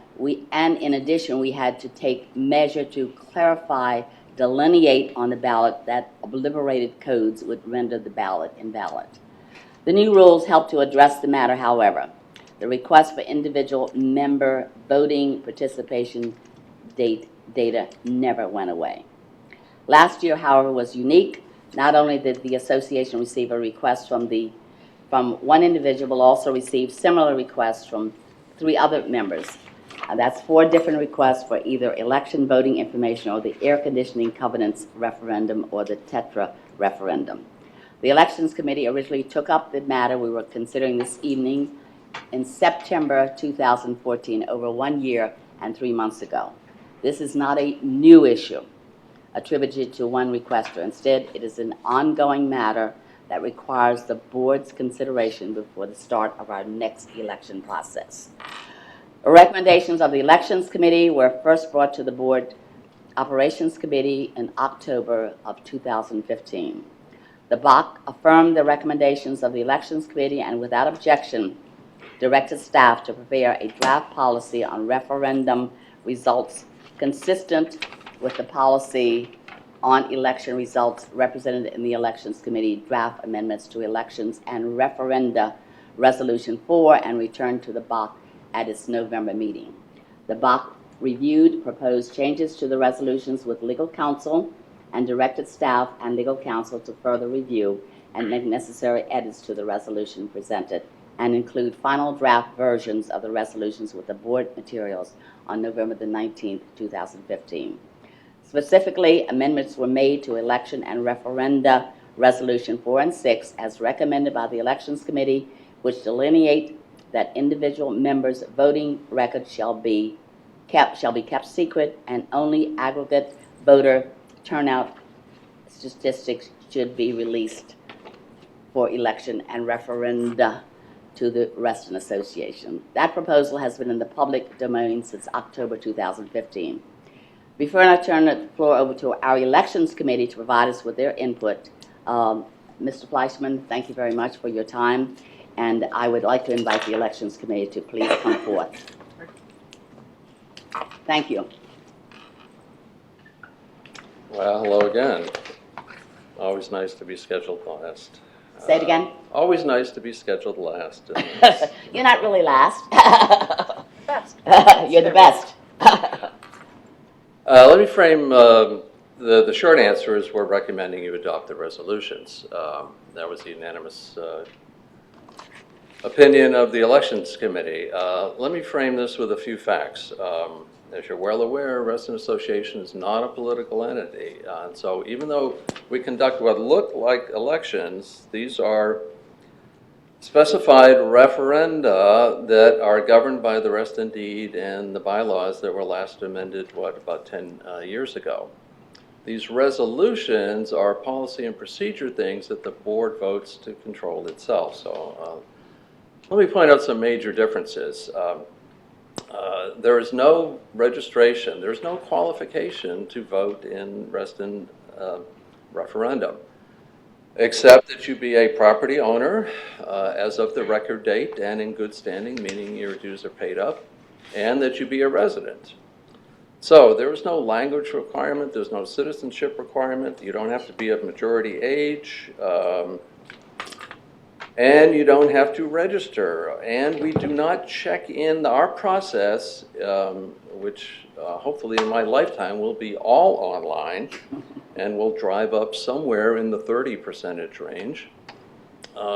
There is no public check-in, which that is what generates the voter rolls, which is incidentally, and I am to be on Fairfax County's elections staff, those voter records are not released to the general public. They are only released to qualified candidates and parties on request. That's not to say that they don't get distributed eventually, but. So without that check-in, the point is in Reston, the balloting, and this is important, is by property. The voting is by voting code, and that presents a weighted structure so that owner occupants are basically weighted 2 votes for each property ballot. So we're actually, Reston, I say we, is actually a lot more like shareholder or a corporate voting, if you will, except that we don't allow proxies, as opposed to political voting. So even though I'm sympathetic to the request, we don't operate in the same universe that the county, state, and federal elections do. Let me also point out that these appeals to, especially the op-eds, appeals to democracy, and I find slightly skeptical in that RA and the Elections Committee provides a lot of hand-holding to candidates, and I would remind you of your approved calendar, where there's a call for candidates now, and the election information meeting is January 6th, and we certify candidates on February 1st. And we hope to have at least one person running in each race, and hopefully more. We provide them a lot of hand-holding. They get the property addresses of all RA things. They get an orientation. They get quite a bit of, they get professional photographs, they get videos, they get media support from RA. So there's a lot of support from RA for candidates running. Let me also frame this back and show you how low the threshold is and why I'm not sympathetic to these arguments for it's costing me too much money or I can't knock on all these doors. The last Dogwood election was won with 779 ballots, representing a little under 12% of the available votes to be from that district. So you can do a quick math and back that off to 10%, which is the quorum threshold, which no other political election has, by the way.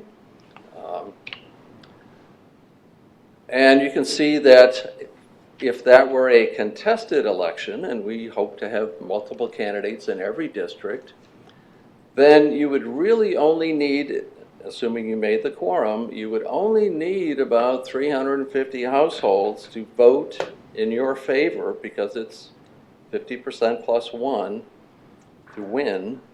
And so that's not a very high threshold to go get 350 residents to vote for you. I would also point out that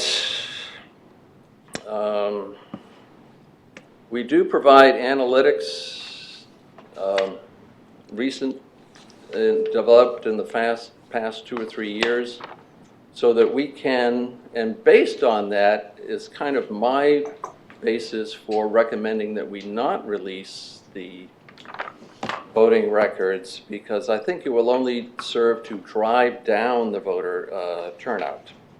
I don't smell conspiracy around every corner, but I think it's easy to imagine release of such, because the voter turnout is so embarrassingly low, if only 15 point change of the last election here, especially in a district that's constrained, you could easily deny a quorum if you had that very targeted list of simply telling 50 of your friends to stay home or not to vote.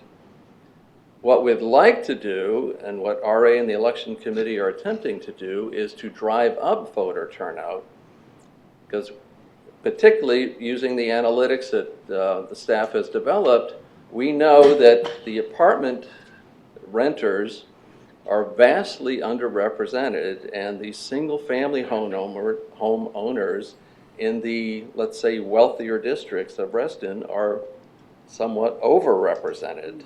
So the voting is not truly representative of Reston residents and owners across the spectrum. So based on that, you know, we're encouraging candidates to go out and hit on the apartment buildings and use other methods to drive up the thing, as opposed to getting that small list of 300 to 500 voters in your district and targeting them. I won't bore you with all the other details, but mailing costs and all that, I think those are all side issues, because no one, having been on many campaigns, you know, direct mail is not a great campaign tool. You need to meet people and convince them that they like you. So questions? Would you introduce the other members of the committee? We have Karen Anton and Mark Stalkup with me. We have 2 other members who could not be present tonight. So Are there questions from the board, starting with Jeff? I also want to mention that there's no demonstrated correlation between political turnout, who actually votes. Having managed many precincts in Reston for political voting, I don't have any anecdotal evidence of correlating RA turnout to political voting in Reston, and I suspect there is very little. The anecdotes that I hear of, RA used to release these records in the past. I have no knowledge of that, being on the election committee for the last 6 years. And I've asked around, and I don't know anybody in the last 10 years except for the limited release that we did based on last year's demand. So I'm not sure what period they're talking about or who was alive during then, but Virginia has a kind of spotty record for not always being on the right side of history. I mean, we voted slavery, we voted lots of things. This is probably not something we want. Okay, Jeff, question? I don't have any questions. Thank you very much for your views. Ray? I don't have any questions of Ed, no. Okay. Ken? Are we going around? Yes, Is we this are. our, Yeah. this is it? Yeah. This is our moment to talk ask, about these yeah. things? Okay, just. Ken? No, wait a minute. Yeah, I was gonna say, Wait. You yeah. just We asked have me a if I had question from questions of Ed, yes. This isn't our No, moment. this is not our moment. Thank You can ask a question of Ed. Pretty sure that, yeah. Okay. Any questions of Ed? I'm fine. No question, thank you. Thank you. Lucinda? So you stated that there's no requirement, you don't have to sign up to vote, but there is a requirement. You have to be a member in good standing of the Reston Association in order to vote. So there is a requirement to vote in the Reston election. That's for property owners. Also, that check-in is irrelevant. I'm not I'm really... saying the RA referendum, to be clear, there is no check-in process. The But you have to be a member. You can be a renter. It's irrelevant. If you don't vote, then you're not checking in. Okay, well, So I'm not trying to be on the record. patronizing here, but I don't understand why that's relevant in this discussion because that's at all. that's where the release of the voter rolls. My next comment is that we're not a corporate entity. Want an answer, or you're just kind of babbling on Let's be here? respectful and let him answer, please. In political elections, the check-in process is what generates the voter rolls. That gets turned in. That's why you see, those older folks making the X's or putting the thing on the laptop, or we're getting tablets next year. Woohoo! That information gets filtered down to Richmond, gets aggregated, and about 18 months later gets released to qualified candidates and political parties. That's the voter in who turned out to vote. That is public information because voting in political elections is a public process, which is why you have to say your name and address, which is why you have to be a registered voter, which is why you have to provide a photo ID, and on and on and on, that the House of Delegates has set up all those rules. Reston referendum do not operate by any of those principles. You have to be a resident. You have to live here. And we get that from the address list, and we get the property owners from the database as of the date of record if they're paid up. That's the only qualification. You could be a 5-year-old speaking Spanish and vote in the Reston referendum. So why is that relevant to this discussion? Because that's where we don't know who voted. All we know is what the property voted. We have no idea. And think of the turnover of properties, of ownership, and especially in apartments, so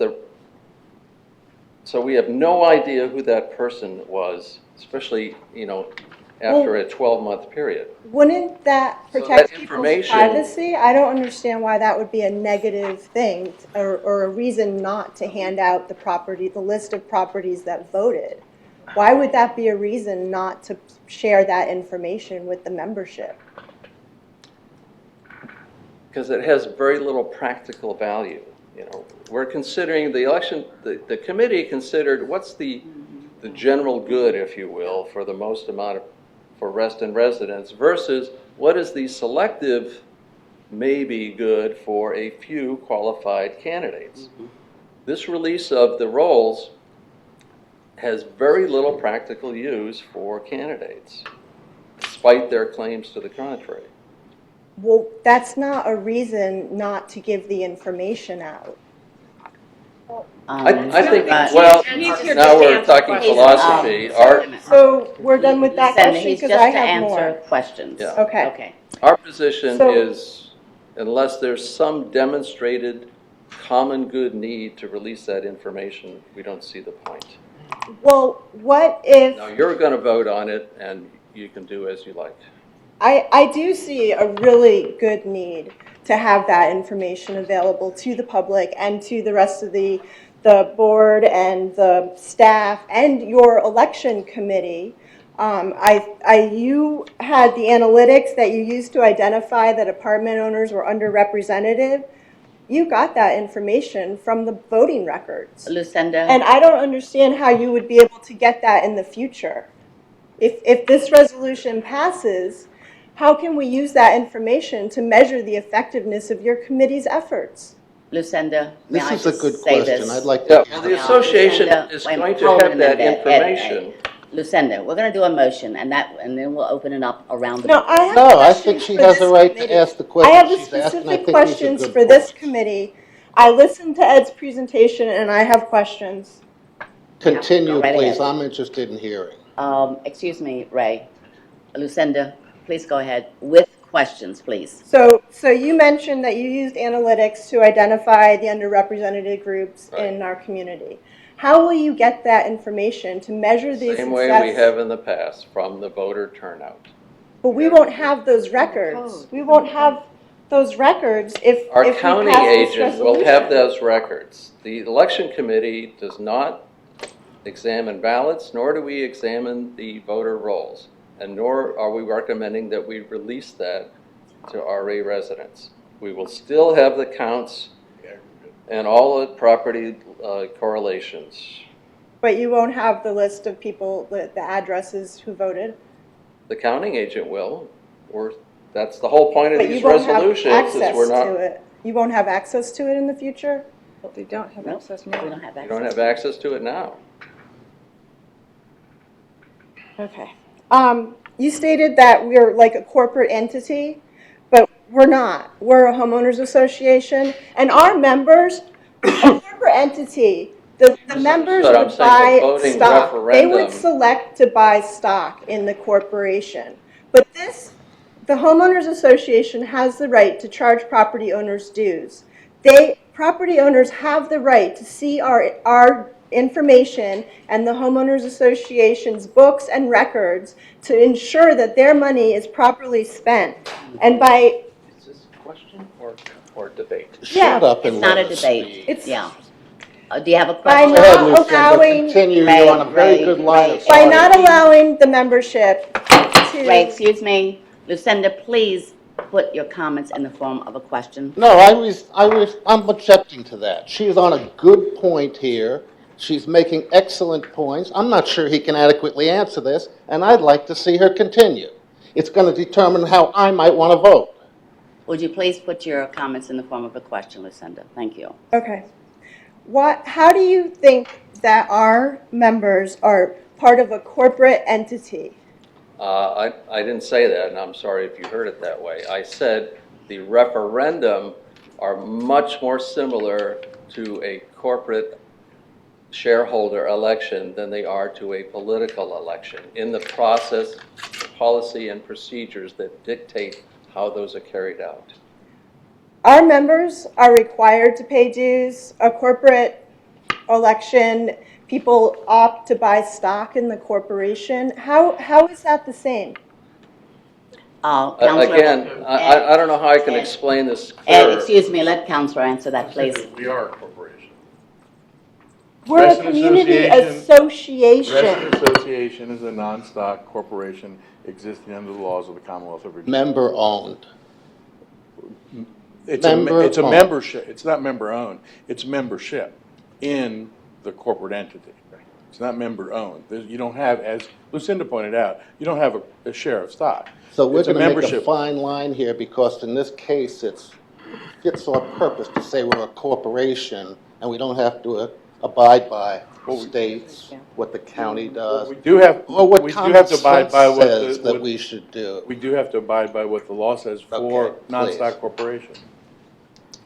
And, Our you know, members are I required to- regret bringing up Why that is it analogy. that a very significant and intelligent Would you let Counselor lawyer please finish, who has Ray? brought this motion is not allowed to debate the issue but told to sit down and keep quiet? Have a motion on Yeah, we don't have a motion, All right, and I did not my, say. my next question, Yeah, my next thank you. question. You stated that a candidate would only need approximately 350 votes in a district in order to win an election, so that doesn't justify releasing the voting records to help candidates. But doesn't that support special interest candidates? If you only need to have 350 people to vote, then if you're on a club or a team, then doesn't that support special interest candidates who are running on a single issue? Well, again, I didn't say that, but let me clarify. In a contested district election, if the voting turnout was at the minimum quorum requirement, then the ballots, remember, not votes, would be in that 350 range, which would give you approximately 700 to 800 votes in your district, which would be one more than your opponent, and that would be enough to make you the winner in that election. How long have you been on the election committee? I think too long, so. And how much has the voter turnout increased since you've been on the committee? By 4 points. How okay? long is too long, Ed? Ray, please, one person She at a asked him a time. She's legitimate speaking. question with an easy I think, answer. Excuse I me, think I that's said your up front, answer. I've been on here 6 He years. didn't answer. Thank you. I appreciate that. That's my last question. Okay, thank you, Lucinda. And our policy has been to drive voting online because it's cheaper, it's faster, and people understand it, and it gets a broader spectrum of voting, so we don't have old, rich, white people sending in those mail ballots. Rich white people sending in the ballots. What statistical data do you have with such a statement? And if you have it, why do you Ray, don't even have excuse access? me, we're going around the room. This is ludicrous. Next is Julie. Ed, I want to thank you and your committee for sharing more of data that I did not have, so I appreciate that. I also was not aware that this is something that's been being discussed since last September. I wasn't on the board, so I really wasn't paying that much attention to it. So there's a couple things that you shared that I found valuable in helping me tonight. So thank you. You're welcome. Eve. Ed, thank you very much. I appreciate the information. I have no questions. Okay. Mike? Ed, thank you very much for reporting from the Elections Committee. Irwin, I appreciate you raising this as an issue. Danielle? No questions for Ed, but we're still going to have our comment period After the motion? after the motion. Yes. Okay. Ken? No, as I said, thank you, Ed. Yeah. Well, I learned a lot. Yeah. Anything else, Ray, before we? No, but I'm glad to know that rich white people control our elections. I'd like to do something about that. Let me clarify that statement. It was to say that older retirees we know have, in all elections, participated at higher levels. And I thank them for voting. I didn't mean to characterize any group.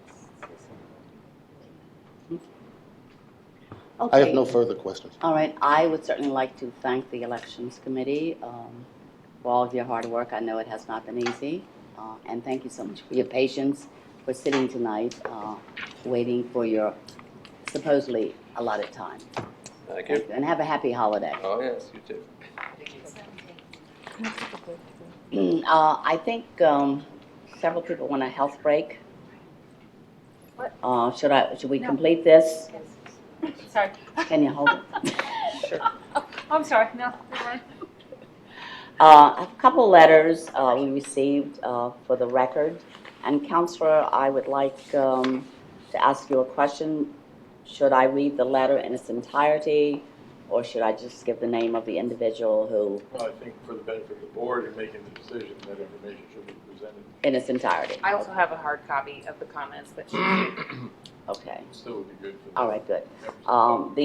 This letter's from Liz Caver, and she says to Reston Association, my understanding is that RA is current considering a request for another RA community member who is seeking access to the named addresses and perhaps other details of all RA members eligible to vote or have voted in past elections. As a long-term RA member, I object to RA allowing this access. It would be like opening Pandora's box and would subject RA members to a list of unwanted solicitations and or violations of privacy. I feel this is an invasion of privacy. Second letter is from Kimberly Ann Kane. Dear Ms. Fulkerson, as I'm unable to attend the next RA meeting, I would like to offer my point of view. I'm following the debate over releasing residents' mailing addresses with some interest. From my perspective, I would prefer the addresses to be released and have no problem receiving mail from any person who has an interesting point of view. Nor am I opposed to any person mailing helpful information about Reston, current events, or future election materials. I would prefer to see an opportunity to pave the way to open information from other Reston residents or from those who may be interested in being more involved with my community. I'm not sure why RA would treat these addresses with a closed fist. I would rather have a mail come to my home rather than someone referring to events during the past election, beating on every door in my neighborhood to hand out a flyer. I do, however, agree with RA on not issuing mail addresses. Third letter, last letter, is from Connie Hartke. It says, Dear RA board members, any volunteer organization is lucky to have a qualified person step up to serving, especially when the service requires the amount of time that serving on the RA board requires. The qualification should be intellect, integrity, and availability, and should not be hampered by their financial standing. I worry that an unintended consequence of the motion to keep confidential the addresses of those who take the time and have the interest to vote may be that we severely limit those who can run an effective campaign for a board seat to those who are backed by big money. I'm not sure that all those whose first thought is privacy, quote, above all, unquote, have thought about the full-time employed person of moderate means who needs to make themselves known to every potential voter in a district. This person might find a way to door knock, postal mail, or robocall to a limited targeted audience. Without the data, this candidate cannot possibly compete with deep-pocketed candidate who can financially blanket a large area. Before you cast your vote on December 17th, please take a moment to think about how the RA board may look in the future if big money is running the campaigns. Think about unintended consequences. Can a compromise be found? Please submit this for the record for the December 17th meeting. There's one last one that you had to, I think. I'm sorry? Okay, good, thank you. This is from Mike Gardolfo. Gandalf. Okay. Gandolfo. My eyes are gone. I won't be able to make it to Thursday's meeting because I have 2 sick children at home. But I did want to provide any comments that represent those of my wife and I. If the board does not vote in favor of member privacy, we would stop participating in Reston elections. We value contributing to our local community, but we value our privacy more. We don't feel that we need to get targeted advertisements, or worse, people willing to pretend to run for the board in order to sell our information. regarding a list of voters in the community does not benefit the community, releasing a list of voters. If it only benefits those who are running for the board. Therefore, I see no reason to allow it. The board should only take action that benefits the community as a whole, not select individuals. The reason that, quote, it's always been done that way is not sufficient to keep doing something throughout history. Many things have been done that we do no longer do because there were good reasons to stop. Thanks, Mike. I think that's it. Are there any more letters? No, ma'am. Okay. If I may, my letter was sent as a matter of record. You certainly may, yeah. No, we read it. You read it already, yeah. Yeah, we all read it. You read it. No, I'm not we reading. read This is another letter that I sent for the record earlier. Which we read, which is in our materials, right? Yeah. Everybody that's willing to state they read it, that's fine. I read it. This three-page read it, letter. Yeah. I read it Very long. online, I read it Yeah. in Reston now, and I'm reading it here. December, Slightly Yeah. different. What talking about time? the one December 14th. That's correct. What time do we have to start at 7? Since you read the others. Good, now Okay. it's time. Okay, I would, Well, do you want it read, or did you If accept? everyone is willing to state that they have read it, I'm fine. that's fine.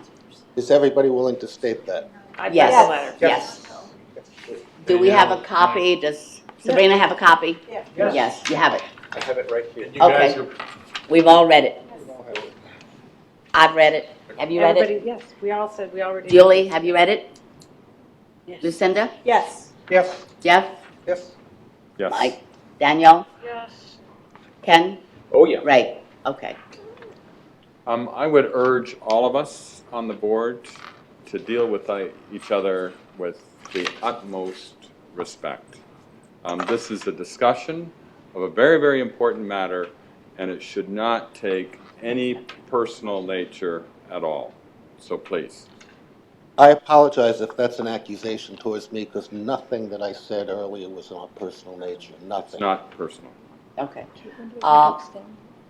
Yes. Wait, you do need to vote to extend the length of your meeting. Okay. And I move to extend the meeting for 1 hour. I'll second. okay, is there any discussion? All those in favor, please Aye. indicate the user manner aye. Okay, I'd like to make a motion.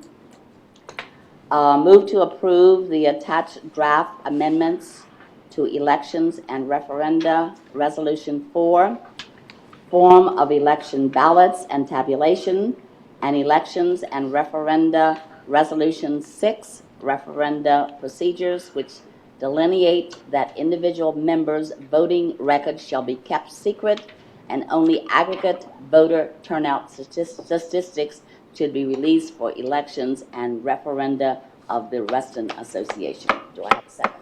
I'll second this. Okay. We'll go around the room for discussion. Starting with Jeff. First, want to thank everybody who's contributed to the discussion. Certainly, Irwin and the election committee folks, and also all the people in the community that have reached out to me personally and to the board. The people I've talked to in the community definitely favor more toward privacy, and that this information doesn't need to be released. And that's fine. I'm very active in the community and try to seek out that input. And people have offered it voluntarily as well, without me asking. And also speaking from experience, I'm relatively new to the board, and I went through the election process. When I was running, I asked for this information that's being requested, and saying that's not available. I wasn't real thrilled with that answer, but I got it.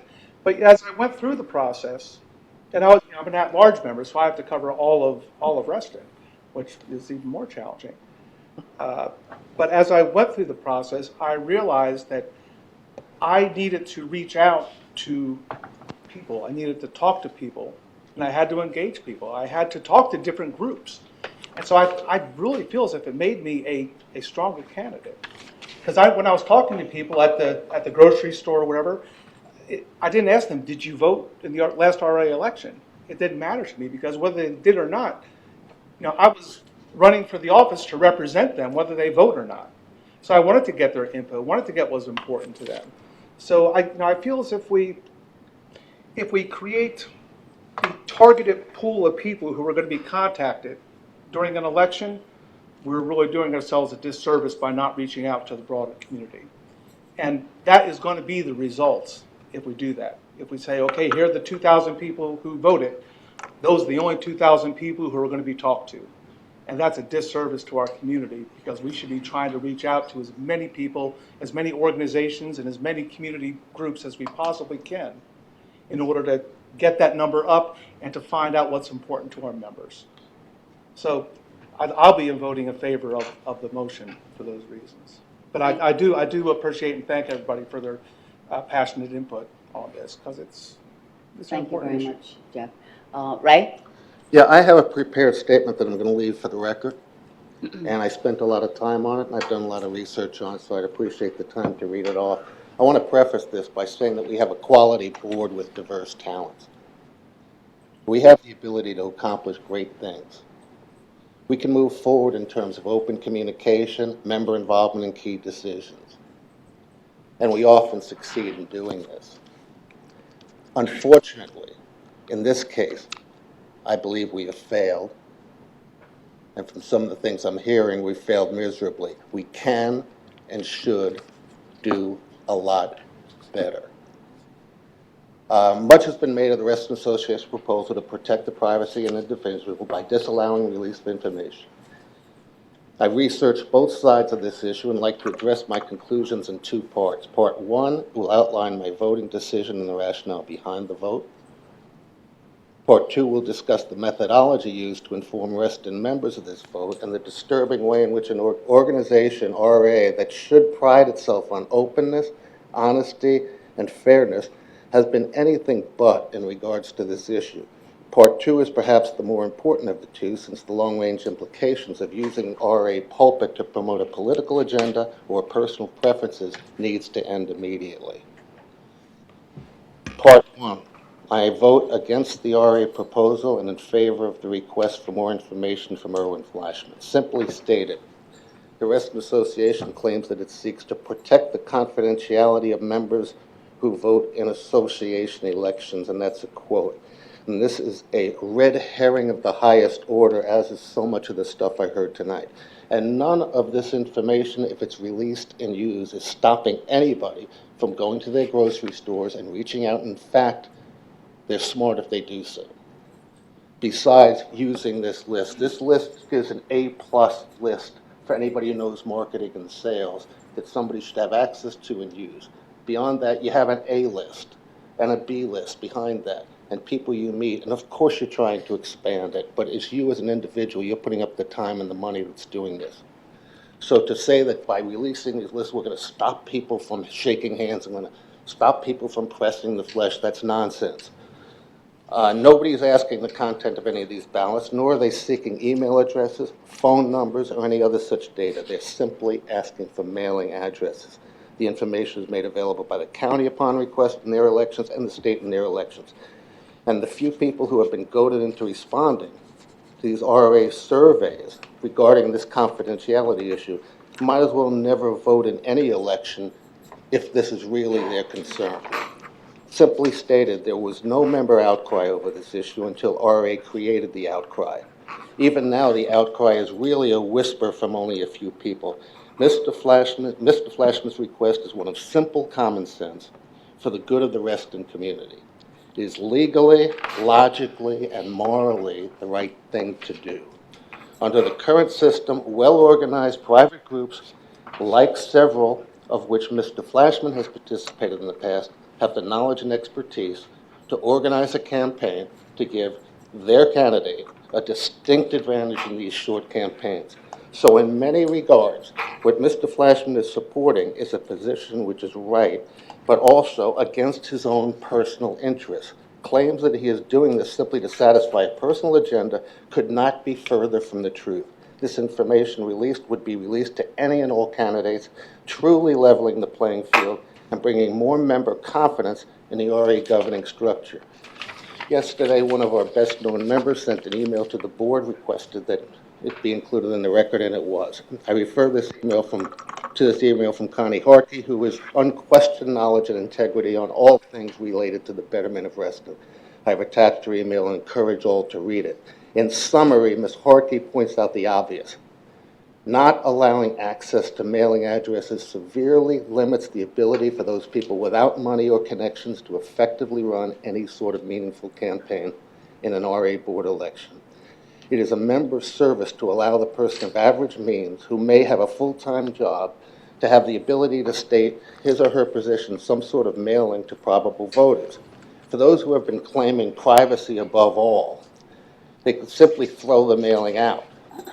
But for many others, they want and need to read a candidate's position on the matters, as one of the letters that came to us said. They like getting stuff from RA that's informational, and the current means of doing so are grossly inadequate in reaching potential voters. And I heard some comments about how mailing costs are no big deal. Oh, it's just a side issue, and I'm not sympathetic to mailing costs. Well, get sympathetic to mailing costs, because it is expensive. And to give this information that Mr. Fleischman is asking for and mailing out to all those people on the list is going to be an expensive proposition. You're going to get one time to do it, so what you mail better be pretty good. As for the cry that Mr. Fleischman and others will seek to delve into the lives of citizens if they receive a mailing list, let me remind people that we are all on many purchase mailing lists of some sort. My guess is that each one of you tossed out 2 or 3 of such mailings today. If you don't want to read junk mail, and I'm sorry to think that a candidate's sincere effort to reach you is classified as such, but for many they do, just throw it out. Better yet, RA could keep a list of people who they say do not want to be mailed any information. Federal laws and do not call lists and all the like would allow for the ability to opt out, and we could tell the candidates don't mail to these addresses. I heard this from a member today. Why all the brouhaha over receiving mail? What I really find intrusive is the relentless pounding on my door from candidates who think it's noble to door knock, but not to send mail. Quite frankly, I would rather hear from a Jehovah's Witness than have a political candidate banging on my door, uninvited, on my property, trespassing, and then wanting to regale me with all sorts of reasons I need to vote for him or her. I must admit, I find this supposed nobility in emulating a Jehovah's Witness while promoting your privacy by criticizing mail-outs is a tad on the hypocritical side. What will the RA board look like in the future if only those with big money or organized backing can realistically win an election? And Ms. Harkey asked that. I know her very well from the Rescue Reston board and from other things. I asked the same question. Members should be shuddering at the thought, not complaining that a courageous and committed member is trying to reach out and let the voter know who the candidates are. There are so many unintended consequences to voting in favor of the proposed RA ban, and one very obvious one. It retreats from efforts to make RA more open and more accessible as an organization, which should be one of the prime things we're attempting to do in 2016. This vote has nothing to do with protecting members' privacy and confidentiality. It has everything to do with keeping more data and information close to the vest, assuring that those, quote-unquote, in power continue to be more informed than the, quote-unquote, average Joe. As to the sanctity of the election process, I point out that the Reston Association continues to attract an average of approximately 15% of members to vote in its elections. This has not changed much over the years. I'm finding out tonight that it's a richer Caucasian community. It likely will not change in 2016 unless the status quo is broken. And as Mr. Fleischman said in a recent piece wrote in Reston Now, and I'll quote, given the deplorable percentage of voters who actually vote in Reston board elections, the RA election committee should focus on increasing the number of actual voters rather than closing off an avenue which could lead to a higher level of participation. Well, amen to that. And let the process of increasing turnout begin right now. This idea that somehow releasing this is going to create this minor pool and we're going to get even less than 15% as if that's a high number. Well, where I come from, 15% is called failure. We need to up that number. Part 2, the methodology already used to combat Mr. Flashman's request, and I'm almost done. I love open debate and ultimately voting on major issues based on thorough research, analysis, and discussion among interested parties. I love point-counterpoint type presentations before deciding on what I would consider the proper course of action. The Reston Association should hold such a process as a major bedrock principle upon which we operate. In this case, we failed to do so and failed miserably. I hope we learned from this mistake and that we address issues more fairly and openly in the future. And we shouldn't be fearing a result that somehow doesn't fit our predisposed notions of how we'd like things to be. The RA Board of Directors is not designed to simply be a necessary impediment, that barrier which needs to bless that which was already preordained. Too often items are presented to us looking for necessary consent, not really looking for meaningful input. We have a more valuable purpose as a board, and we are supposed to have an independence from upper management, staff, and other related entities within RA. The pressure to be a quote-unquote team player and to go along with each and every proposal thrown our way is inappropriate, but it's often becoming a fact of life. Groupthink is not team play.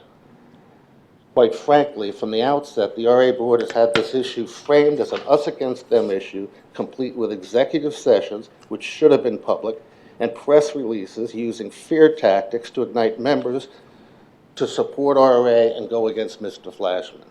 The RA news releases related to Mr. Flashman requests were not informational pieces, but propaganda designed to frame the issue in a way which compelled member action in the RA management's preferred position.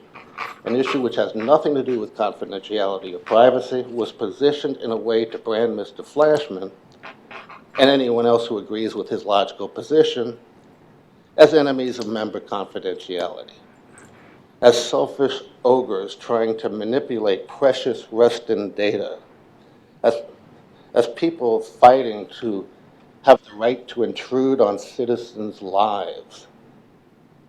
They promote RA as the protector of privacy, and the members are our children. The members are our children who are lucky to have such protection.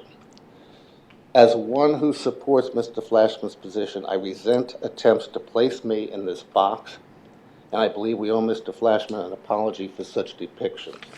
The truth is, RA releases on this issue would make the headline writers and the editorial staff at Pravda, Ramparts, or National Review seem unbiased by comparison.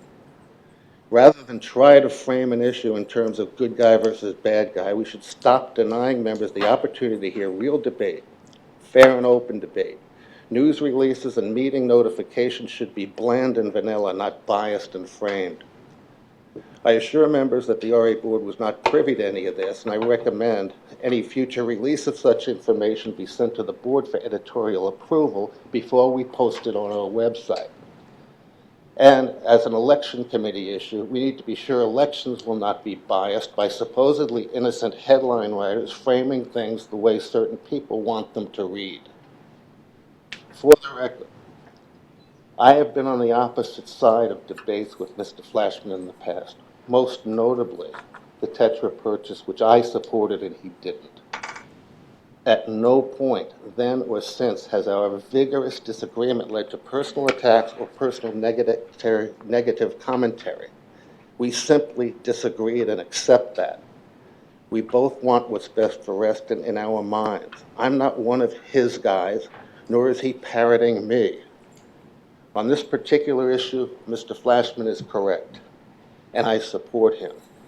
Despite being in the obvious minority of RA Board members on this issue, that's just simply the case. I have a mind, I have a voice, and I have a right to speak it, and I have an obligation to speak it, and that's what I'm doing.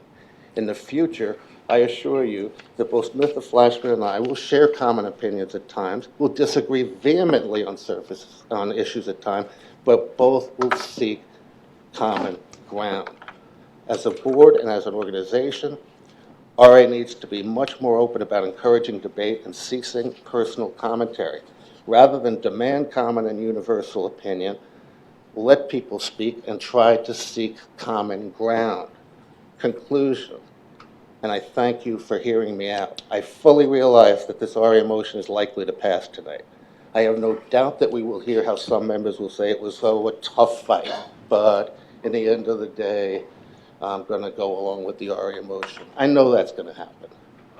But regardless of the outcome, like I said earlier, I am compelled to speak the truth as I see it and vote for the side which I believe promotes openness, honesty, better community engagement, and a fairer election process. Thank you very much.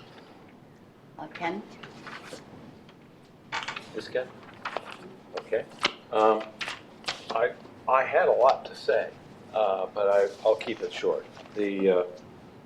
I think a couple of points. I too met with a lot of folks, and many wanted to say something about this tonight. Many wrote me emails, etc., but they said, please don't include my name, which sort of goes to the point that we're discussing tonight. They didn't want to feel that there were repercussions or something would be held against them, heaven forbid, that their name went on the record here tonight. And I had to respect that and their privacy, and I did. There were a lot of things I could have read tonight, but I'd have to put them on the record with names. Couldn't do it. I also look at the fact that I've been on the board for coming up on 6 years. I'll be leaving the board in another few months, and I've enjoyed every minute of it. But the people have elected me over and over again, and those that didn't, I have one honor, and that is I am an elected board member of a non-stock corporation that behaves like a corporation, and I have to govern according to our documents. Our governing documents are basically how we manage this entity called Reston Association. And in that, it says, and I must adhere to it, that ballots are to be kept secret, voting records are supposed to be kept confidential. I will stick to that until a referendum goes out and changes the governing documents, that changes that verbiage to something that might be more appealing to the future. But as it goes now, I will adhere to what I have been told the governing documents tell me to do. That's the way I'm going to go down this path. So the last thing I would say is people are concerned about their privacy. People are concerned about their being abused by, as Director Waddell has said, the inundation of material coming there to them every day. I don't want to be a part of that and having somebody else send something else, and I was responsible for that. So I'm going to respect the majority of the members that I've talked to who prefer not to be named here because they do not want to go on record. They do want their privacy, and say let's continue to protect their privacy. So I'm going to vote in favor of the motion. Lucinda?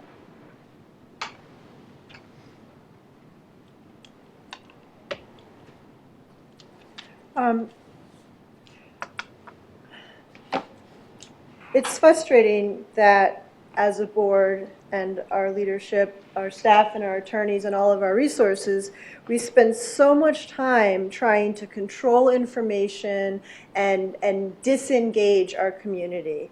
As leaders, we should seek to engage our community, share information with them, share communication and debate with them both ways. And it's so frustrating to spend so much time on something like this, to just control information that should be shared, when we have so many more things that we could be doing with our time and resources.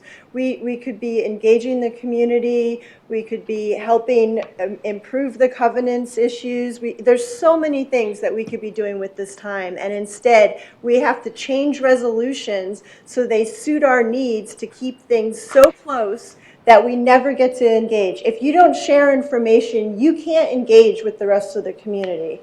And one of our objectives is to recruit and engage volunteers. How can you do that if you're cutting everybody out? It's just really frustrating to come to these meetings and spend all this time on something like this. Our elections and all of our information should be transparent. That's something, again and again, we've had debates with the community, and we've heard comments that they want more transparency, they want more information from us. We have open democratic elections. Having voter lists has been a part of open democratic elections for as long, as we've been having democratic elections. And one of the reasons why sharing the voter list with public and other groups is part of a democratic election is to avoid fraud. And I'm not making any accusations or making any inflammatory language, but if we're not able to have independent groups and the public look at those voter records, there's no way whether they know if fraud is happening or not. And it's just opening the door to one more thing that could be happening that shouldn't be.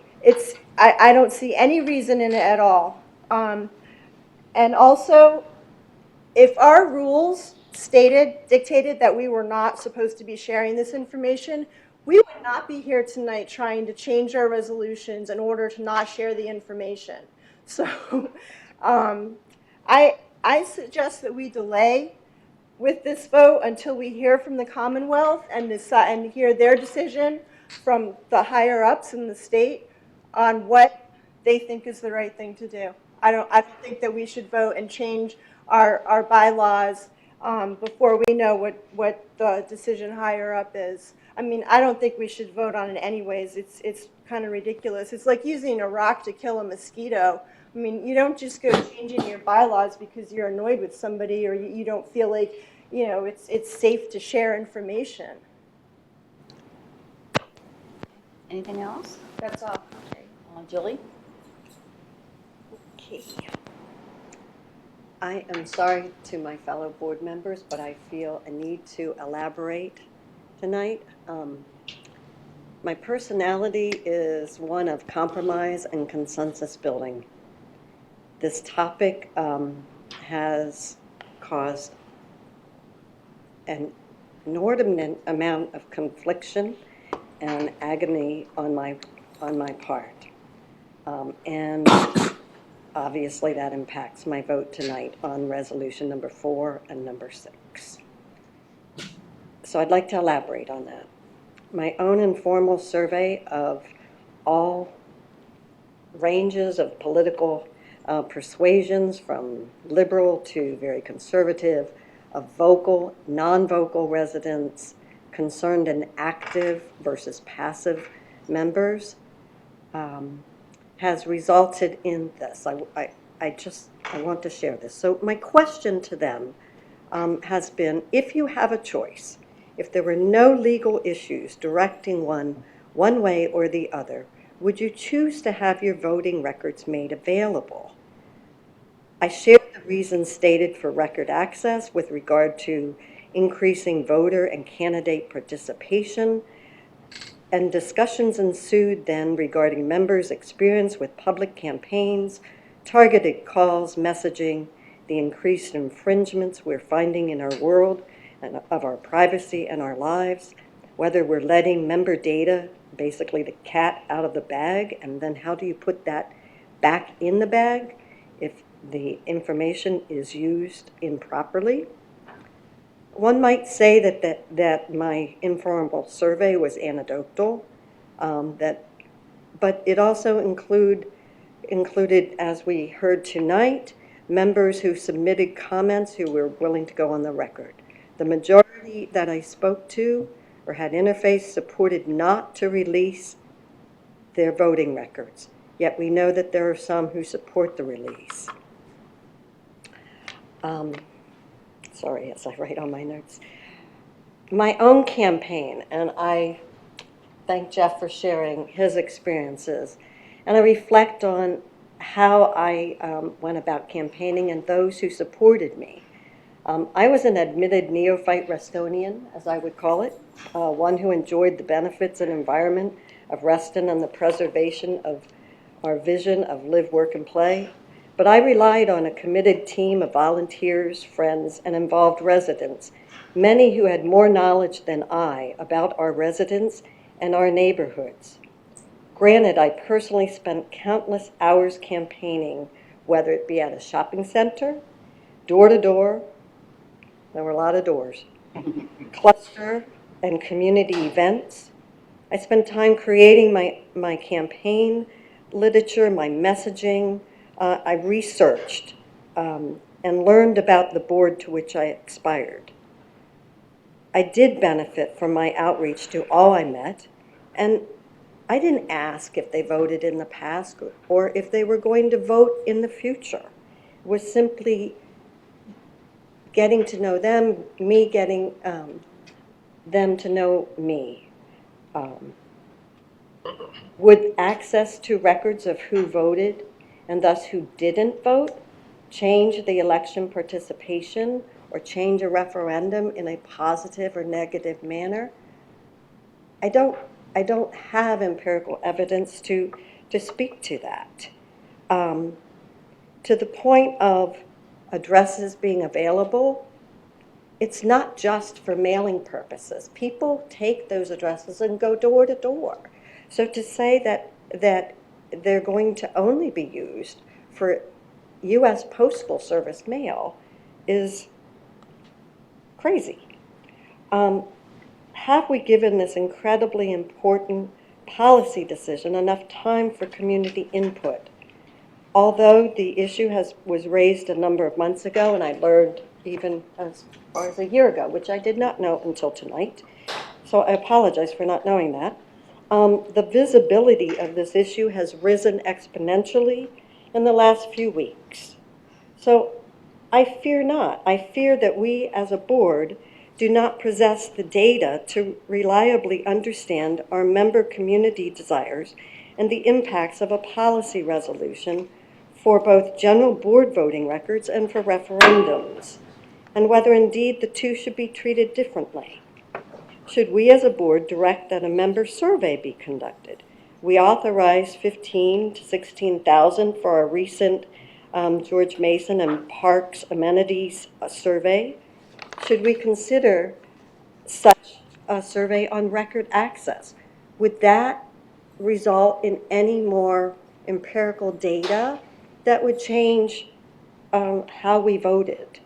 I'm certainly not suggesting a referendum, which I understand might cost upwards to $60,000. My last thought, the legal component. I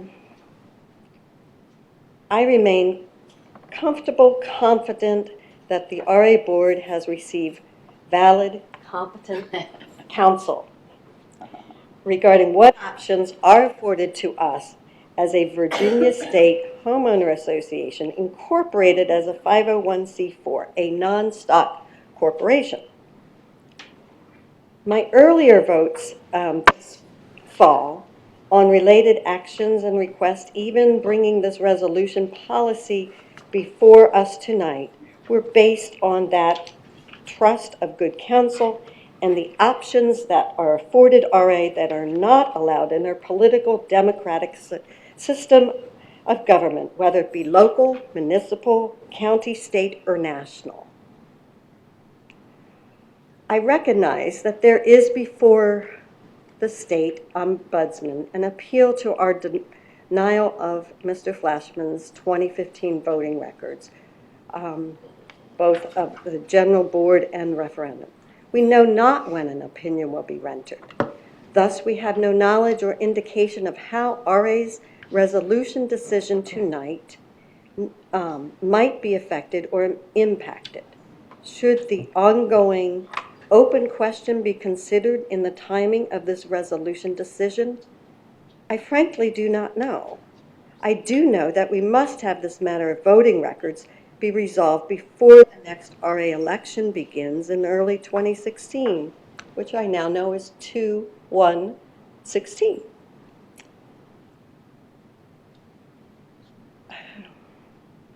So I'm concluding. So I thank you, my fellow board members, and our constituency, our membership, YouTube fan club,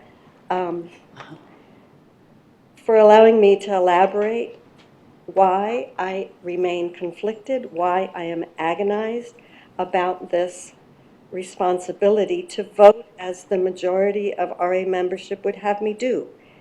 That is my responsibility as a board member, is to vote for all Restonians, not just myself or just those who are vocal or passive. So I wonder what truly is that vote. What would the membership have me do? My personal gut would be to respect privacy requests. I'm personally appalled at what I'm seeing as the trends in our democratic election process, and wonder at what point whose right trumps the other's right. Thank you. Thank you very much. Eve? I want to start by asking Kate a couple of questions. Because it's been said here and also in the press that we commonly released these records in the past, or I think that Irwin's letter even says that a prior board member said that he had them, and so I would like to know definitively, have the records of those who voted ever been released? The exception of Mr. Fleshman's request last year, no.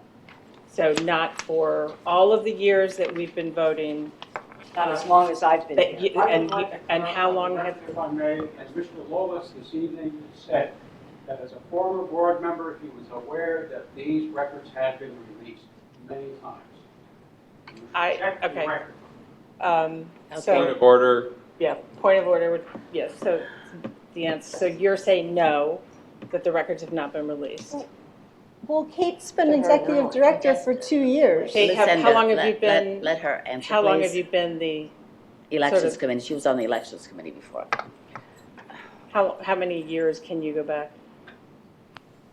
Believe that I started doing the election process myself in 2004 and worked as the board liaison starting in 98. Okay, so that's a long time. So certainly not in any recent. Correct. Okay.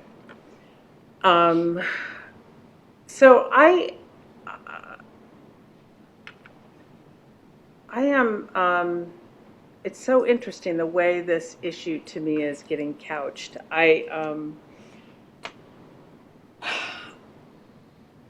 On the one hand, I am hearing that, well, this is it, the election now can only go to people with money, big money. That's, and I just, boy, I just get big, I mean, it's never happened in the past that I'm aware of. I do see, though, the potential opposite problem when the pool that you have to deal with is so small that you can afford to do lots of prints. Although I'm a real estate agent, I do a lot of different kinds of advertising. I don't recommend print myself. Ray may disagree with me, but I mean, we all find different things that work for us. And so my concern is that when the subset of data gets so small, then it's very easy to manipulate the vote, and that it goes against the principle of community engagement because it focuses just on that group of people. And I am sure that Ed was just being glib when he said that our elections were controlled by a certain group of people. And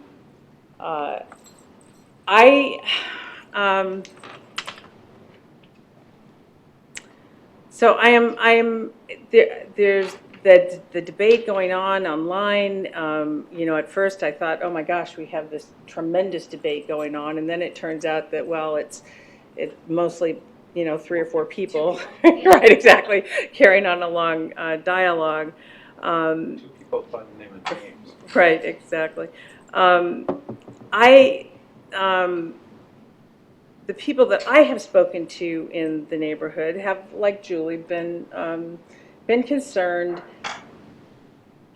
about privacy because they feel like this is neighborhood stuff. This is not political stuff. It's neighborhood. Now, clearly, look at, if we were running for, council seats or whatever the heck, and we have entered into the political realm, then that's a different world. But this world is, we are servant leaders, and we are dealing with our neighbors. And while I do, I think that there is some of the unintended consequences could be, oh, well, I think that, and we have no way to govern how data is used. I mean, it's not like in the election world where, content has to be branded and you have to, if you form a PAC, you have to disclose who your PAC members are and stuff like that. We have no ability to manage anything like that. And so, gosh, I see this specter of anonymous engagement, concerned citizens for Reston, or it's like, we'll have Reston United. I mean, and you can say anything you want about a candidate because it's anonymous. And we see that happening online already. So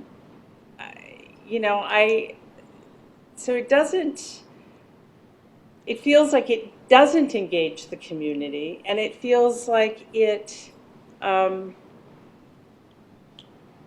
coarsens the dialogue that we can have. Now, maybe that's just tough beans, and that's just the way it goes. I mean, if you don't like it, you shouldn't, attempt to seek a seat. But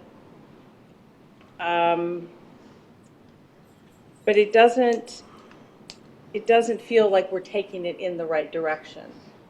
I'm going to display a little ignorance here. This resolution change, which can be changed by any other board. So, but this was really just a little wordsmithing to an existing resolution that previously also said that the records were confidential, as I recall. Probably said that, didn't it? Okay, all right. So yeah, I am not a fan of the idea, not because I want secrecy, because I do want to also make a clear statement. In my opinion, we have never misused the executive session for any discussion that was not covered by executive session. And so that statement was made.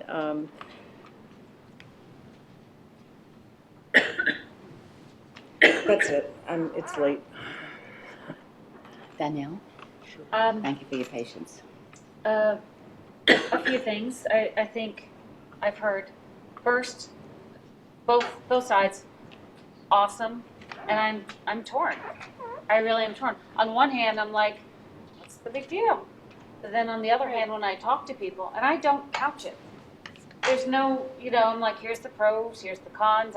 This is just what's being voted on. What's the big deal about either side?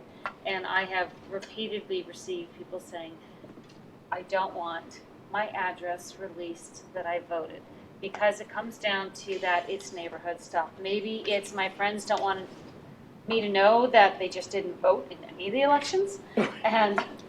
But clearly it's neighborhood stuff. It gets very personal. Also, I think it's important for us to understand Reston is very diverse. If we're focusing on only the people who vote, we're not addressing everybody's issues. We're addressing those voters' issues, and I want to be able to address everybody's issues. I was a little disappointed tonight to see that our volunteers are actually being attacked. Yeah. We weren't having conversations with them. We were attacking, and I have the utmost respect for our volunteers. just like all of us who are sitting around this table going into our 6th hour. We're exhausted. We're doing the best we can. And I would hope we give everybody the respect that we would like to receive ourselves. So at the end of that little discussion, 2 more things. I do not see a conspiracy theory. When I do see conspiracy theory, it does upset me, and I go rebel. But I don't see it in this case. I would, though, be interested in seeing this question just put on a ballot. It can't. Why can't we, when we have a vote, the next election, why can't we put it down at the very bottom? Would you want your address released? Maybe that's a discussion at a later time. I don't think we should rule that out. But at this point, all of my discussions, and they have gone everywhere. We've been North Reston, South Reston, wherever. It's been predominantly, I don't want that information going out. Thank you. Mike? Very good. This conversation has been going on for over a year. Also want to address secrecy and transparency. You know, the fact that these meetings are videotaped and anyone can walk in here. I don't understand how we can be accused legitimately of operating in secret. The executive sessions, likewise. You know, the executive sessions deal with executive session matters. CEO performance, staff performance, contract matters, and otherwise. And that's announced before as well. I never ran in a political election or an election before. I'm here as a servant. I'm interested in serving the community. I stepped up and said, I've got some capacity, my family has capacity, I want to give back to my community and be helpful in whatever way, shape, or form the community would have me do.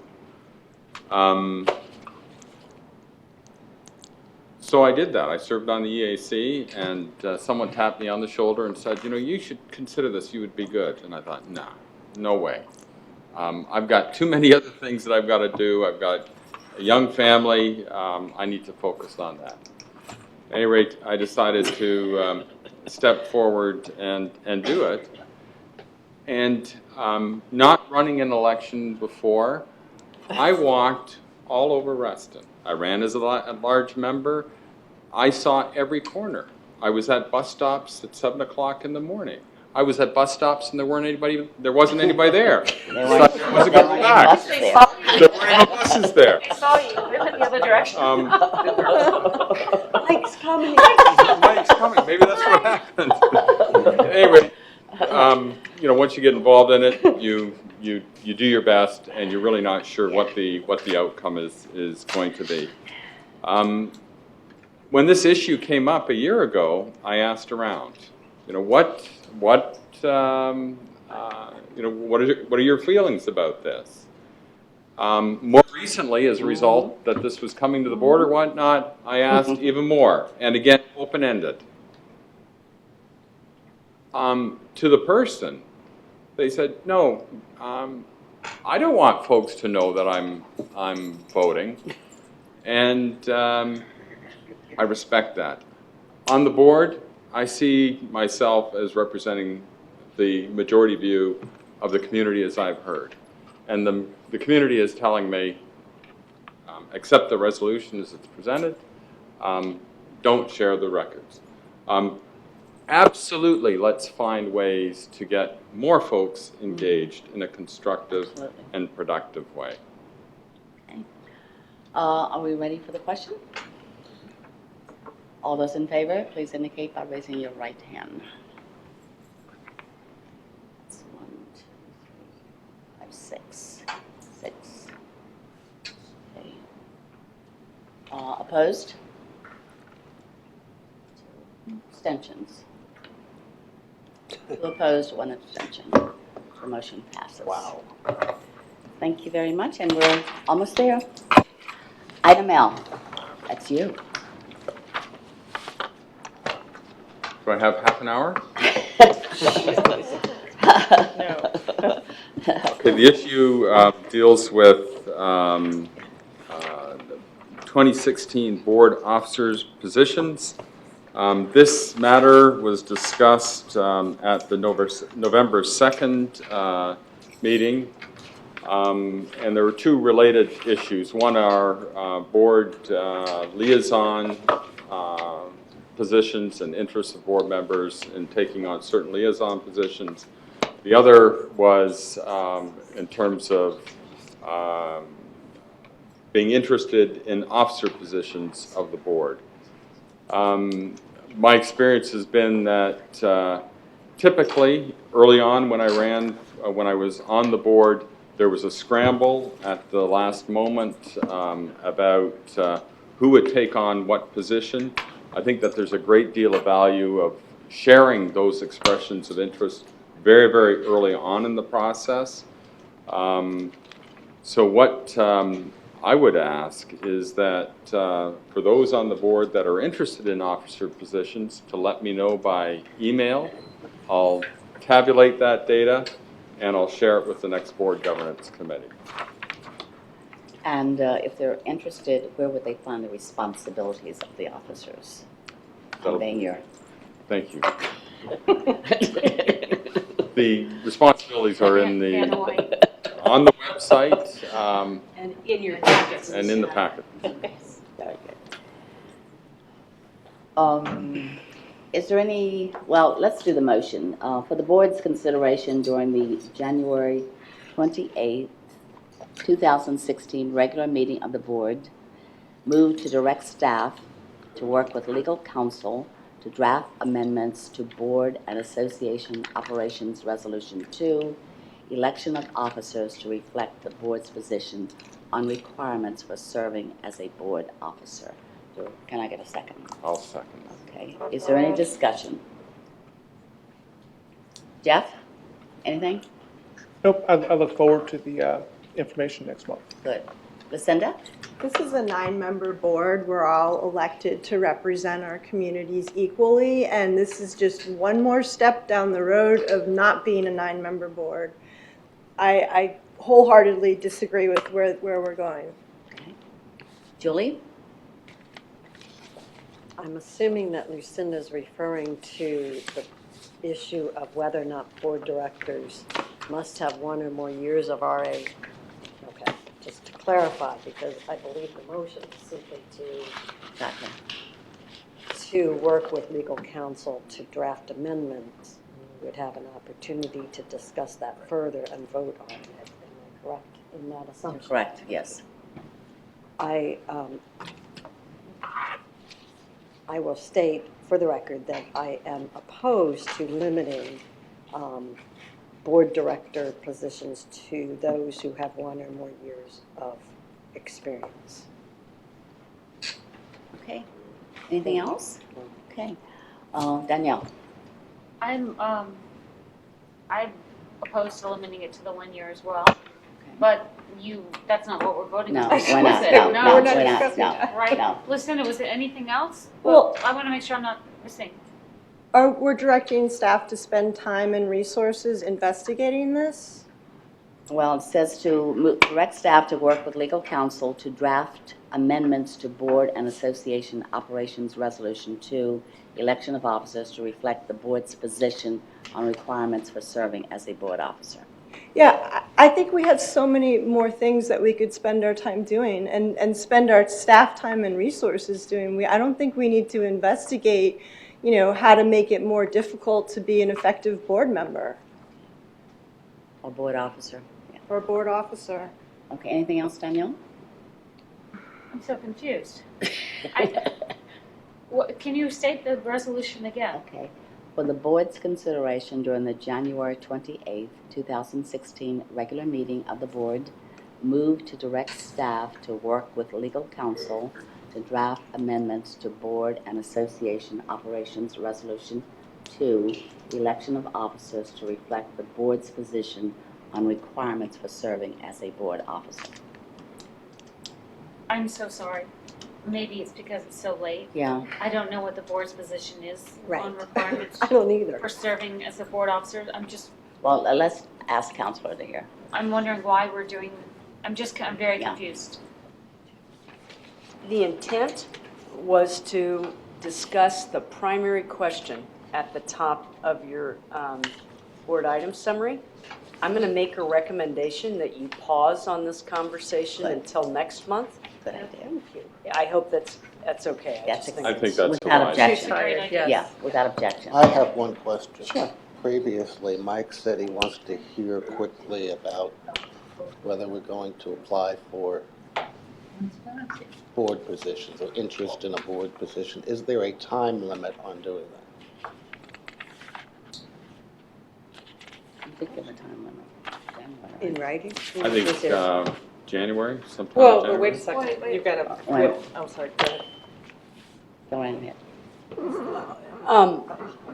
I think I don't think it's a policy. I think it was just to let Mike know, because anybody who's interested needs to talk to whoever. What's it like? You know, what's Right. Well, like being I X, Y, and Z understand position. that, and that's an informal process we always go through, but I don't understand why any of us have to submit by January. We haven't even elected our new people yet. We don't even know what the board's going to look like yet. I don't know what my personal preference or position is going to be yet. So how can I be asked right now to commit to whether I'm interested in running for a specific position? And it also ties into this one-year requirement. It means it's all moot, because if we're required to submit this by January, there's no way a new person can apply anyway. Without objection, we're going to have this on our January agenda. Yeah. And of course, that should change the dates that you're Sure. asking people to submit. I'm also Yeah. concerned about one thing. Mr. Lovis said tonight that voting records were regularly released. I've heard otherwise. Somebody's not telling the truth here. Just a point of reference. Well, We can verify that. yeah. I would like to have somebody research that and verify that. I think that's a good idea. And without objection, CEO, you'll do that. Yes. Okay, we're down to item M. Adjournment? Thank God. Do I have a motion? I move to adjourn. Do I have a second? Second. Any discussion? All those in favor? Aye. All right. Thank you so much. I know we went over time.